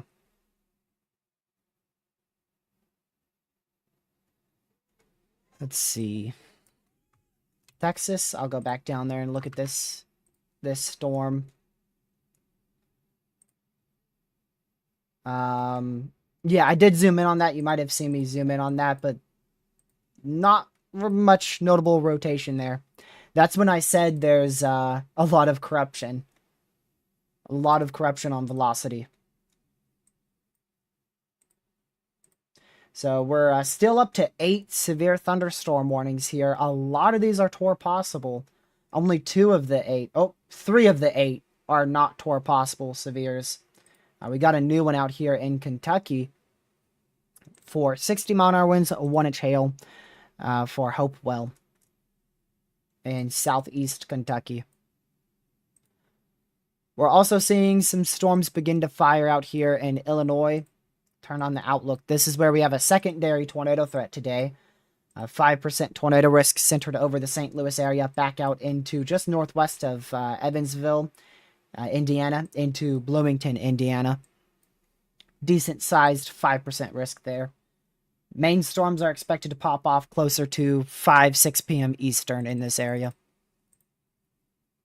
That new tornado warning, by the way, for Evansville, Oklahoma, that is going to be for 1,277 people, 0 schools, and 0 hospitals.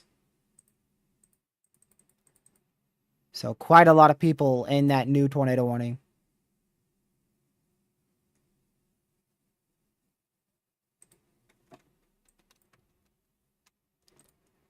Nope.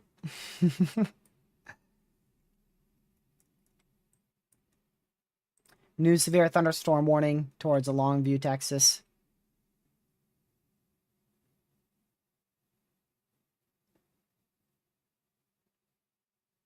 How'd you get it to be one? Oh, I see. You shrunk the screen. I mean, your screen's not zoomed in at all. What I did was I made like 7 different colors. Trying to help Lucky with stuff. He's on Discord. Connor Croft is south of this severe storm. It's just a big mess. It's just a big mess. No wonder why some chasers called off chasing this morning.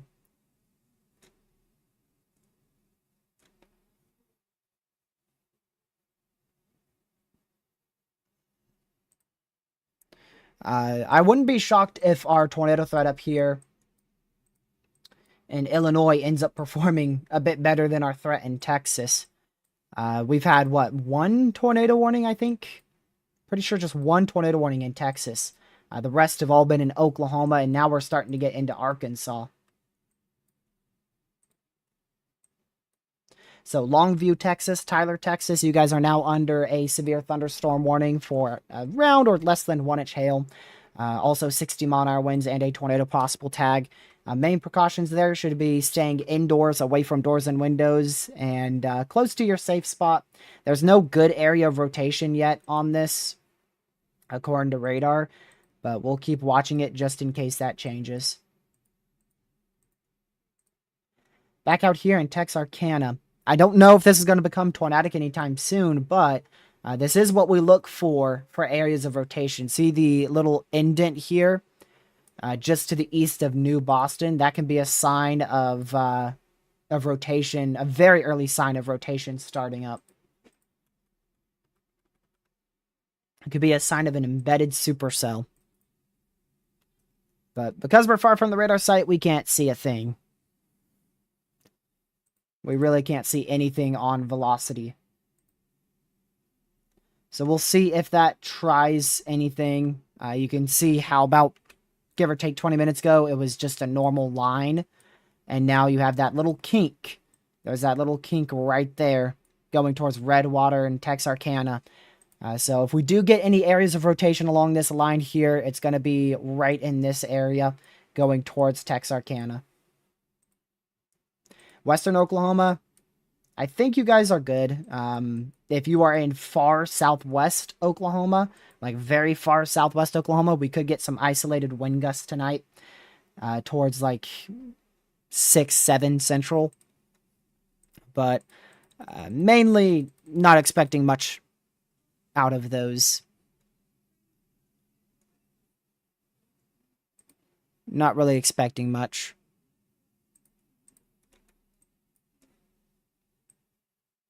Mexico, I'm assuming Texas. You're not getting much, but you are still in the tornado watch. So currently, yeah, you're very safe from any tornadic activity. The risk is underperforming out there, significantly underperforming. Kind of like that moderate risk from 2 days ago.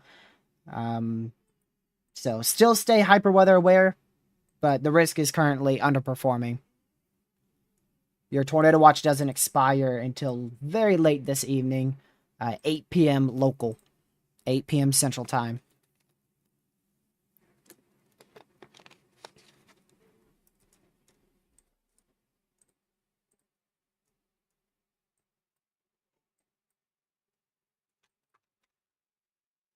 So still a tornado warning here in place, just to the southeast of Stillwell, Oklahoma. That's in, obviously, the border here of Oklahoma and Arkansas. Right there. So right on the edge.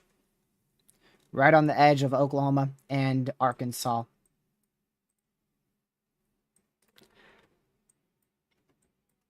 let's go back to GR Earth. So this gives us a bit of a bigger picture here. Yeah, this line is definitely trying to intensify in Northeast Texas. That's why they've introduced those 2 new large severe storms. But it is also weakening too back out here in Arkansas and eastern Oklahoma. New SPC outlook in about 35 minutes. We'll see if they keep the 10 sig tornado risk. I mean, we're already well halfway through the enhanced risk today, well halfway through the 10 sig tour. So,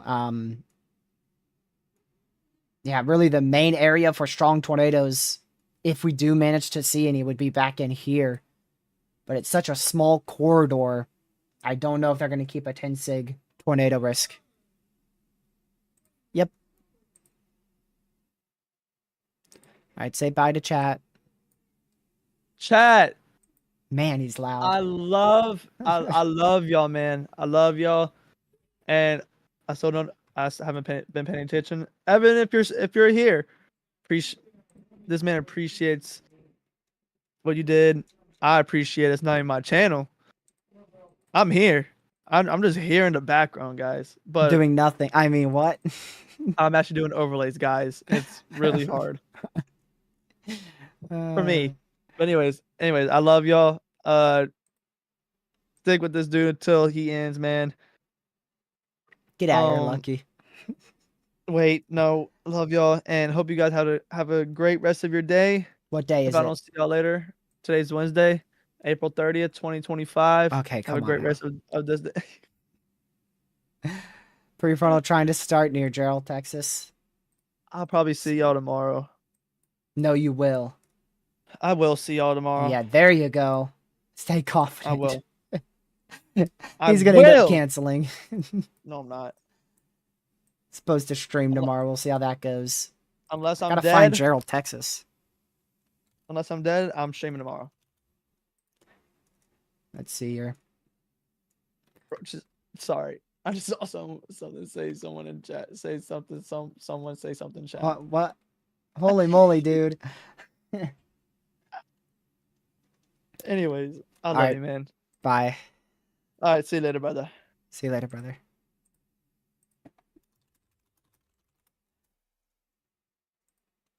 All right. So that's Gerald, Texas. So this storm, I'm assuming you're talking about, Sam.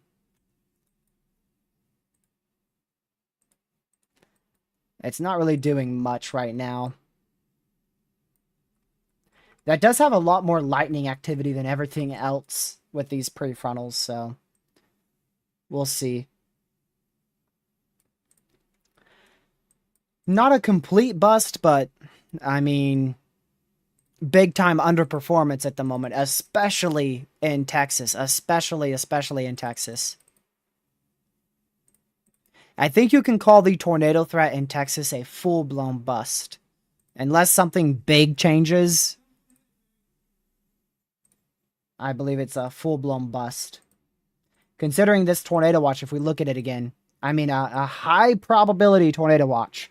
70% chance of 2 or more tornadoes. We haven't even seen a single one here.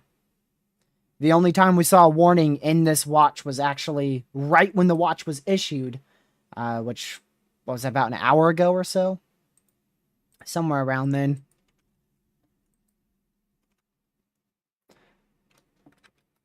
And you're telling me NATOcast had a 30 significant high risk, dude? Like, yeah, no.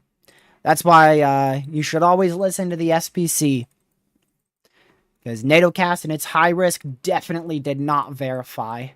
I have no idea why it had that. If you don't know what NATOcast is, basically, it's a few model runs combined into a map that shows a tornado outlook.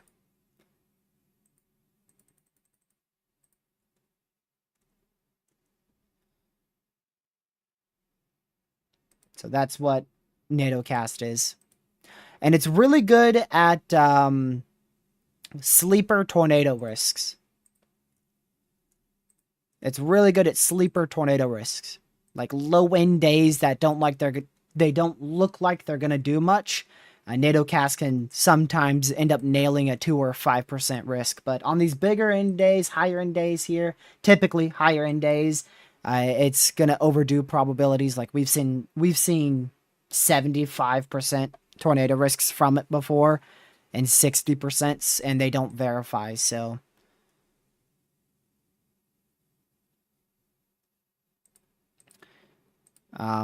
it seems to do pretty good on low end days. Pretty low end days seem to do pretty good on Nadocast's outlook. But days like today, where you have an enhanced risk 3 out of 5, and it painted a high risk right like somewhere in this area. And we did see a few tornado warnings in there, like 1 or 2, but none of them were observed tornadoes. We haven't seen a single observed tornado today, just yet.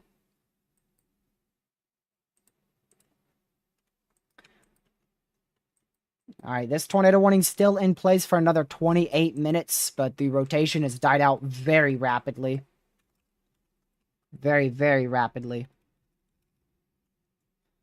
That's out in the border of Oklahoma and Arkansas for Evansville, Arkansas.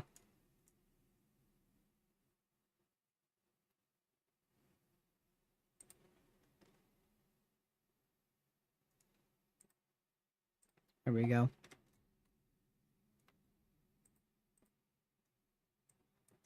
So we'll continue to watch these areas of rain. That's really what it is. Keep an eye on these severe thunderstorm warnings as well. But it looks like the main area to pay attention to is going to start being Arkansas and Texas. Give me just a second. Alright, we good.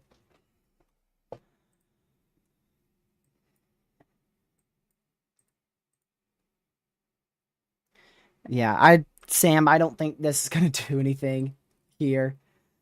Lightning is already fallen off with that storm. We don't have really good lower level lapse rates. Lapse rates is temperature change with height. So basically there's not a lot of change with temperature here as you go up in the atmosphere.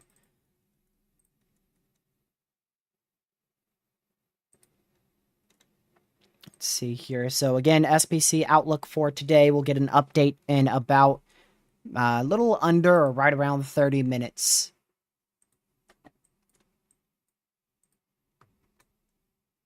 So that's the little area that is still tornado warned. Very small region of very weak rotation. Just still stay in your safe spot, but it's not a really good area.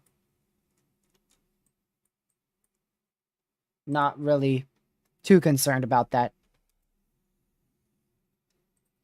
And then down here in southwest Arkansas, northeast Texas, this is forming into a pretty strong squall line here.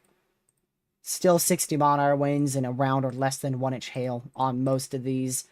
And we could also see a spin-up tornado anywhere along this line. We could see a spin-up tornado as it moves off to the east and southeast. The environment downstream of this squall line, I'll go check it real quick. It shouldn't be very favorable. It is somewhat favorable, especially for damaging winds. That's what it's most favorable for. Especially over northeast Texas, right in here. There's a little pocket of 800 to 900 D Cape, which is downdraft Cape. And that will allow for stronger downbursts of damaging winds.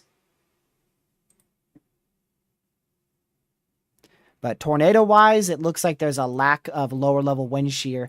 I think we found our bust factor and our bust causer here. It's a lower-level wind shear. For some reason, we went down in lower-level wind shear significantly over the last few hours. So like 4 hours ago, 2 to 4 hours ago, there was like 200 to 300 lower level wind shear, which is plenty. You need about 150 or so for a strong tornado threat. We had up to 300, and now we just have a little pocket of 150 down here and then some wind shear back up in this area. but nowhere close to 300 anymore in these regions. And tonight, when we get better wind shear, we obviously get more wind shear overnight as that lower level jet ramps up. Looks like that's when storms are going to start dying out. They'll start to run out of instability and the environment will become capped.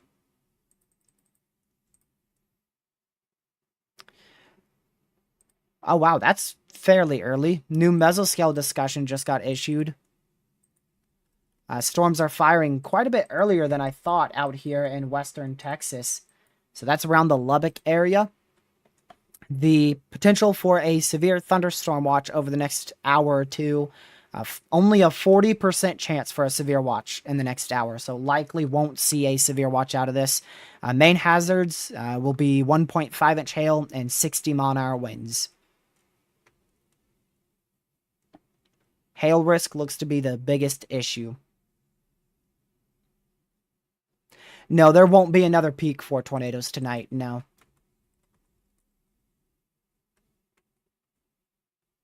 Nope.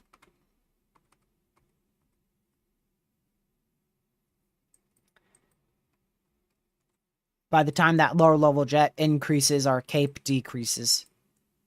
And our cap builds in. HRRR is just handling this whole event horribly.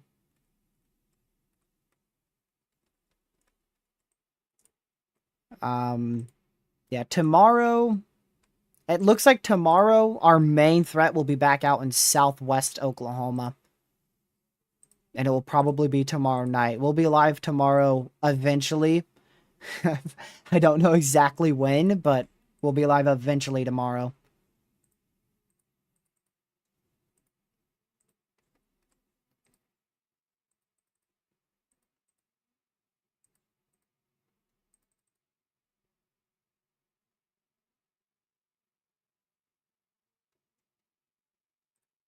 I mean, these 10 sig tornado risks, they have not performed that well in 2025, have they? I don't think they did last year either. Wasn't last year we kept seeing busts with 10 sig tornado risks?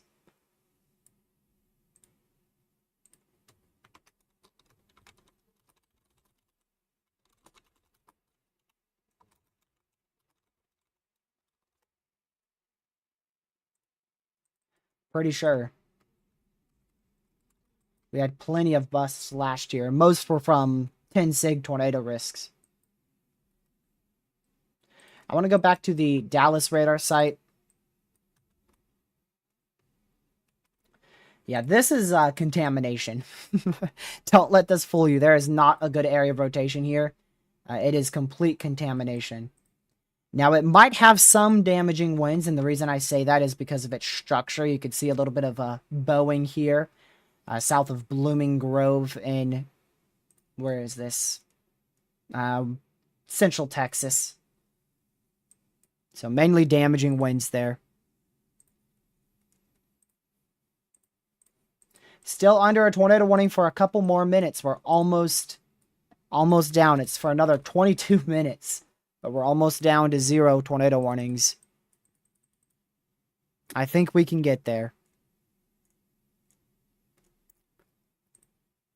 But yeah, also if you guys haven't already, make sure you hit that subscribe button. It's greatly appreciated. And hit that like button so we can reach more people. I appreciate all you guys tuning in today. And of course, Evan for the raid. That was a big surprise. Scared me half to death. I thought something happened to my stream. So I appreciate everyone tuning in and being here today. Hopefully everybody is staying safe from these severe storms. Thankfully they haven't been too bad.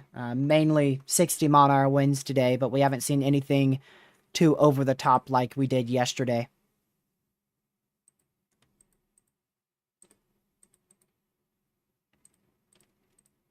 Some risks just go crazy, like yesterday, and then other risks just don't do much like today. These were the same level risks, by the way. Like yesterday and today, I believe had the same probabilities. I think today had a higher tornado threat than yesterday. But we actually saw like 5 or 6 tornadoes yesterday. Let's see. Yeah, 5 tornadoes yesterday.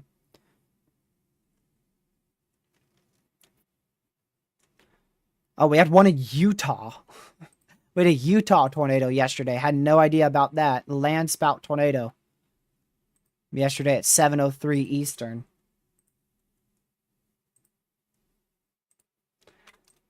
Just found that out. This tornado warning, I mean, rotation is still barely there. It's actually starting to increase again. For like, I can't even tell you how many times this is recycled.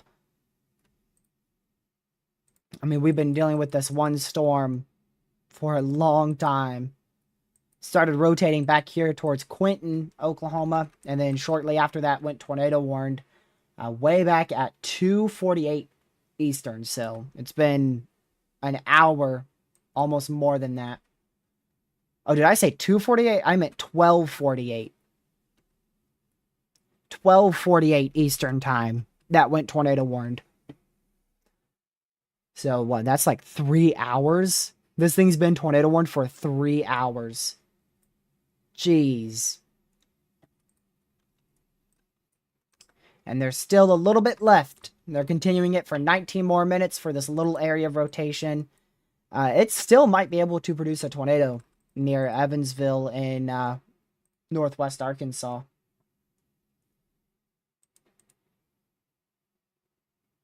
So we'll keep an eye on it.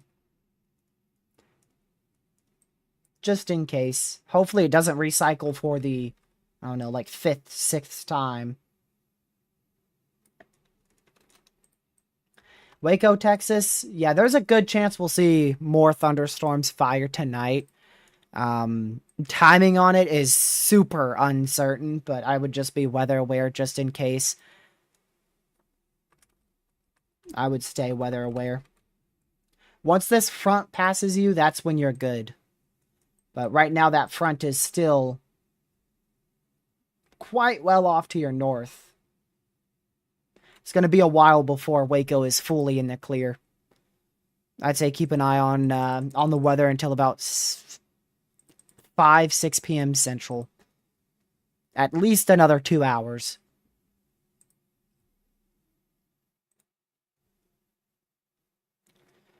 Towards St. Louis, let's see. Oh, well, we literally just got a mesoscale discussion there. Literally right now. 40% chance for a tornado watch or a severe thunderstorm watch. Very low end hazards. Weak tornado or 2, 60 mile-an-hour winds, and 1-inch hail, all possible.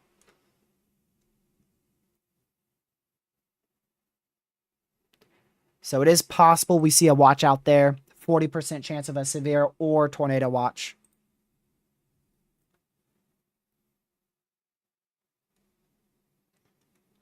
You are in a 5% tornado risk out there in St. Louis, but personally, I think the best chance for tornadoes in this risk area is on the eastern side. Right out in this region. That's where our models have been the most consistent for tornadoes potentially being an issue towards 7 p.m. Eastern tonight. Still very far from that.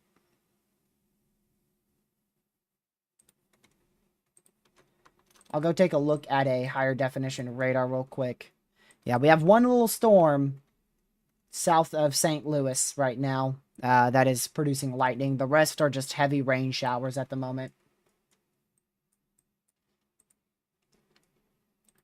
We're down to 6 severes. So the reason why we're lower on severes is because these severes have gotten huge. We have a big severe up here, another big severe here, and then another big severe here. A damage report there in Locksburg, southwest Arkansas. Multiple trees down along just to the south of Locksburg in southwest Arkansas. So that's from this line of damaging winds. That is the first damage report from damaging winds we've received in about 4 hours or so. First report in quite a long time.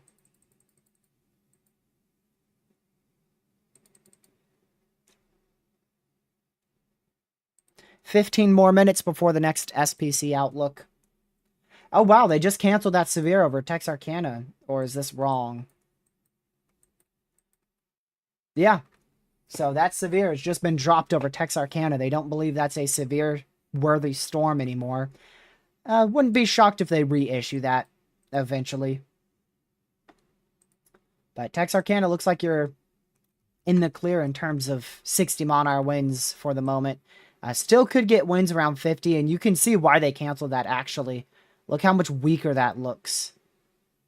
So when they first issued that severe about 40-ish minutes ago, it was a very well-defined line with a little indent there. They just issued a new severe. But it does look a lot weaker. It looks a lot weaker. So Texarkana still could see winds up to 60 miles per hour. A lot of the times when you're in a warning for 60-mile-an-hour winds, you don't even get close to that. But, you know, you still want to be indoors and away from doors and windows just in case we do get 60-mile-an-hour winds. But this storm looks a lot less intense than what it was about 45 minutes ago. Longview, Texas, still in a severe for 30 more minutes. Well, 29 minutes. For 60-mile-an-hour winds toward possible severe. Still 14 minutes on our little tiny tornado warning up here. Is this stationary? Oh, this is nearly stationary. Look at that. It's been rotating in the same spot for almost 10 minutes now. On that newest frame, it finally moved a good amount. But that was a nearly stationary area of rotation just to the barely southeast of Evansville in western Oklahoma.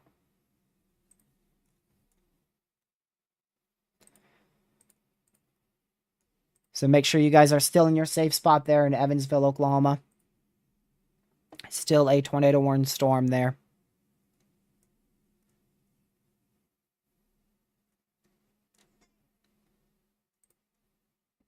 There we go.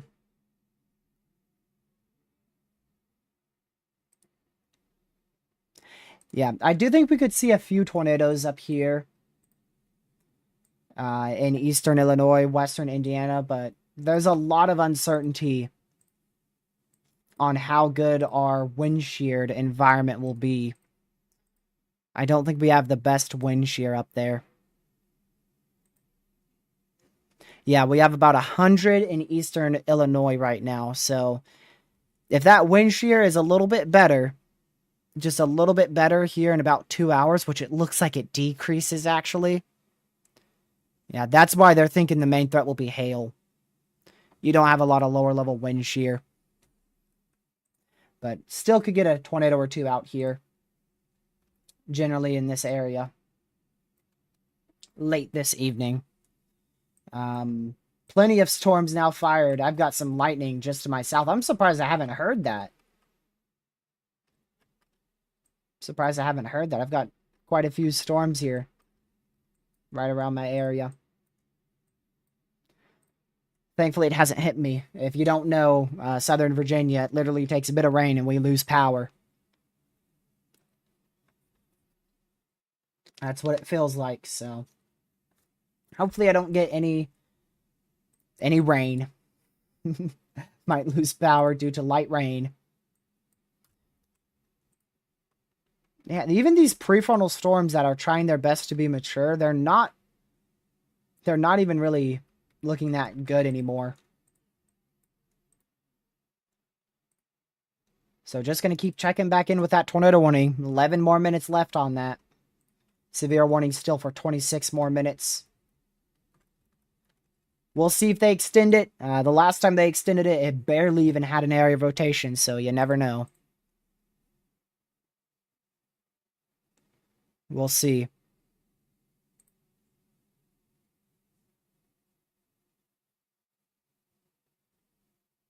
See what happens. See if it gets rewarned.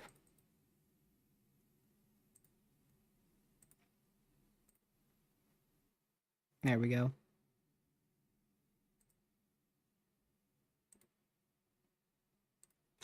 All right, let's go back down here to Texas again.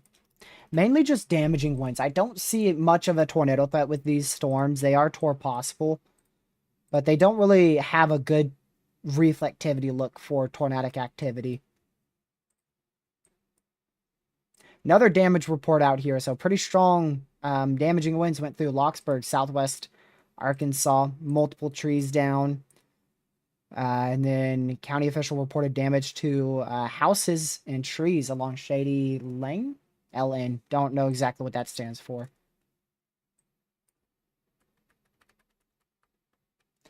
But yeah, that looks like that storm was pretty strong. It was severe one for 60-mile-an-hour winds, so probably had a pretty good downburst with winds up to 60 there in Locksburg, southwest Arkansas, about 25 minutes ago.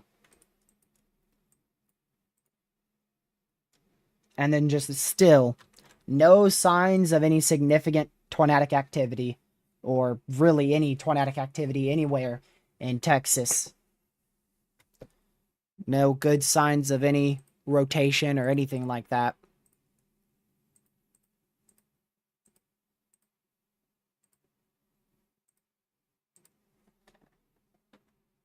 There we go. I want to take a look here at Connor's feed real quick. So he's out in Mexico, Texas. Where is he even going? He's just going south. Not sure where, but he's going south.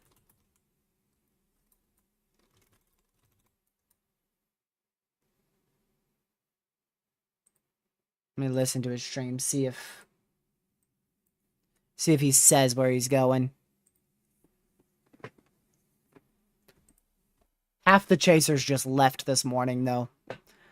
Once they saw that it was an overconvection MCS, just a line, they were like, nope. Never mind. Not chasing today. But Connor's still here. Seeing if he can find anything to chase. He was on one tornado warning. He actually managed to get on the only tornado warning that happened earlier in Texas.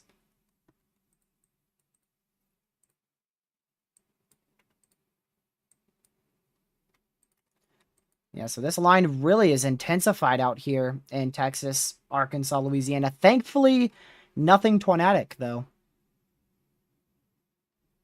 Nothing tornadic. Yeah, we really haven't seen much other than a lot of lightning and isolated damaging winds here in Texas.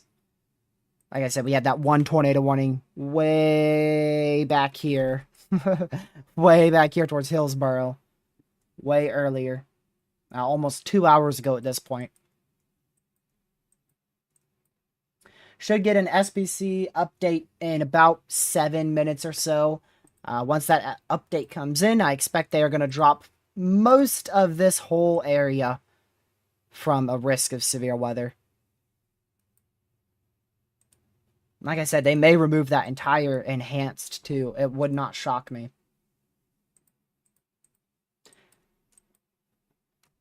30% wind risk isn't verifying horribly, but it's not verifying. Oh, another report that was out here in Foreman, southwest Arkansas. I haven't seen that one yet. That's of reports of trees down in Foreman, Arkansas. That was from, I believe, about 50 minutes ago. Yep, about 50 minutes ago.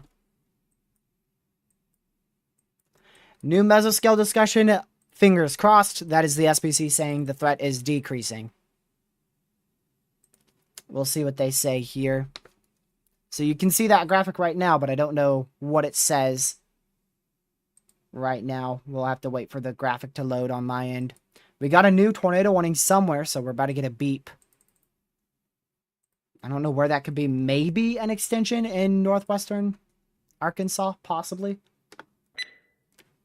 Tornado warning for fully new southeastern storm. Scott County in western Arkansas, east central Polk County in western Arkansas, northwestern Montgomery County in western Arkansas, Montgomery, Polk, and Scott County in Arkansas. Almost an hour tornado warning there. 51 minutes. It's for 2,269 people, 2 schools and no hospitals. Cedar Creek, Odin, Sims, and Big Fork. in Arkansas, all under that new tornado warning. That MCD in the red highlighted areas that was just issued. A downstream watch may be needed, but hazards are very low. 1-inch hail, 60-mile-an-hour winds, and a spin-up tornado, all possible. Very low hazards. They do say a tornado watch will likely be needed in an hour. So before 5 p.m. Eastern, we should have a new tornado watch out here. Interesting.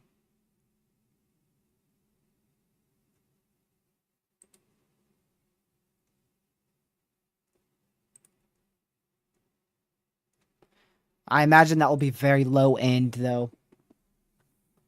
A very low end tornado watch, probably like a 4010 or something. Whenever people say that for probabilities, like a 4010 tornado watch, what that means is, say, like a 40% chance for 2 or more tornadoes and a 10% chance that one of them is strong. So, not, that new watch, that's my guess of the probabilities. I don't actually know it. The one out here that I just clicked on, out here in Louisiana, Texas, right in this area, that is a 70-50 tornado watch, a high-end tornado watch. 70% chance of 2 or more tornadoes and a 50% chance that at least one of them is strong. So that's a high-end watch. Not very often you see a good high-end watch like that fully bust. Like I said, only one tornado warning in that whole watch ever since it's been issued. It still has another 5 hours and 3 minutes to go. MCD was issued for you out here in Missouri. SPC mentioned a 40% chance of a tornado watch or severe thunderstorm watch being issued.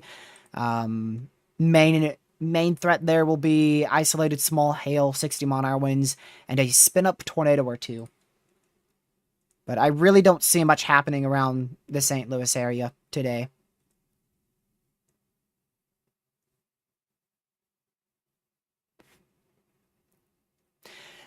So central Pennsylvania, we just got a damage survey from the National Weather Service out there. They have concluded damaging winds upwards of 110 to 120 miles per hour with yesterday's derecho in central Pennsylvania.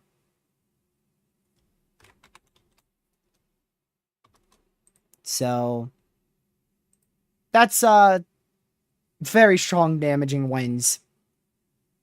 That is from a collapsed tower. I don't think that would be tornadic winds. They would be able to figure that out very, very fast. So likely that was just simply straight line winds that was able to do that. Which is insane. So up to 110 mile per hour winds in central PA yesterday. We tracked that for, I don't know, 8 hours we were live yesterday. 8 hours. I believe it was 8.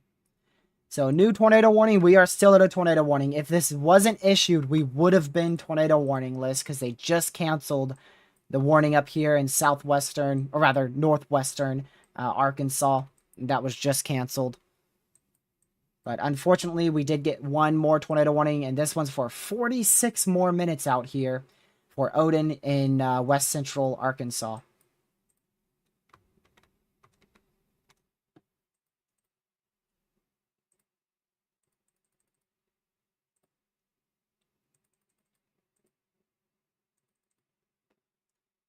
Waiting to see if we get a new outlook here from the SPC. It should be within the next 60 seconds. I doubt they will be able to get it out that fast.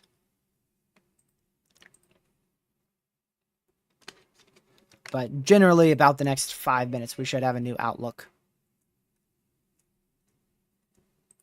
It's scheduled for 4 p.m. Eastern, which is literally in now.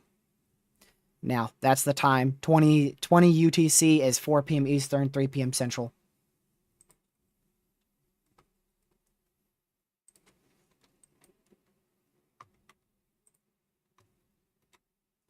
Still don't see much out here. I know we have someone from Waco watching. There's just some loud thunderstorms moving through the east side of Waco. Mainly just lightning and very heavy rain. Could get some isolated, extremely small hail and weak winds, but nothing that is severe or considered strong.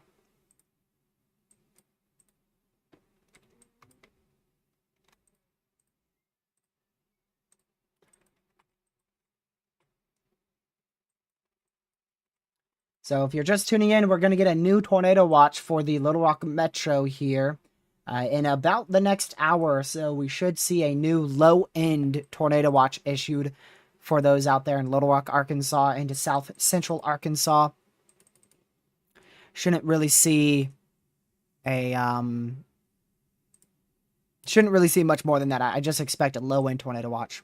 Yeah, Cody, you're free to call it a bust for tornadoes in Texas, but we probably did have a tornado somewhere. I just don't know where. We've had so many tornado warnings today. The National Weather Service will go out and survey some of these storms, see if any of them did drop brief tornadoes.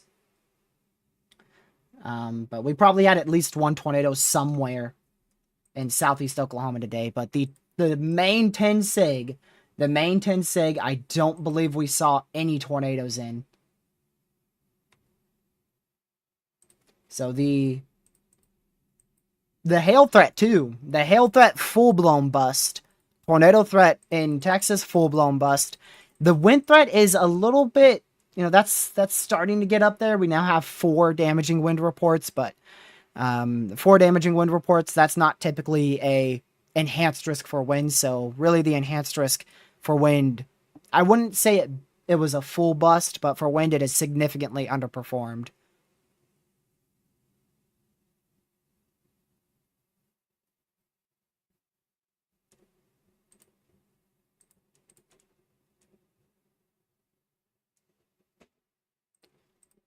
Let's see here.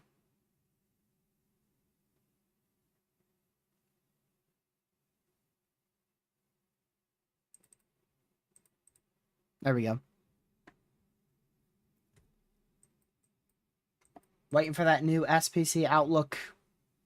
The biggest change should be that enhanced risk probably being fully removed is what I would imagine. Maybe they'll keep a sliver of it. Remember the SPC from literally 2 days ago. They kept the moderate risk even though we had like only one severe in the moderate risk area. They still kept it. So it's not...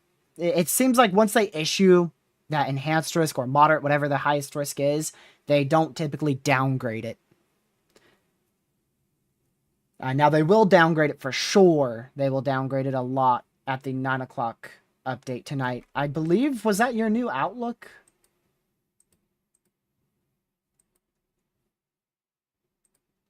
I want to say that was your new outlook. It is, because they just dropped the 10 sig tour. It remains as a 30% wind. Interesting how that 30% wind goes that far west. So they've kept part of the enhanced risk, but only for wind. Only for wind. No longer for hail, which they dropped that at 12... When did they drop that? They dropped the hail risk at 12:30 Eastern. And now they've dropped the 10 sig tornado risk. Getting another spam call back there. Let me go deny that. It's always fun. Yeah. Second spam call today. Did they... Yeah, they kept the slight risk up here. 5% tornado risk, 15% hail risk, 30% wind risk.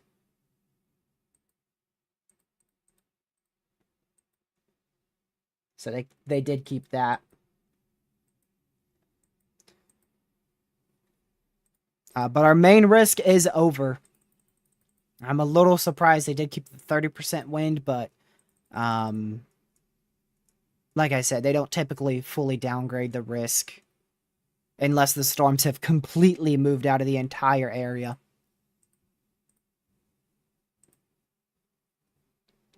Which these haven't just yet.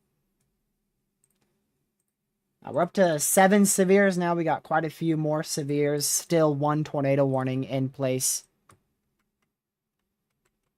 for this area of rotation. Pretty good rotation there, to be honest with you. Also to its north, a pretty good area of rotation. So definitely a little uptick in rotation just with this line here. Uptick in rotation there. That's eventually going to go towards probably staying northwest of Hot Springs, and it should head up towards like Danville, eventually heading towards like Danville in west central Arkansas. Nope, DFW is in the clear. If I go ahead and zoom in, DFW is right there. You are in the risk for some light rain, and that's about it.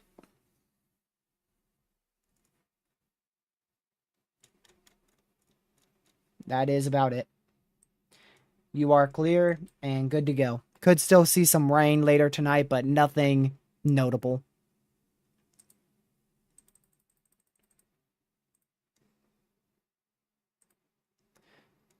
See the SBC discussion here. Definitely a good call to drop that 10 sig, because that thing is not going to verify. If they kept it, it was not going to verify. So they dropped that down to a big 5% tornado risk still. Just for the remnant MCS moving across, we could still see a spin-up tornado. I highly doubt we'll see anything more than that. Now, we could see a spin-up tornado along this MCS and a spin-up tornado along some discrete storms along the warm front up here from St. Louis back towards Jasper, Indiana. So the next update will be likely a new tornado watch here for the Little Rock metro area. We have a line that is staying severe right here, and it is moving generally towards the Little Rock region. So we'll see a new watch issued there probably within the next 53 minutes.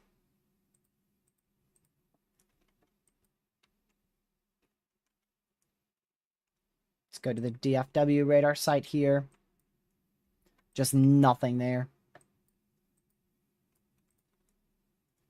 Let's go to the Austin, Texas radar site, see if we can see anything with these prefrontals. Nothing.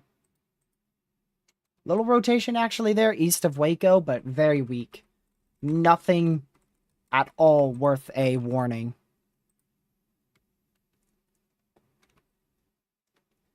We do have a discrete storm here in Calvert, but there's no outflow on that, so likely won't be a tornado issue there. So the biggest issue here is just this remnant MCS, which is basically just a line of storms moving across western Arkansas. Going to move into northwestern Louisiana here pretty soon. Main threat with this is a spin-up tornado, 60-mile-an-hour winds, and up to 1-inch hail.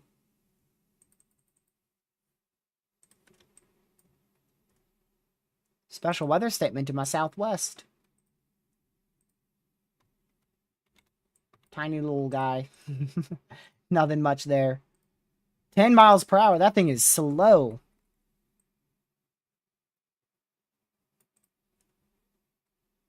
Very slow.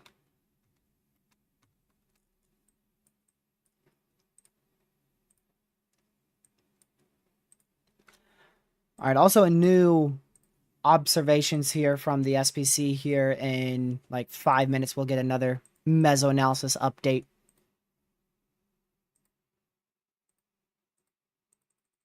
Just to give us an update on those current observations.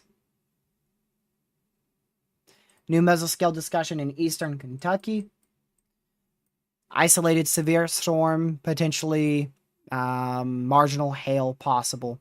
So looking at 1-inch hail, 60-mile-an-hour winds being the only threats out here in eastern Kentucky. No tornado threat.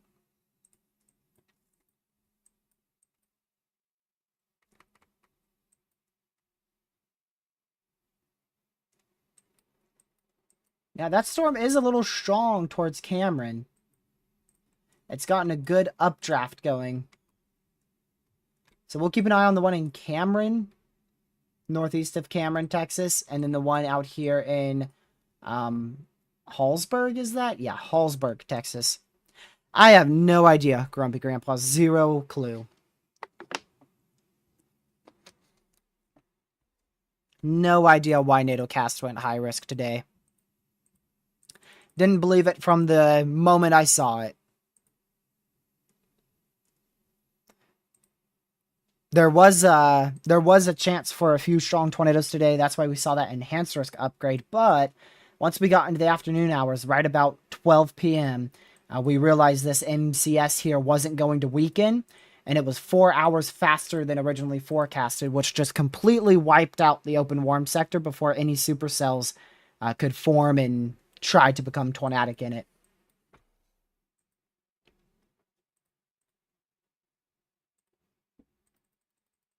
But then we did see a bunch of prefrontals fire towards like 1:32 p.m. So they issued that new high probability tornado watch. And then everything started to just die out. All the updrafts began to die out after that.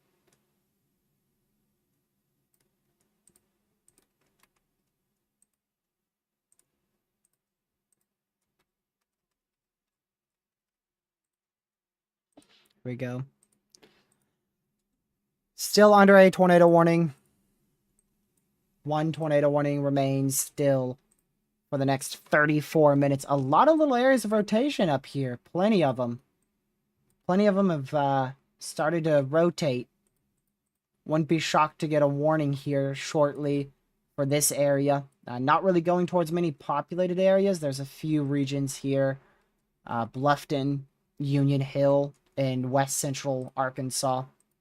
Might have to watch for a spin-up tornado there. I see all these little green areas on NROT. That's detecting little areas of weak rotation. So there's about 4 or 5 areas of rotation here that we need to keep an eye on in western Arkansas.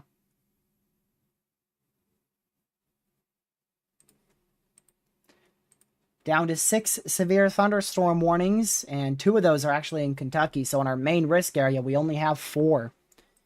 Only 4 tornado warnings, or rather, 4 severes, 1 tornado warning. Misspoke there. 1 tornado warning, 4 severes.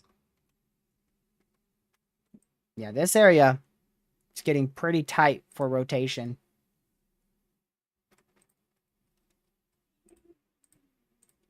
Go back over here.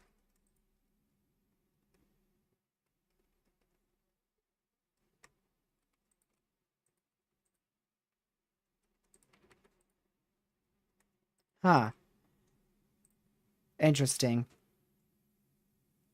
I'm looking at our pattern for severe weather on May 5th. The trough itself doesn't look as good anymore. It looks like it just dies out over the Four Corners area in the southwest U.S.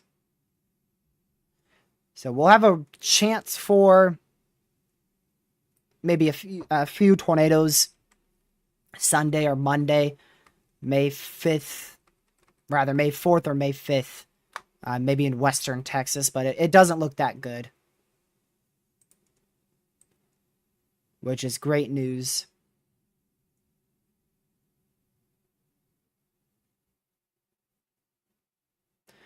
Models really don't show much activity. Like, they have the chance for severe weather in western Texas, but outside of that, it's very low on our model runs right now. Very low chance for much severe weather outside of really tomorrow. You know, today, tomorrow, we're dealing with severe storms, and we might have a few Sunday, Monday in West Texas. But nothing that looks crazy tornado-wise.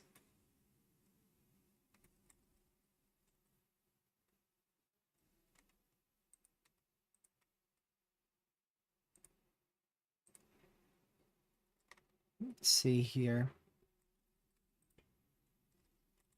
New HRRR for tomorrow. Yeah, it's still, look at this. It's the HRRR for tomorrow. I don't know how accurate this is going to be, But I do think we could see an enhanced risk probably for hail somewhere in southwest Oklahoma into north central Texas. Tornado threat with that. Newest HRRR says it's going to be present, but we'll see. I don't know how widespread that will be either. The HRRR may be putting too many storms in central Oklahoma. Also, look at the time. 07Z, so that's like 2, 3 a.m. Eastern time. 2, 3 a.m. Technically Friday morning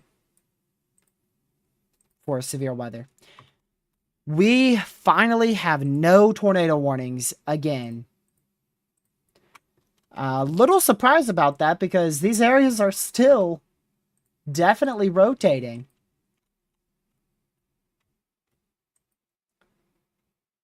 Especially this one up here north of Harvey. So we are down to, what? Yeah, 4 severes and 0 tornado warnings in our main risk area.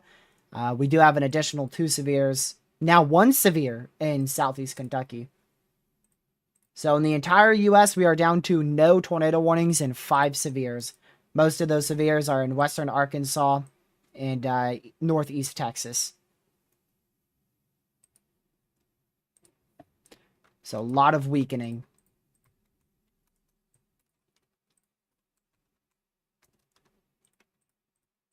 Still going to keep an eye on that prefrontal, that little air rotation up here as well.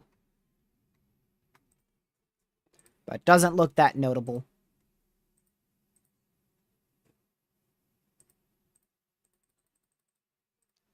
Good job, Caleb. You got a 29.4 on your test.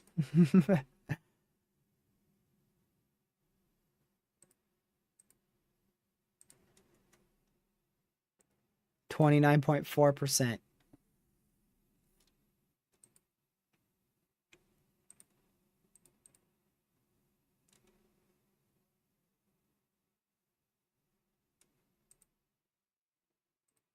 Let's see.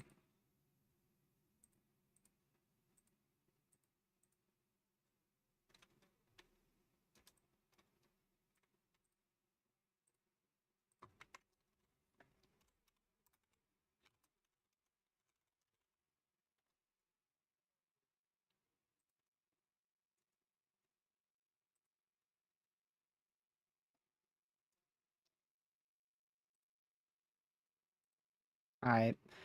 Could have been worse, yeah, Caleb, but that's still pretty bad. Still pretty bad.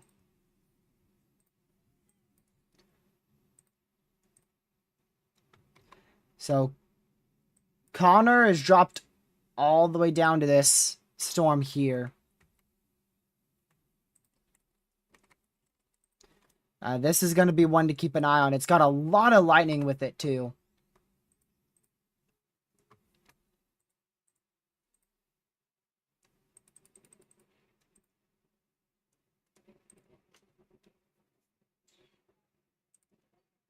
A lot of lightning with this.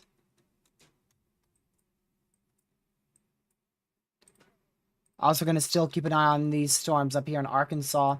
Like I said, I'm a little surprised they let these go unwarned. They look like they are rotating at least somewhat. Maybe not as strong as what radar is showing, but probably some rotation up here. Not even tour possible on this northern one. Texarkana, you're getting storms right now. You're in a severe storm. Mainly just damaging winds. Very small hail, the biggest issue. Could see a spin-up tornado, but I think the tornado threat with these southern storms in this area here is very low. I don't see much tornado threat in here.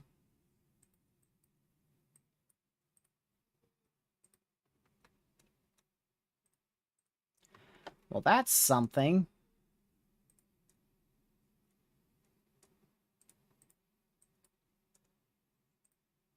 That is side lobe contamination, so I don't know how much that's rotating. Did that just appear? It's very difficult to tell if that's actually rotating. It's in a radar hole. So there's a few storms to keep an eye on now here in Texas. You got this area of rotation east of Lacey Lakeview. This area of possible rotation, unsure if that's corruption or not. It just all fell apart, so that's good news, but still might have some rotation there. And then this prefrontal down here to keep an eye on. These are all in Texas.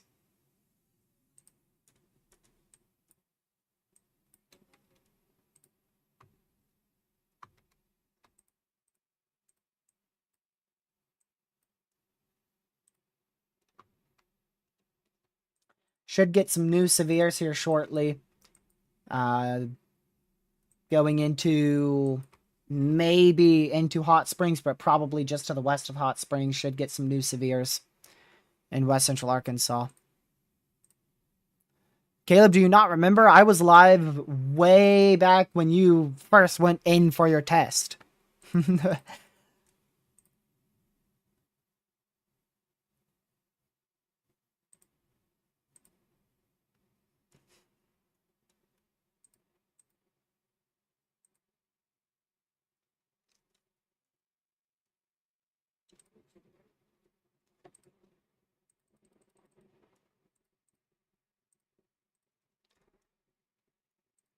Trying to see this. There we go. Yeah, you went in for your test like 5 hours ago.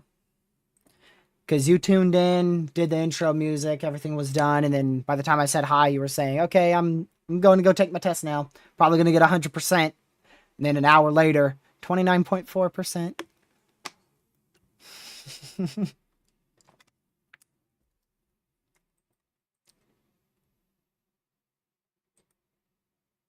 Haven't even had much activity today, but it has actually gone by very fast. We've had plenty of severes, though.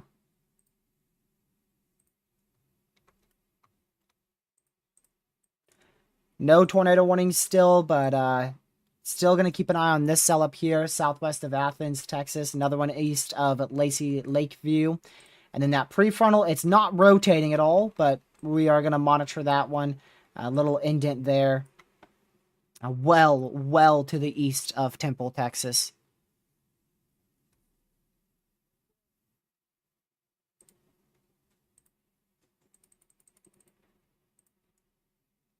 New tornado watch just got issued. So new tornado watch now issued. Goes from Clarksville in Arkansas all the way through Little Rock, Arkansas, back down towards Camden, Arkansas, and all the way east into Batesville in east central Arkansas. It does not include Jonesboro. We'll see the probabilities on that in just a few seconds. Main hazard looks to be about 1-inch hail, 70 mile-an-hour winds, and a tornado or two all being possible. That's valid till 11 p.m. tonight.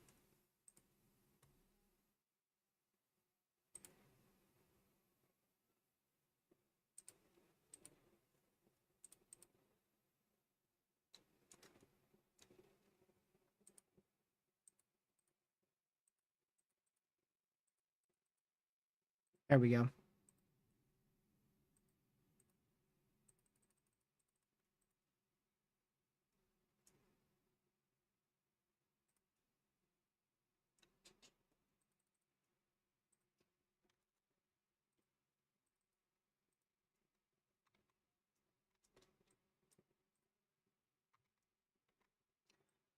Waiting to see that new severe issued. We should see one very close to Hot Springs soon.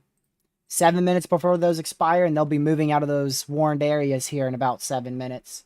Especially this southern severe.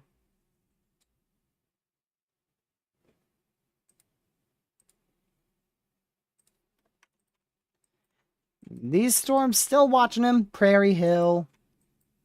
Keeping an eye on that one. But our radar site's pretty far from these storms, so that's why we don't have any warnings on these, even though they looked like strong rotation. They're likely actually corruption. I think they're rotating at least a little bit, but probably not to the strength that the radar site is showing.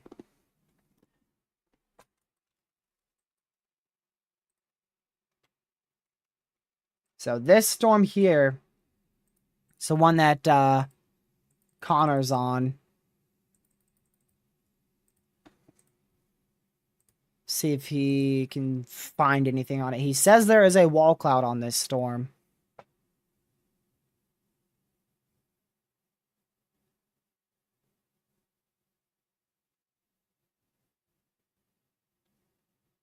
I think this storm has the best chance to produce a good tornado if it can stay maintained with such a good updraft. The only issue is it's moving fast. And because it's moving fast, it's going to move out of the good environment quickly. But it's already a very well-established supercell. You can see Echo Top's likely exceeding right around 50,000 feet, actually. Yeah, likely around or exceeding 50,000 feet there. So it's a very, very well-structured and maintained supercell. Now, will it actually keep its supercellular structure? That's the question.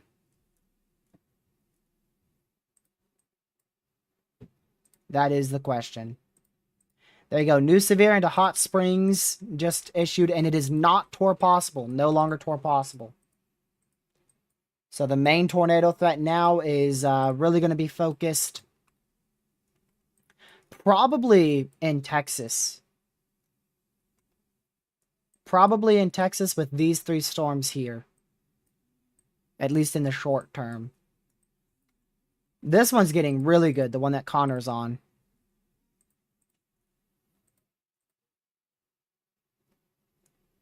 Might have to switch to Connor's feed. Let's go switch to Connor's feed.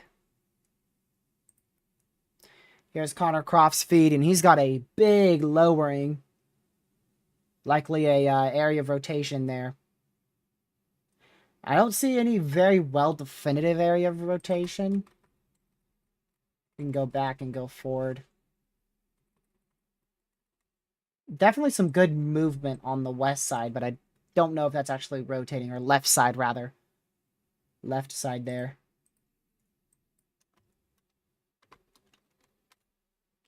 I wanted to go check if lower level lapse rates got better. That's what I was doing. Nope.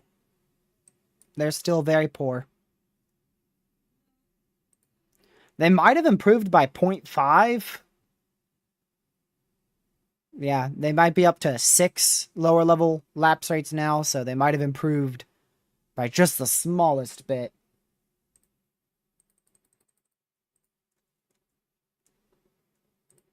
That watch probability out there for Little Rock, Arkansas, that new tornado watch, it is 40 and 20. So there is still the chance for a few tornadoes and possibly one strong, but I highly doubt we will see a strong tornado today. If we do, it will be from a storm in Texas like the one Connor is on right now, which is well to the east of Temple, Texas. About 35 miles east of Temple, Texas.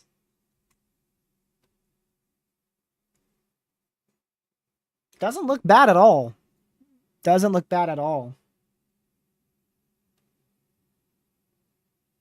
I just can't tell if there's much rotation with it. I mean, it's got a very good supercellular shape now on radar. Really, really good supercell look. Come on. There you go.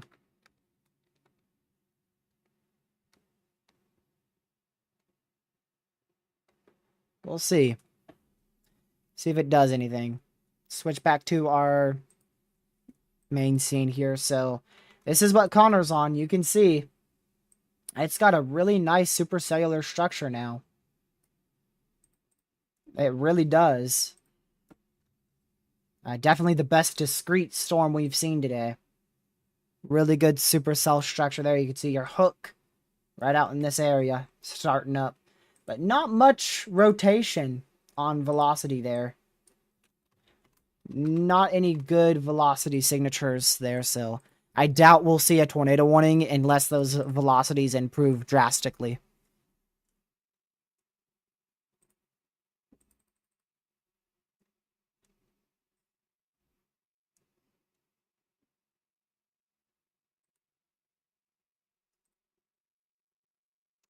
Check lower level wind shear here.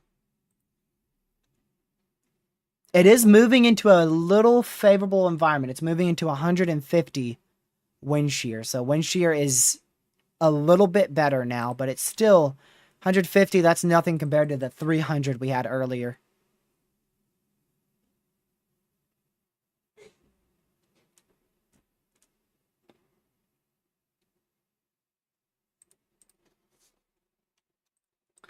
But we'll keep an eye on it. That's the one Connor's on. Looks like it's got at least a little wall cloud with it. Some weak rotation, maybe. Out in Texas. Like I said, 35 miles east of Temple, Texas. Elsewhere, still dealing with a quite intense line of 50 to 60 mile an hour winds here. Going through the Texarkana area, going into Marshall, Texas now. Going through Tyler, Texas. And then an additional line of 60 mile per hour winds here moving towards Hot Springs, Arkansas.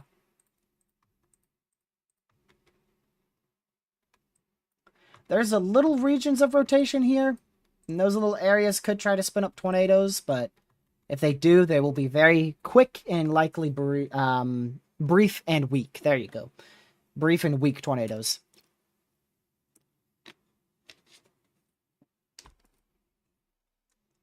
Brief and weak tornadoes will be possible here. But they don't have them as possible severes, so they don't believe they're really rotating. You see 60 mile an hour winds, 1 inch hail on the southern one, 60 mile an hour winds, 0.75 inch hail on the northern one. No possible severes with those two in Arkansas. Now there is 2 possible severes back here in Texas and far southwest Arkansas. Where's our other one at? And then we have 1 more severe, southeast Kentucky. For 1 inch hail, 60 mile an hour winds.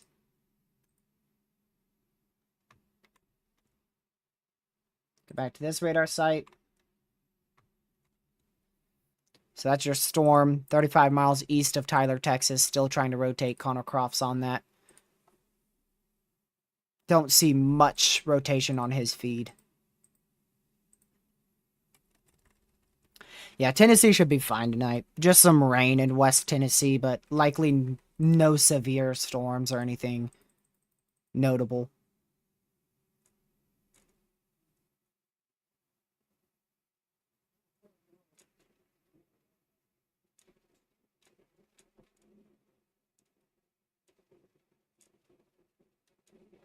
Let's see here. Midnight tonight, I mean, just West Tennessee could get some rain. That's about it. Very isolated rain showers, primarily in West Tennessee.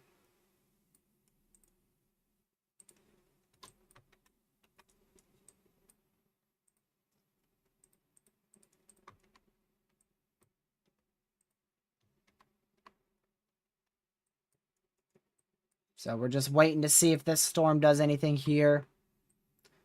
It still is hooking here. So it's the best supercell we've seen all day today. Best discrete supercell. It has some mergers on the north and northwest side, but I don't think that's going to affect it. And it's going to stay in front of that outflow boundary, which is back here for quite a while. Your storm's not moving that far. It's moving this way. Outflow boundary's back here.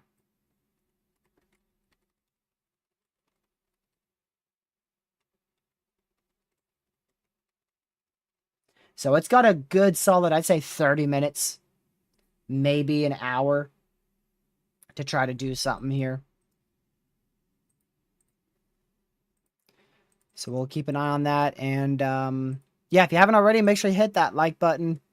On my end, we're 1 like away from 200 likes. So if you haven't already, make sure you hit that like button and share the channel with your family, friends, social media. Subscribe if you are new. We'll be live sometime tomorrow for the threat of severe weather. I don't know when we'll be live tomorrow. I have no idea. It may be early or it may be late. We'll see.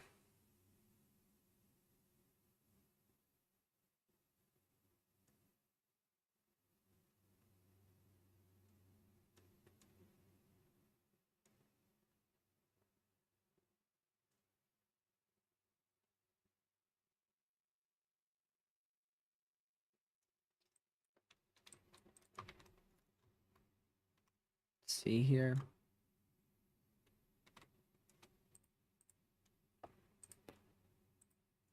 Yeah, let's go back to Connor Croft's feed here. And I mean, it looks pretty good. That looks really, really good. It is definitely trying to rotate, if not is rotating. So that's your discrete storm. Well east, about 36 miles east-northeast of Temple, Texas. It's just to the south of Thornton, Texas.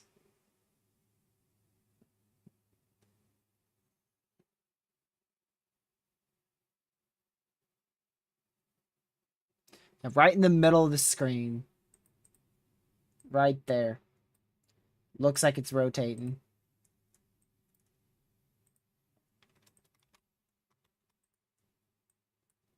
Yep, I see some motion right in the middle of the screen. You see if you loop it. Definitely some motion right in the middle. Definitely a little bit of rotation all in this area. Nothing strong, nothing that looks like it's going to drop a tornado at any point or anything like that, but definitely some rotation. If I saw this in real life, I'd be freaking out. Like this is the type of stuff you just don't see in North Carolina anymore or Virginia. And if you do, it's either very, very late at night or very early in the morning to where you can't chase it. Or it's highly wrapped in rain and moving at 70 miles an hour. It's not like this where it's discrete, moving at probably, I'd say probably 40, 45 mile an hour motion to the northeast here with this storm.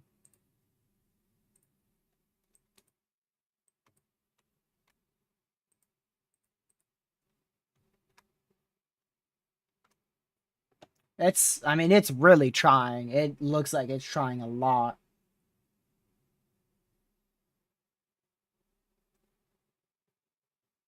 So he's going to stay right in the inflow of this storm. That's the hook right in front of him. So he's staying right with this storm. Really, really low precipitation supercell here. That is ongoing. Oh, come on. There we go. Better cell reception.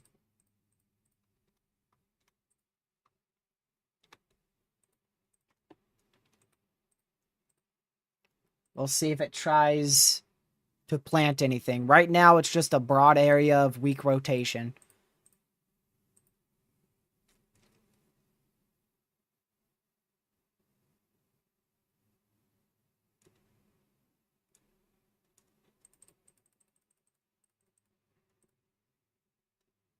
There we go.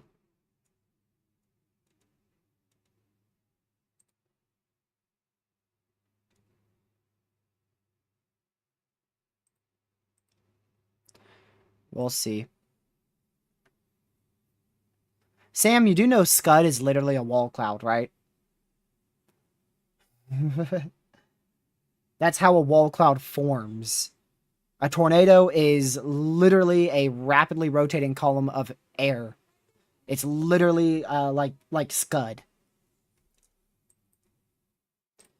So for a storm to have this much Scud and look like it's rotating weakly, it definitely is trying to be tornadic.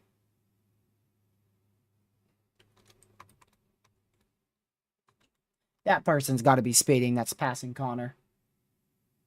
There ain't no way. There ain't no way.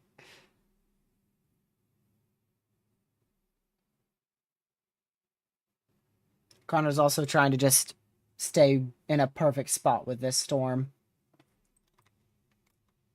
If any storm tries to produce a tornado in the open warm sector, it's definitely going to be this one. There's no other storm that looks like this storm. We haven't seen it today.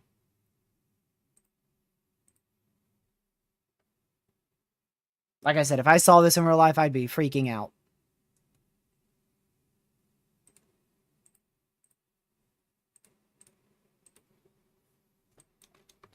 Lightning did back off a bit. It did back off a little bit.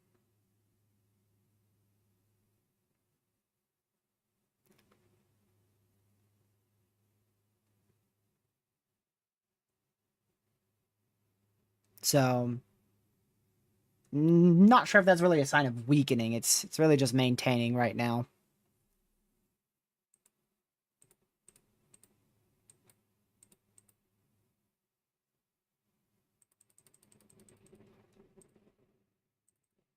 So the area of rotation is directly in front of Connor here.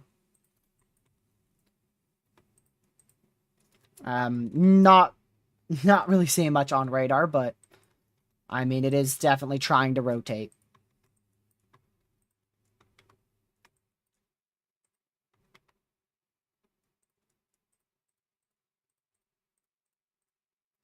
Severe thunderstorm warning in Texarkana expires in 5 minutes. I imagine we'll see a new one come out for Magnolia in southwest Arkansas here shortly.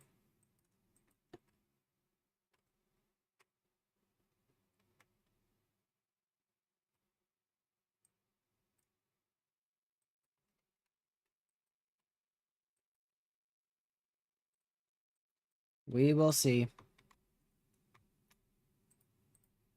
Now there's a lot more rain with this storm too. Your hook's getting a lot more precipitation.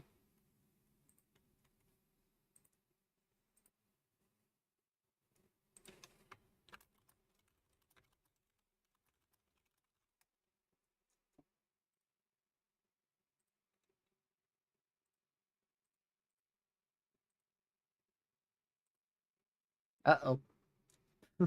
Come on, Connor, you got it. There you go.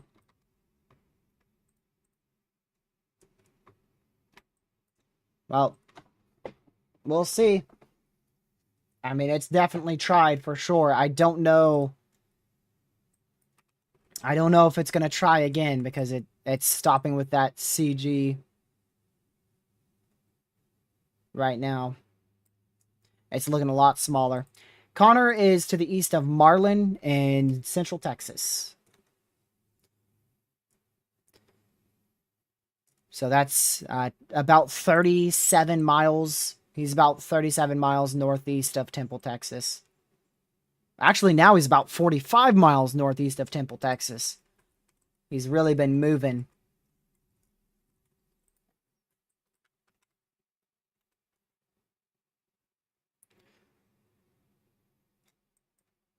Over St. Louis, yeah.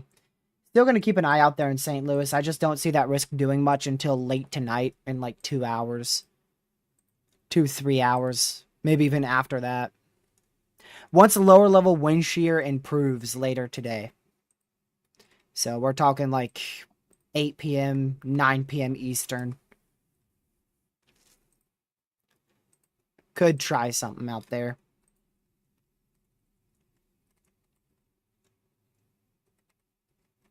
I'll be watching that risk too.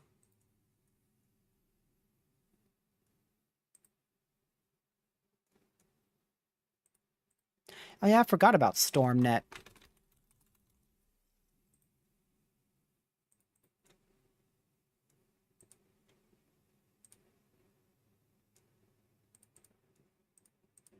I forgot about StormNet. StormNet is probably something I need to use a lot more often because I'm sure it's very, very useful.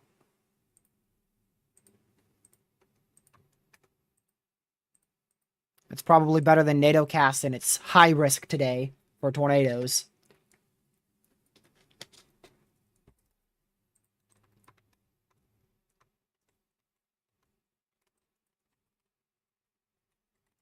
Okay, how long are you going to last? Because if these storms are going to last any longer, I'm going to chase. What is this environment out here in North Carolina? The last time I chased, my tire exploded. 65 dew points, 2,000 instability. Huh? I might end up going and chasing in my area.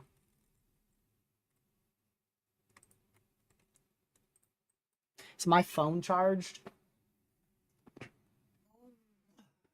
see. Yep. Shoot.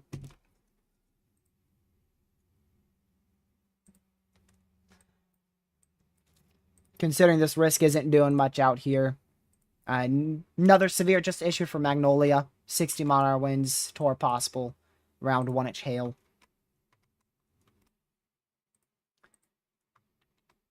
Yeah, this storm doesn't have much longer to try to produce.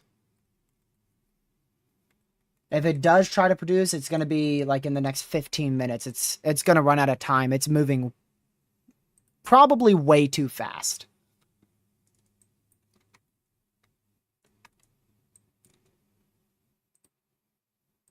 Well, I ain't going to be live here till midnight. And by the time storms get to y'all in West Tennessee, it's not going to do much at all.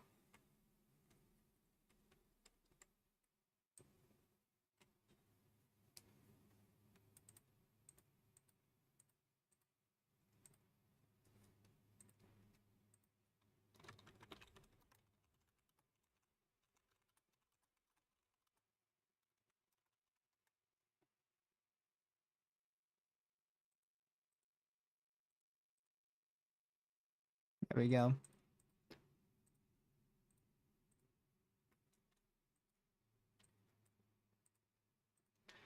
Another severe in Arkansas, up towards just barely south of Clarksville, Arkansas, barely west of Russellville in west central Arkansas. Tornado possible, 60-mile-an-hour winds there.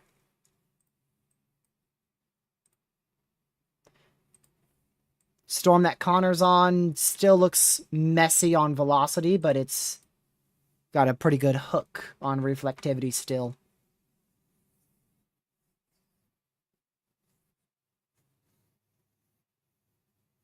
Yeah, I don't know what NatoCast saw today, but it was wrong.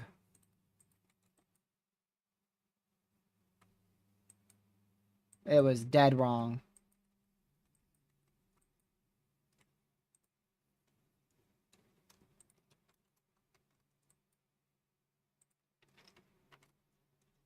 Good morning, Pete. Glad to see you in here.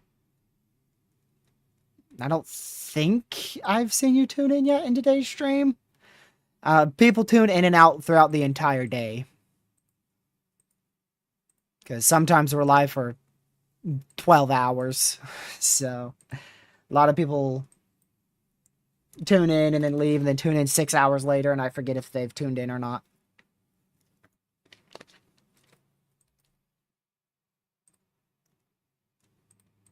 Everything really seems to be weakening. Our line is still maintaining at potentially 60-mile-an-hour winds, but it's still pretty weak.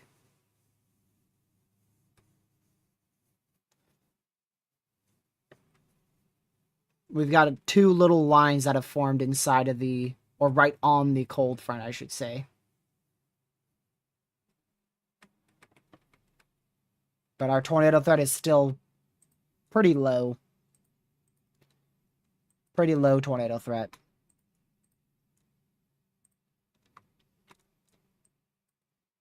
All right, let's go back over to our main scene here just to give you a radar update. So we're watching these clusters of just storms with lightning. Connor's on this little one right here. As they move up very rapidly to the north-northeast. They're not going to last much longer at all. I mean, 15 minutes at the most. This storm has about 15 minutes. This one's ran out. This one has about 10 minutes. Once they get north of like this area here, that's when they are not going to be able to rotate or produce much anymore. And that's, I mean, considering how fast they're moving, that's not far at all. A lot more little areas of rotation starting up here. Look at them all. I'm really surprised we haven't seen any tornado warnings for any of these little regions. So keep an eye on the weather for sure. If you're anywhere from Clarksville all the way down to like Hot Springs or South Hot Springs, this whole area looks like we could see a spin-up tornado or two in the next hour or so.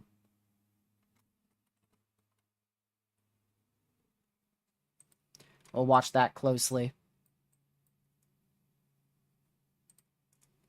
These are the little storms I was thinking about going for. They're really just heavy rain showers, but friggin' velocity on that one.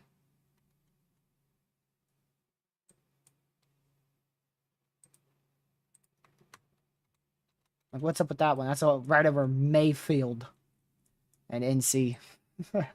Looking at my own storms out here in Virginia.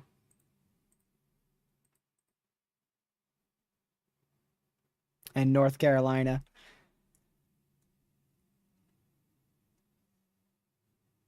The best chase of the whole year. My tire blew out. Just insane. Can't believe that happened. I was over a week ago at this point. Probably 2 weeks ago.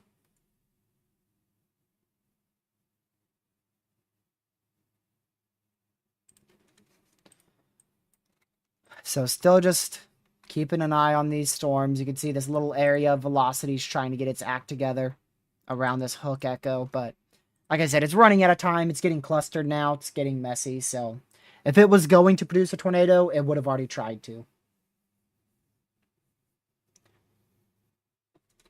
I don't have much confidence in it anymore. So still this line producing 60 mile-an-hour winds right in here. Isolated tornado threat. The main threat, though, is going to be up here.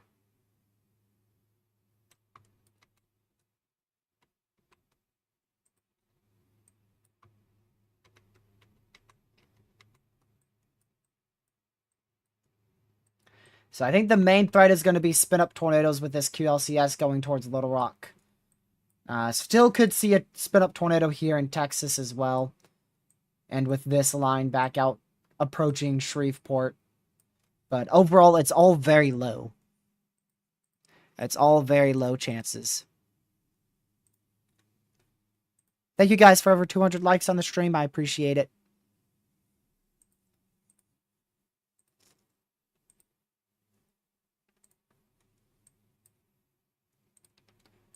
I want to go up here to Illinois.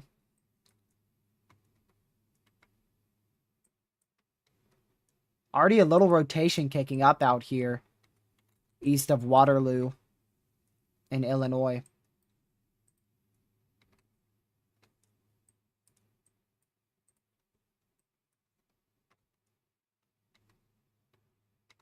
I'm going to keep a very close eye on these storms because if they try to start rotating, I'm going to book it out of here.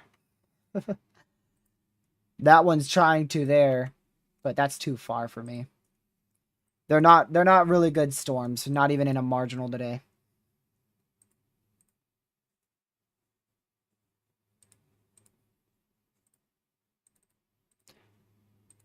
Waiting for that new HRRR run just to see if it changed anything at all. HRRR is still terrible today.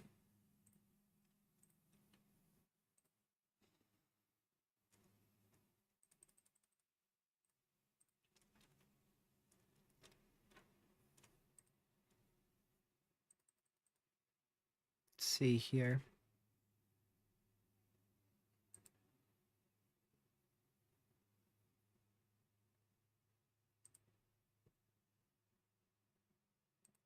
Yeah, they did, didn't they? 70-50 tornado watch, and then they downgraded to a 5% tornado risk. Yeah, that's crazy.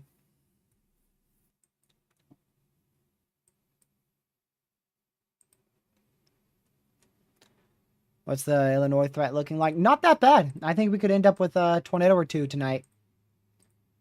It's definitely very much possible. So we'll keep an eye on it. Definitely very, very possible we see a tornado or two.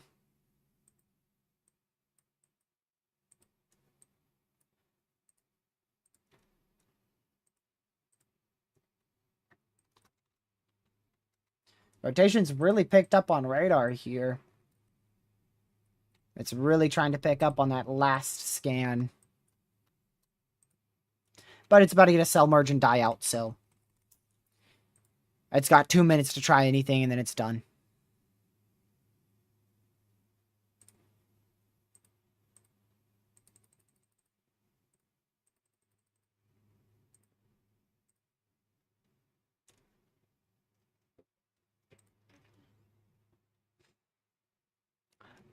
Yeah. There's definitely rotation on it, but Connor said rapid rotation. Or rapid rotating. I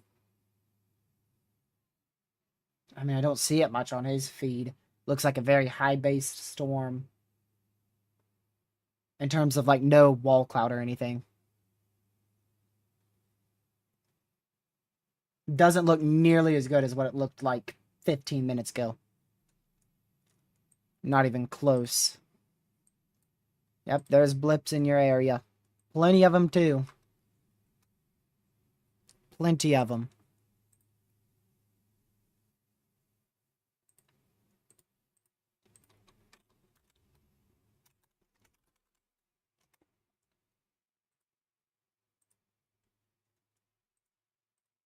So we'll keep monitoring it. Both of these areas, but, oh, what was that? Hold on, I gotta go find that. Let's go down more.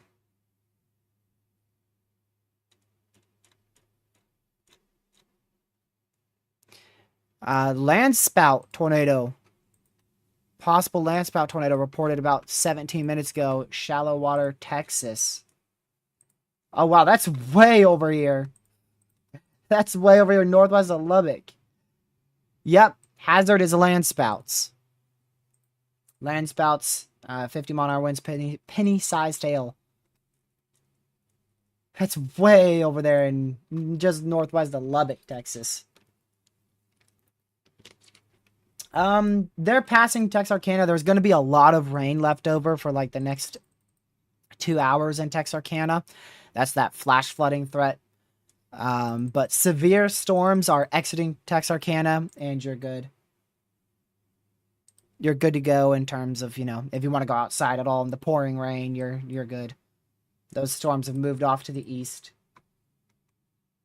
Connor has a really good area of rotation now. Oh, never mind.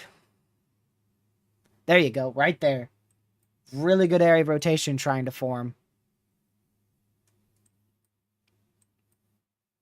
Look at that. Really, really trying to rotate here. Jeez. It's got good motion. Really good motion now.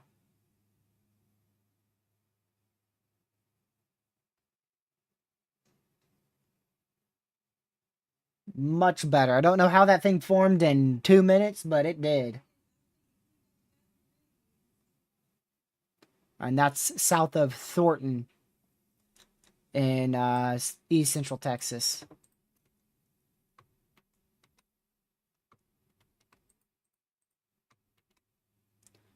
Still a really good area of rotation back up towards Smithton in southwestern Illinois. So there is a tornado risk up there.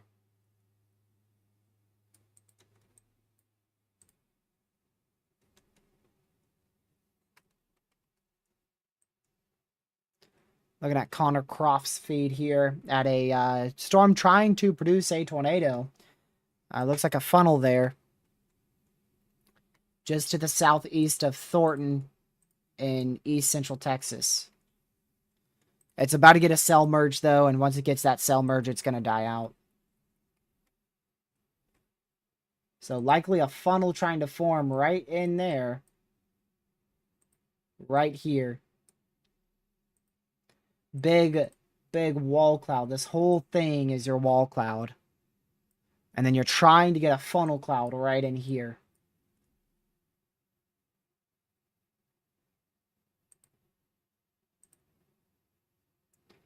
It's definitely trying. If we loop it, you can see it was really, really rotating. Now he's getting on the move. I mean, it tried right in front of him. It tried for a good 2 minutes. It's still there, but not as well. Not as obvious. Go back to our scene here. So that's the little area we're watching that Connor's on. See, rotation is slowly picking up on it. It's definitely picked up on it quite a bit.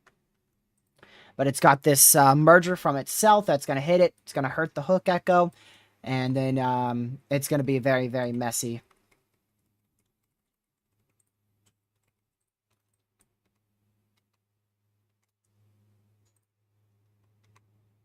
See if we get a new severe out here near Shreveport, Louisiana, because currently part of this storm is sub-severe.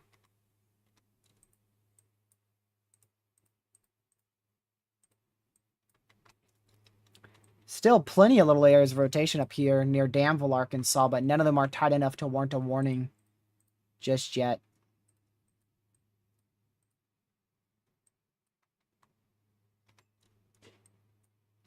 You know what I'm going to do? Hold on. You know what I'm going to do real quick? I'm going to charge my drone. Let me take this, take the old battery out, and I'm going to charge this sucker. And when I'm done streaming, I'm going to put it up in the air, see if I can see anything. There we go.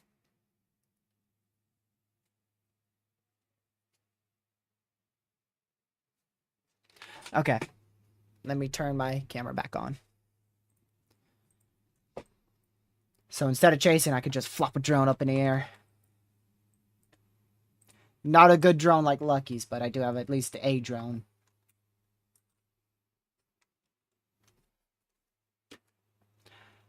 So keep watching these severes just for the next couple minutes. Yeah, sure, Connor. He said there might be a funnel in here. You can't tell with this storm. I mean, now it's getting fully rain wrapped again.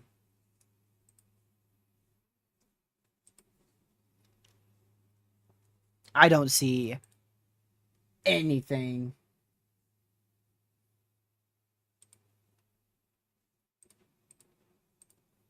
I see nothing.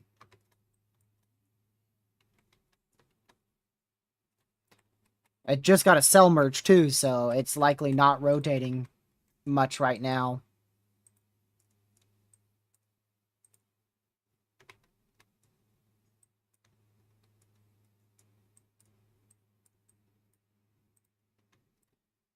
Let me go check satellite real quick. Give me a second. Make sure you guys can't see it.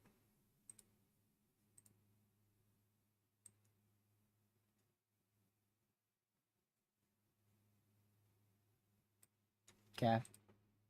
It's the new HRRR have from my area.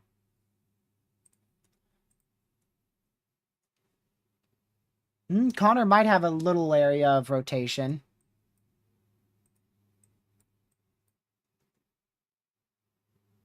Okay, I do see what he's talking about now. Still rotation there, south of Belleville, southwest Illinois.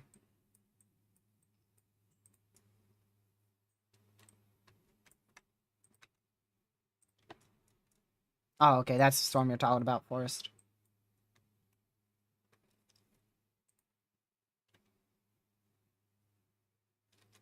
Oh, yeah. I want to look at the HRRR from my area real quick.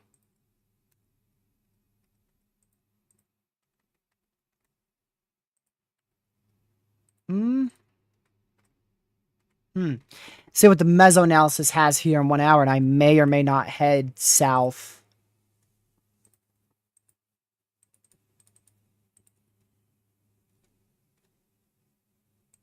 NATOcast, for some reason, has a moderate risk for tornadoes in Texas and Arkansas now. Yeah. It's not even happening. You know why? Because where that moderate risk is, storms have already passed through. And the moderate risk in Texas is like somewhere in here, which is just a big mess now. NATOcast does have a 5% all the way into St. Louis, though.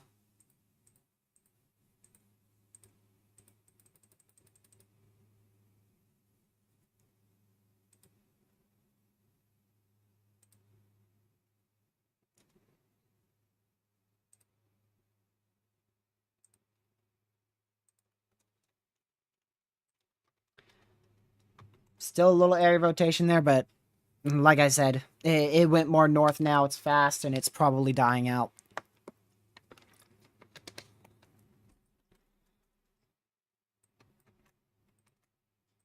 Iowa City, Iowa, nothing's happening up there. Iowa City, California. Nothing's happening over there. Iowa City, Southeast Iowa.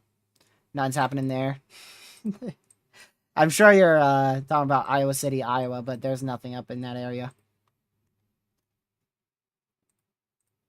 You guys are good. You're way north of the risk. Maybe some light rain tonight, but nothing severe.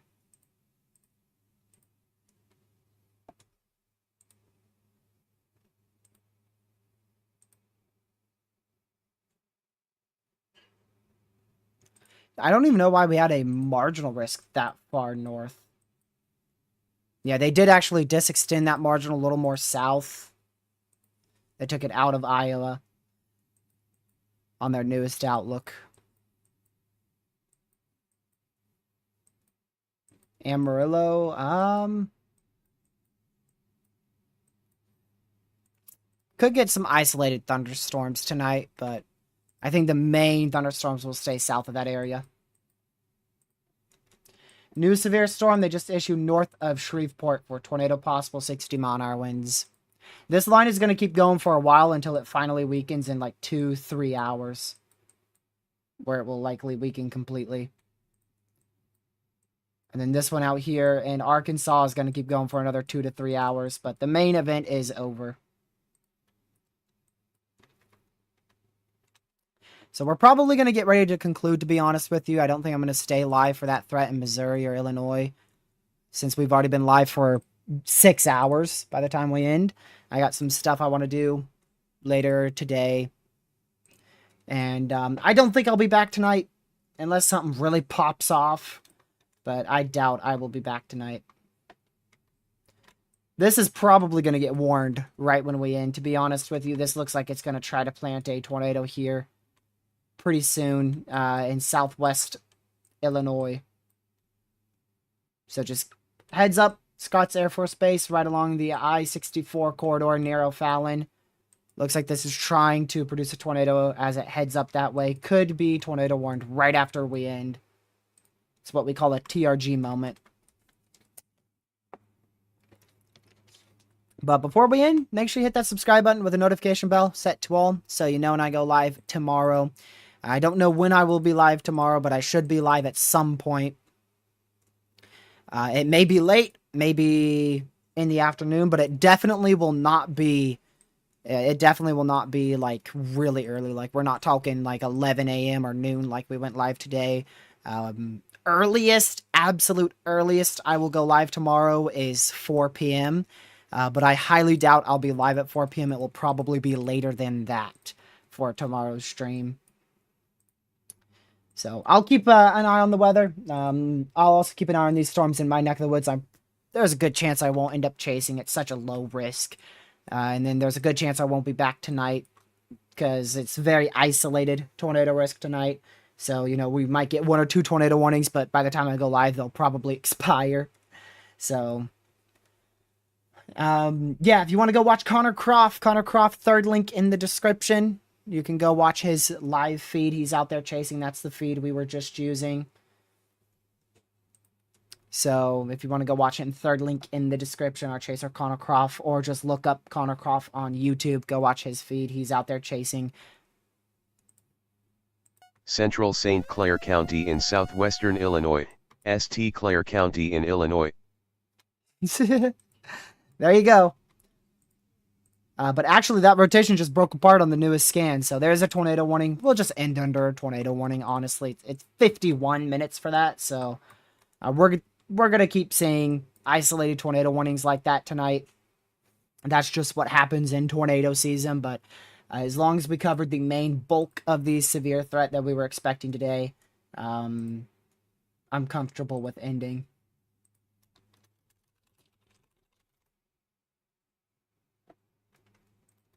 Let's see here.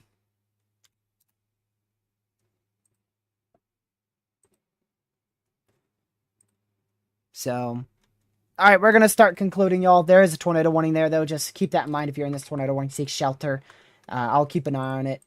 And like I said, there's a small chance I'll be back tonight, but I will be live at some point tomorrow. So make sure you hit that notification bell after you subscribe, and hit that like button on your way out. Share the channel with your family, friends, social media. I appreciate almost 6,000 people tune into this stream. Also appreciate Evan Freiberger for the raid.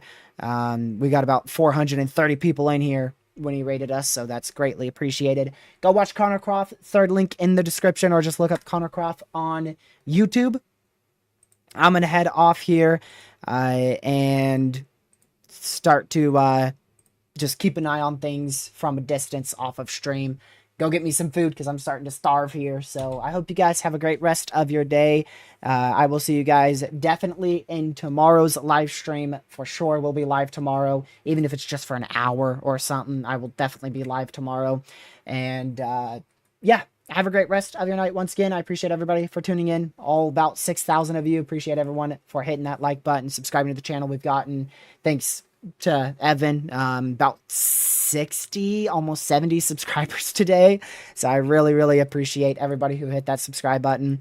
And yeah, there's a sneak peek at the overlay for those who didn't see it when we first were starting up stream. There's a sneak peek at the overlay that we'll be introducing to the stream. Needs a lot of updates. Person who made it, I'm gonna go help them out and give them some suggestions, and hopefully they can make it a bit better. But it's already an awesome thing and an awesome addition to the live stream. So once again, have a great rest of your night. Stay safe, watch severe weather, and I will see you guys in tomorrow's live stream, whenever that may be, at some point tomorrow. Thank you much for chat. Goodbye.